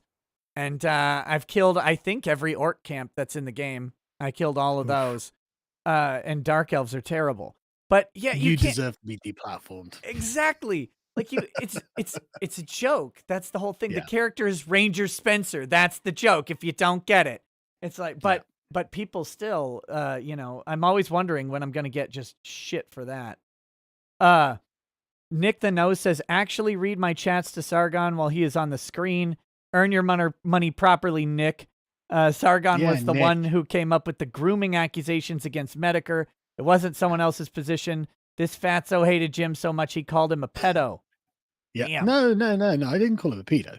I said he was grooming kids to become like, trolls on the internet, which I think is true. So I think where the accusation comes from is the idea that using the word grooming elicits the idea of sexually grooming. So that's, and I saw that somewhere else recently, where they said that the use of the word grooming is strategic. But you're saying that you weren't actually making that statement. No, if I Yeah. thought he was a pedo, I'd call him a pedo. Gotcha. That makes sense. I wouldn't make the distinction. I'd just call him one. Why wouldn't I? Like I don't understand why I would use innuendo. If that's what I thought, I would just say it. But no, I don't think he's a pedo. I just think that essentially he knew what he was doing was wrong, though. Because he was like, essentially using kind of like internet clout to like coerce like younger lads into doing quite harmful things. And the thing is, the people who were in Metica with him, I wasn't in it, like, but there are other people who were, like H Bomber Guy. And look at H Bomber Guy now, right? He's weird. And he came out with this big statement saying, look, when we were in Metica, we did a bunch of fucked up stuff. And I disavow everything. I'm really sorry. And I feel really bad about it. It's like, and same with this Haberman guy. And it's like, right, okay, there's probably a reason for it, right? And then these leaks come out and it's like, Jim being a bit of an online bully, basically, and coercing, like force, like that sort of thing. And it's like, yeah, okay, like I'm not saying, everyone has times in their lives when they've been less than an exemplary person, but they, it's pretty. I don't think it's on, So I think grooming is a fair description of what he was doing, but that doesn't mean he's a pedo. Like it's weird that like there are a bunch of people who feel personally attacked by that. To be honest. Yeah, it's well, it again, it has to do with how that word has been used. I think how that word has been used by the left lately to say that, like, there's a guy in comics and I can't remember his name. He's like a legendary comic writer, and women came out and said he was grooming them. And so Right, what everybody thought then was, oh man, he was taking these young girls and training them for sex or something like that. Like that idea of grooming. Turns out, of course, they were like 26 and he wasn't grooming them. He was just asking them out and they said no. But that's but I think that's where that comes from. So I don't. Well, the way that I was using it is in the same way that like a Roman emperor would groom someone for leadership, right? As in you keep them close, you instruct them on what you're doing, and you get them to do it as well. Right. And so they can take over from you. Because that really does seem to be what he was doing in this weird little forum or whatever. And so I actually think that is an accurate description. But like it's if I thought you were trying to get kids for sex, I would say, but that's not what I think he was doing. Gotcha. Thanks for clarifying. Sixth Floor Madness says, it's been asked several times, in the chat, but you apparently haven't noticed, Nick. So here's some money to make sure. Sargon, should Fudas have balls or no balls? We covered this. Executioner says, I saw Viva Fry on GameStop lawsuit, and the lawsuit is occurring in the Southern District of New York court. And he says the lawsuit is on a bad start since the lawsuit is in SDNY. Then does it mean the lawsuit will have a very difficult time succeeding? It was going to have a very difficult time succeeding anyway. One, you're going up against Wall Street. Two, you've got a class action with an arbitration clause that has to be overcome. And three, you've got a company that, for better or worse, has contractual language that allows them to control trading because of the nature of their business. It doesn't mean it's the right thing, but it makes a lot of legal hurdles. Nick Ricada says, hey, angry Baneling, please kill yourself, figgot. Which, that seems rude. Executioner says, hey, Nick, have you heard of Monero? Monero, a privacy-focused crypto where no outside observer can determine the amount, source, and destination of the transaction. Fun fact, the IRS is offering $625,000 to people who can trace transactions. I have heard of it, but I don't know anything about it. Crusader Saracen says, Harry forsook his family, heritage, birthright, happiness, and $50K in hunting rifles for a woman who's a 6 out of 10 at best. The wage for treachery is suffering. He has nobody to blame for his current sad state but himself. That is spot on. That is a perfect comment. And he is exactly right. And what's weird is, like, she's like 38 as well. Yeah. And he's like 36. So it's like, really, what on earth are you doing, man? You know, like you were a prince. You could literally, like, what woman's dream is not marrying a prince? How could you not? Yeah, they make shitty movies about it. Right. Well, yeah, but like it's mad. It's like, you're exactly right. He did this to himself. Absolutely. Yeah, and although that seems to be, I don't know, maybe that's a thing with rich European guys, because I don't know if you've ever seen the video. It's a video I saw was soccer players, football players, as it were, and their wives. And like, these women are 5 to 10 years older than these guys. And these guys are making, like, did you see Lionel Messi's contract leaked? No, I didn't. I don't follow football, but like, okay. I'm aware of it, you know. So Messi is like, you know, the superstar player in the world. Yeah. His contract was for 695 million American over 5 years. Nice. It's the biggest contract in history. So that leaked. But like, so it's like him and, Cristiano Ronaldo, their wives are like 10 years older than them. It's like, let me see if I can find a picture.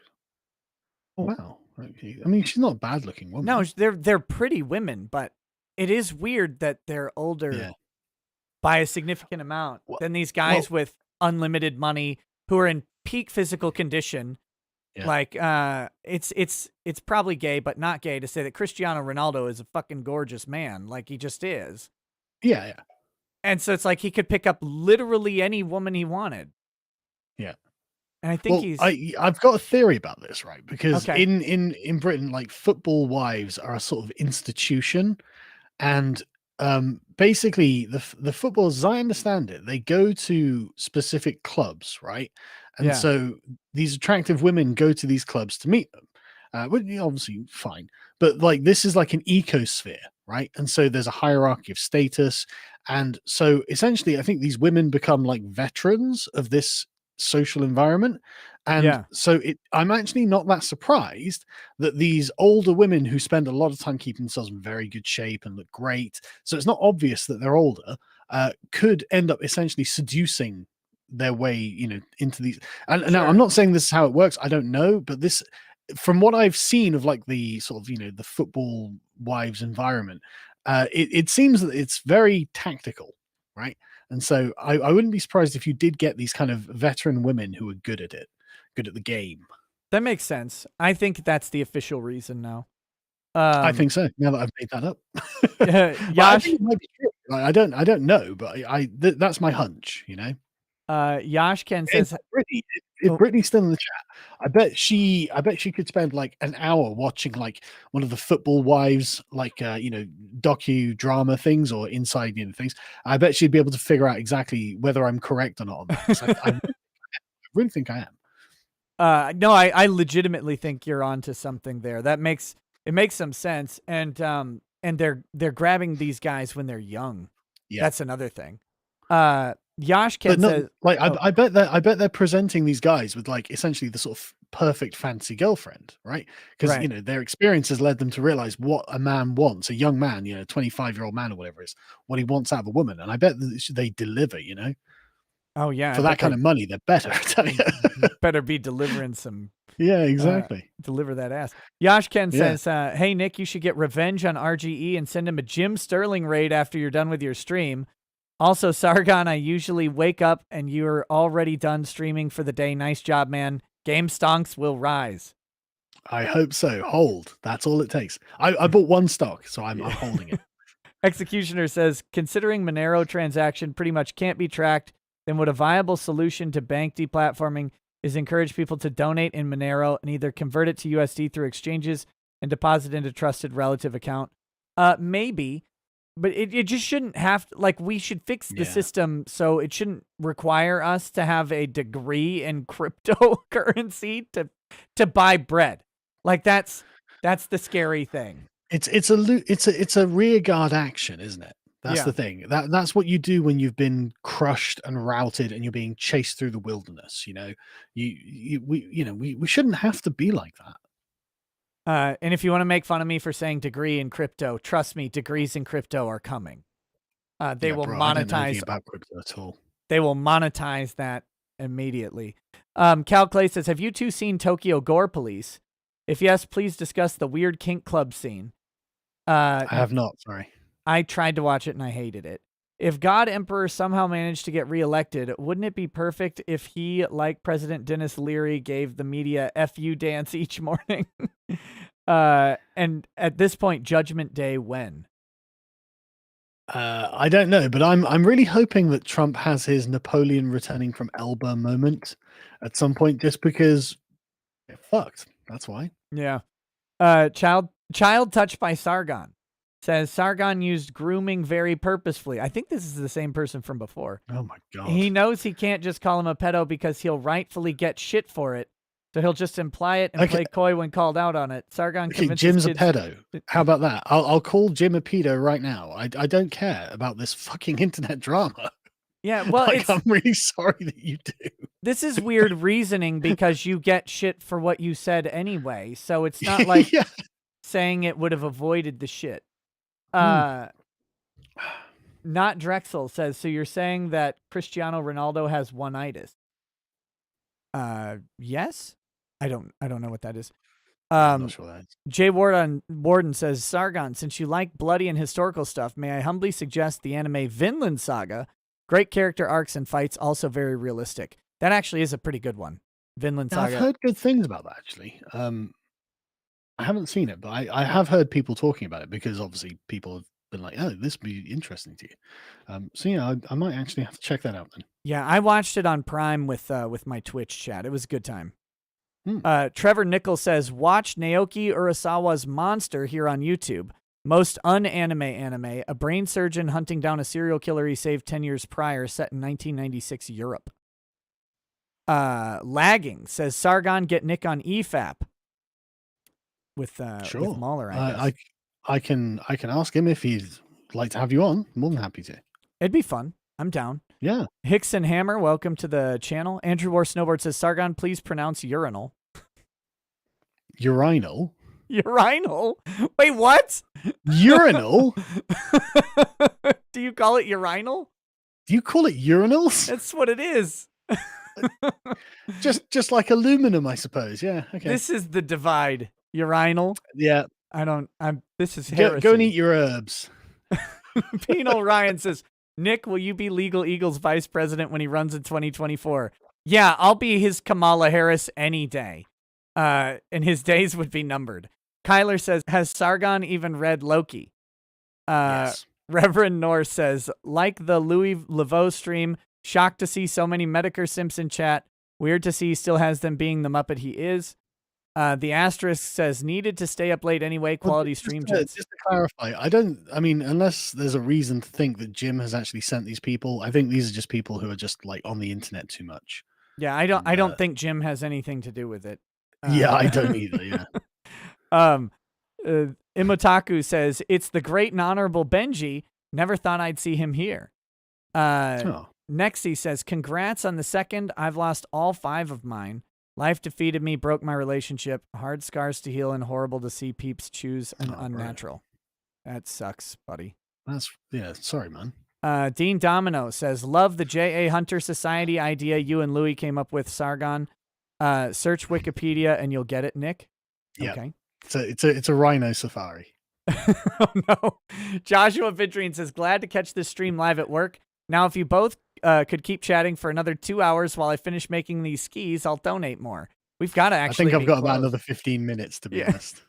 Owen Jones. I'm going quick. Owen Jones says, what's your guys' opinion about Robute Gilliman? I love his return. I'm still suspicious about it, personally. I think that there's something else that's going to happen as we keep going. Pink Sniper 28 says, you think the H's are bad? Ask about the Z's. Oh, you mean the Z's? No, I know about the Zeds because I've talked to Canadians. It's disgusting.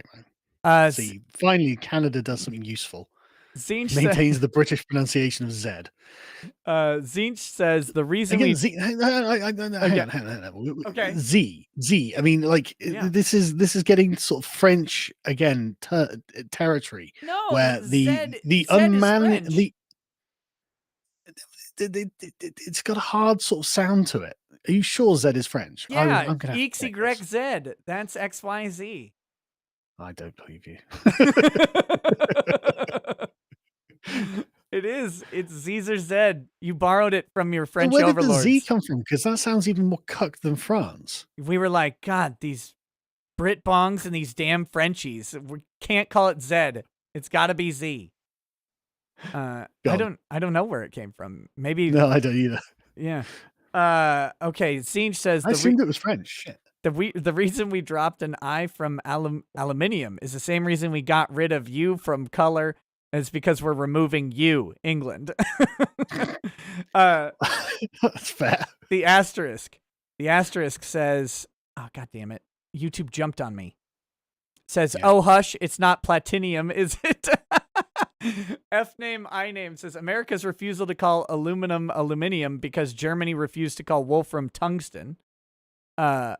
Opinion discarded says, lick my Oxford comma, Sargon.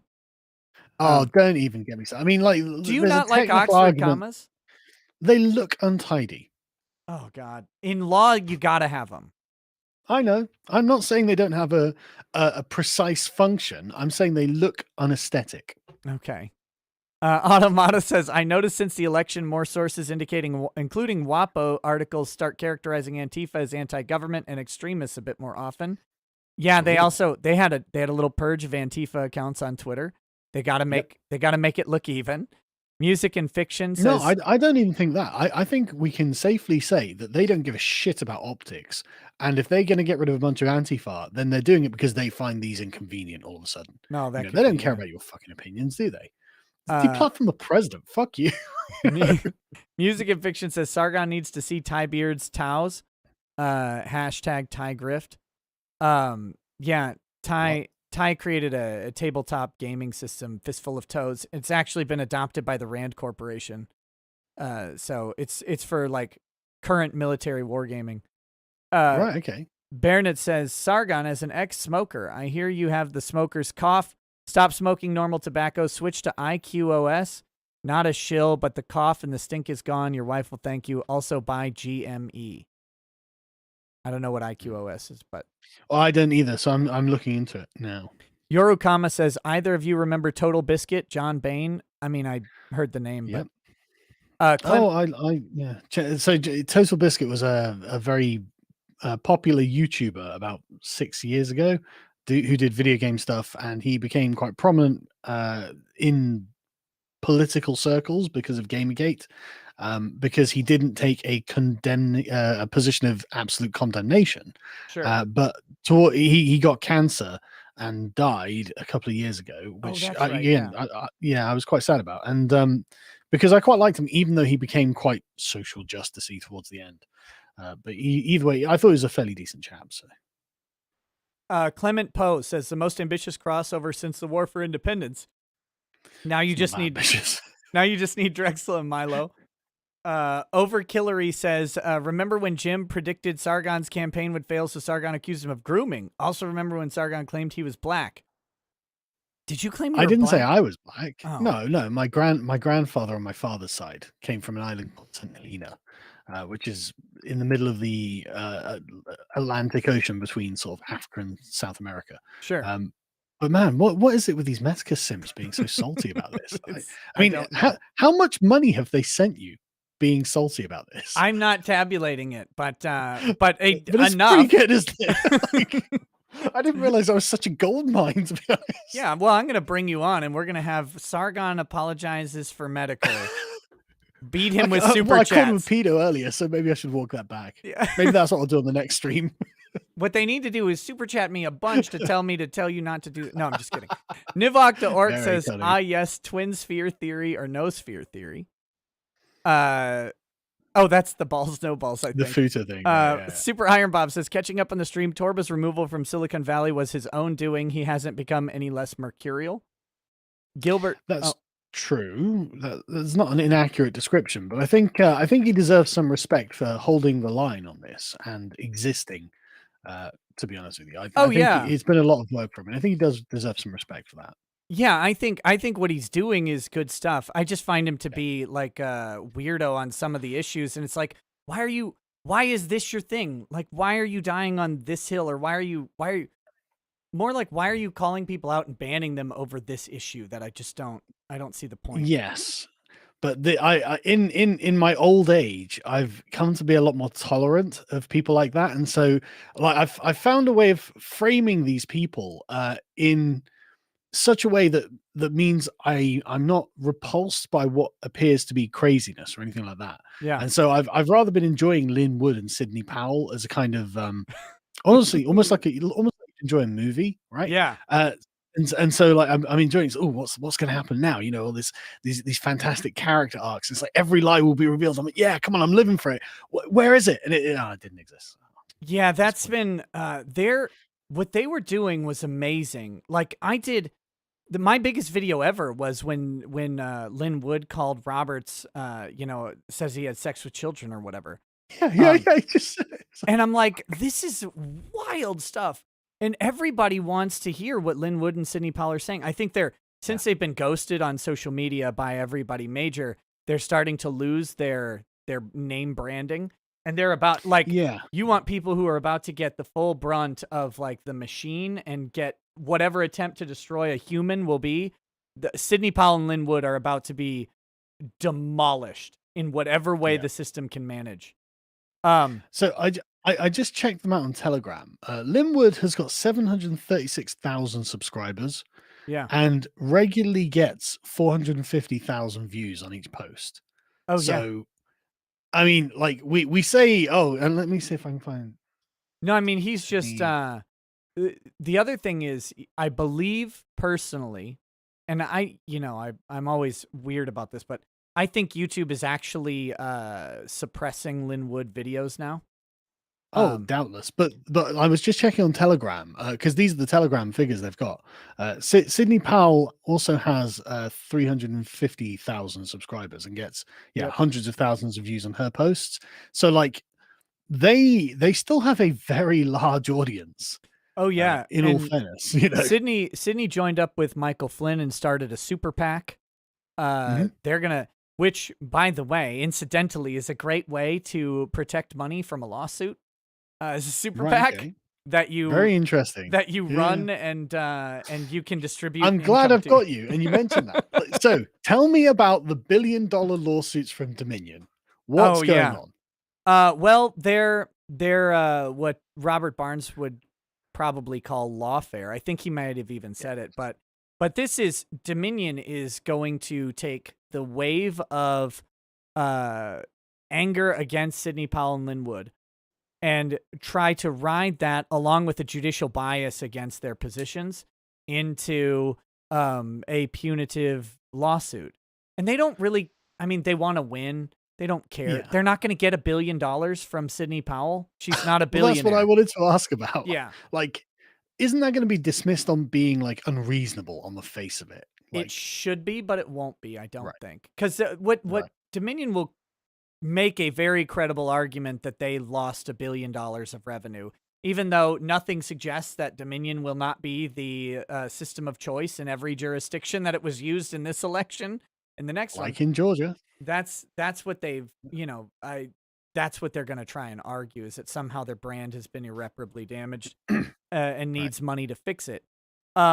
It's a chill tactic, and it's a big flex, and their lawsuits are really, really well constructed. In fact, Uncivil Law, who's a buddy of mine, he's gone through them, and he suggests that the one against Sidney Powell, like that they might actually be able to pull off a victory against her, even though it'd be defamation. They're a public figure, so it should be a lot harder. He thinks that they can actually do it. And I trust him he's a good analyzer of lawsuits. So Mhm. I'm hoping that they're not able to win, but there's a very Mm. real possibility that they might. Now, again, they're not going to get $1 billion because half of that is Yeah. punitive damages. But realistically, they could get a large judgment against Sidney Powell and make her It life could be very like 100 complicated. million or something, right? Yeah, and she may have it. I mean, I don't know how Yeah. wealthy she is, but she's got a big legal practice that was really high profile. They may be able to bleed it out of somewhere. So, Yeah. Well, I mean, she's got a huge audience. So if she's yeah. got a way of receiving donations, she'll probably be okay.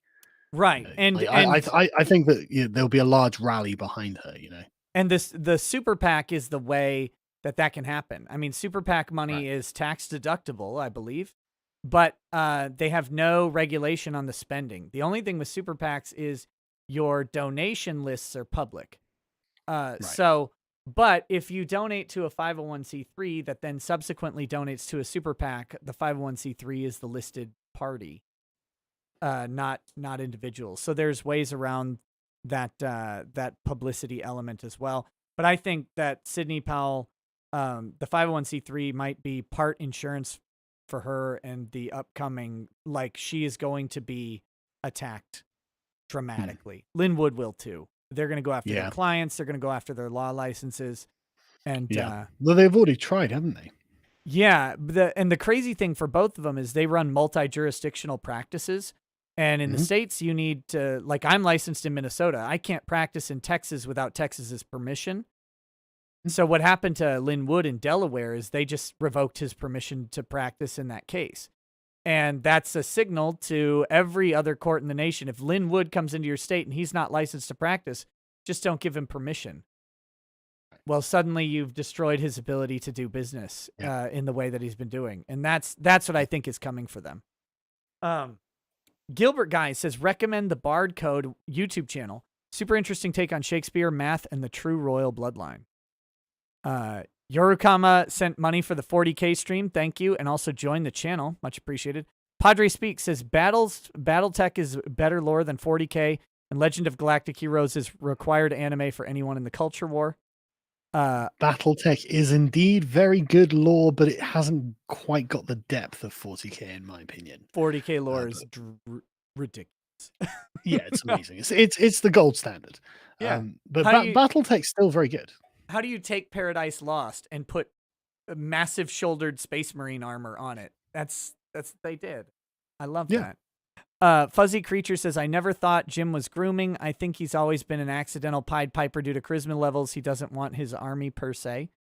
The Gray One says, I hadn't known of this vampire game. Def got to listen to that. Also, cheers, Nick, and hello, Sargon. Been a fan for years. May your path be fruitful. BK says, G'day, Sargon. I just wanted to let you know that all the way back in 2016, your content stopped me from going full-on radical to the radical slide to the alt-right, so thank you. I get really frustrated when lefty cunts call you alt-right.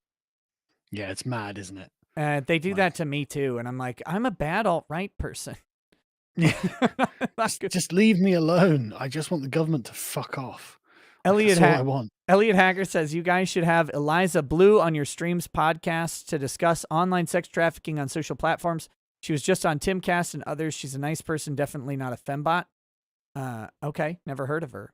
If I could, no, me either. If you have a way to get me in touch with her, that's always the trick on all of this stuff, is get people connected.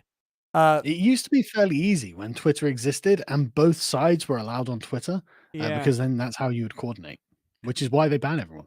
Phil Arlette says, Nick, is there any reason you're not on Gab? I'm on there because Carl recommended it to me and it's awesome. I'm on there. I just don't use it. And it's largely because Torba made me annoyed. So I just took the easy route and don't go on there. It's not, I don't really care if other people do. Adam Wofford says, so if Gilliman and Yvrain got married, how many Mother's Day cards would she get and how much would it weigh? 20 tons or 40 tons? More. Rob Van Pelt says, Jim wants on, check the obits. Aw. Nia says, Sargon, please explain to us US folks why the French metric system is better than the British imperial system. Thanks. Well, I mean, like okay, right. There's two ways of looking at this. The first one is, if you were going to design a system from the ground up, how would you do it? And you certainly wouldn't do it in the imperial way, but the imperial way is the traditional way because it evolved, it emerged out of a more ignorant past. And so the question is, are you some gay French revolutionary or are you a stoic, stalwart British traditionalist? That's how you have to decide. I'm the metric system can eat shit. Yeah, exactly. Owen Jones Get says, fucked, France. who's your favorite Primarch? Horus was a Primarch, wasn't he? Yeah. I always liked Horus. Yeah. I go with Vulcan because he's black. Fuzu says, so Sargon, what's it like tanking an entire political party? It's almost funny if it wasn't so sad. What political party are you going to tank next? Which one do you support? That one. That guy 2502 says, so what does Sargon call the band ZZ Top? Is it ZZ Top or ZZ Top? Obviously it's ZZ Top. Okay. Alex. No, I'm joking. Everyone calls it ZZ Top because that's the name, the American sort of name. Not the Bare Naked Ladies, the Canadian pop rock band. They call it ZZ Top. So. Do they? Yeah, and their Crazy ABC song. Oh, yeah, you're a dad. You got to look up the Bare Naked Ladies Crazy ABCs for your kids. They'll love it. Also, John Lithgow's I'm a Manatee is a great kid song. Right. And it's John Lithgow singing, which is a delight. Alex D says, could Trump just start a religion whose doctrine is about free speech and Second Amendment, etc.? American way of life, no deplatforming. People could still aim their worship at any deity. That'd be great. Unfortunately, religious protections only seem strong. And they're only strong for what are traditionally recognized as mainstream religions. I've got to say, I think Trump starting a religion would probably be bad optics too. Yeah, that'd be weird. Yeah. Well, I just want him to start a media company. Yeah. Barnett says IQOS is a heating system from Marlboro. No smoker tar, but it's still real tobacco. No more cough and slime in the throat. They offer a free trial. Gaku, yeah, I looked it up. It actually looks pretty good. Gaku says, Sargon, Razorfist has a Discord server, you boomer lol. I didn't know that either. No, so. I didn't know that. Okay, well, someone send me an invite. E1337 Neo says, hey, Nick, not sure if you heard the sad news, but your law Twitter given namesake Dustin Screech Diamond passed away today. Yep. Screech from Saved by the Bell died. Rip. On the plus side. Oh, did he? Yeah, he died. He was pronounced dead today. What did he die of? I don't know. He wasn't old, was he? No, 44. So, well, that might be old. I don't know. I feel old sometimes, and I'm not that old. Yeah, well, I'm 41, so I'm not exactly going to point fingers. Yeah. I'm 39, so it's like... he had lung cancer. Oh, there. No, that's sad. On the plus side, your favorite Antifa COO, Martin Beddick, got axed from Twitter. Rest in pieces. Yeah, it's just a shame that happened to Martin Beddick, that fat lady. F name, I name. Yeah, Catherine will have to come up with a new alter ego. F name, I name says the children that Medicare groomed are out simping for daddy. I see. Sad. God damn it. Raging Golden. It's profitable, isn't it, Nick? So that's okay. Everything is profit. Capitalism ho. Everything is profit. I said I'm bad alt-right. Raging Golden Eagle says Gab is a good containment board. Let's get all the boomers isolated on there while the rest of us enjoy anime titties on real alternatives.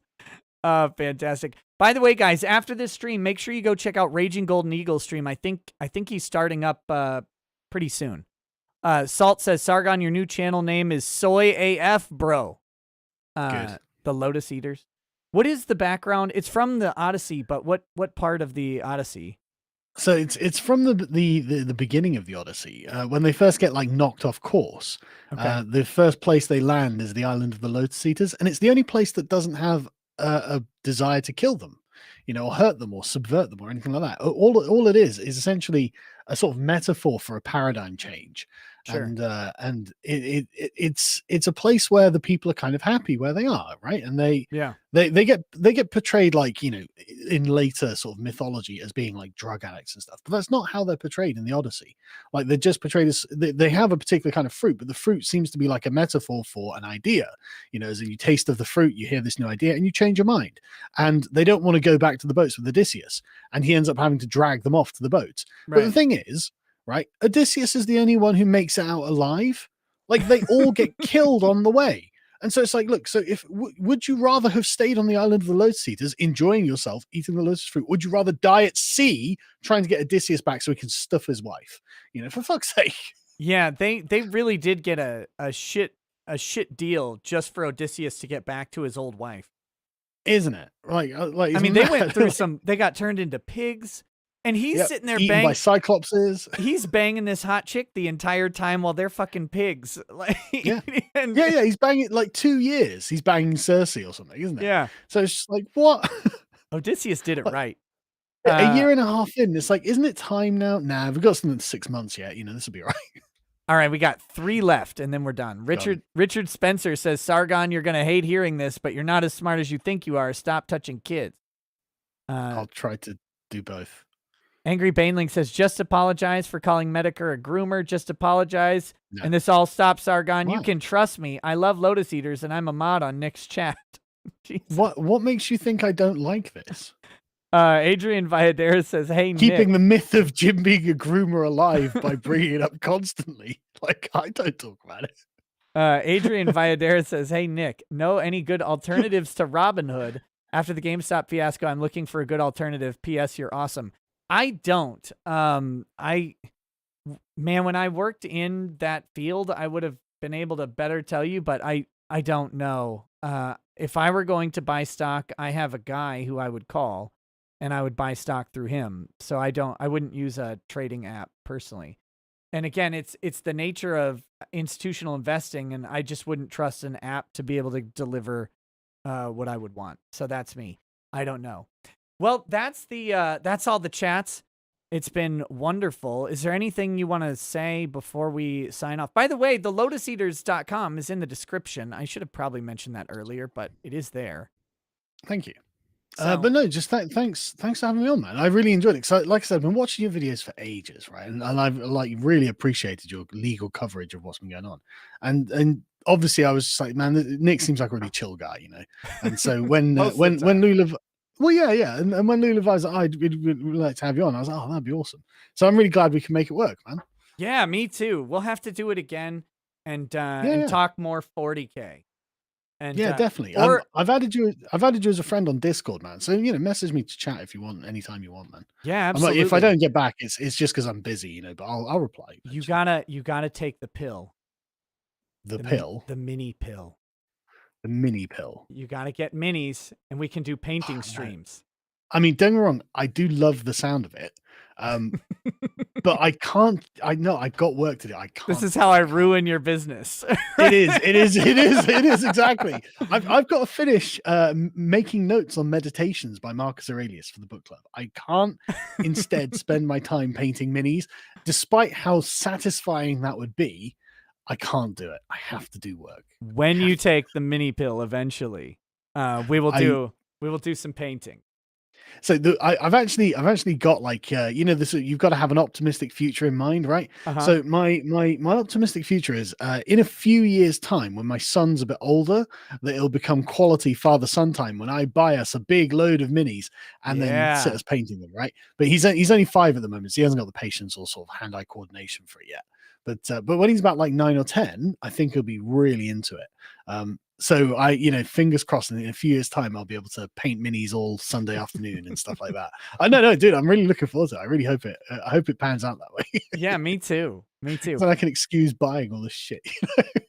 Okay, two came in real quick. Robute Gilliman says, "Hey Sargon, have you heard about Twitter as a distributor of child porn in the lawsuit? Hashtag exterminatus on Twitter." Yes, I have. It's as we discussed earlier, quite eyebrow raising. Yikes. And Socialism is for Fig says, "Are you going to stream tonight too, Nick?"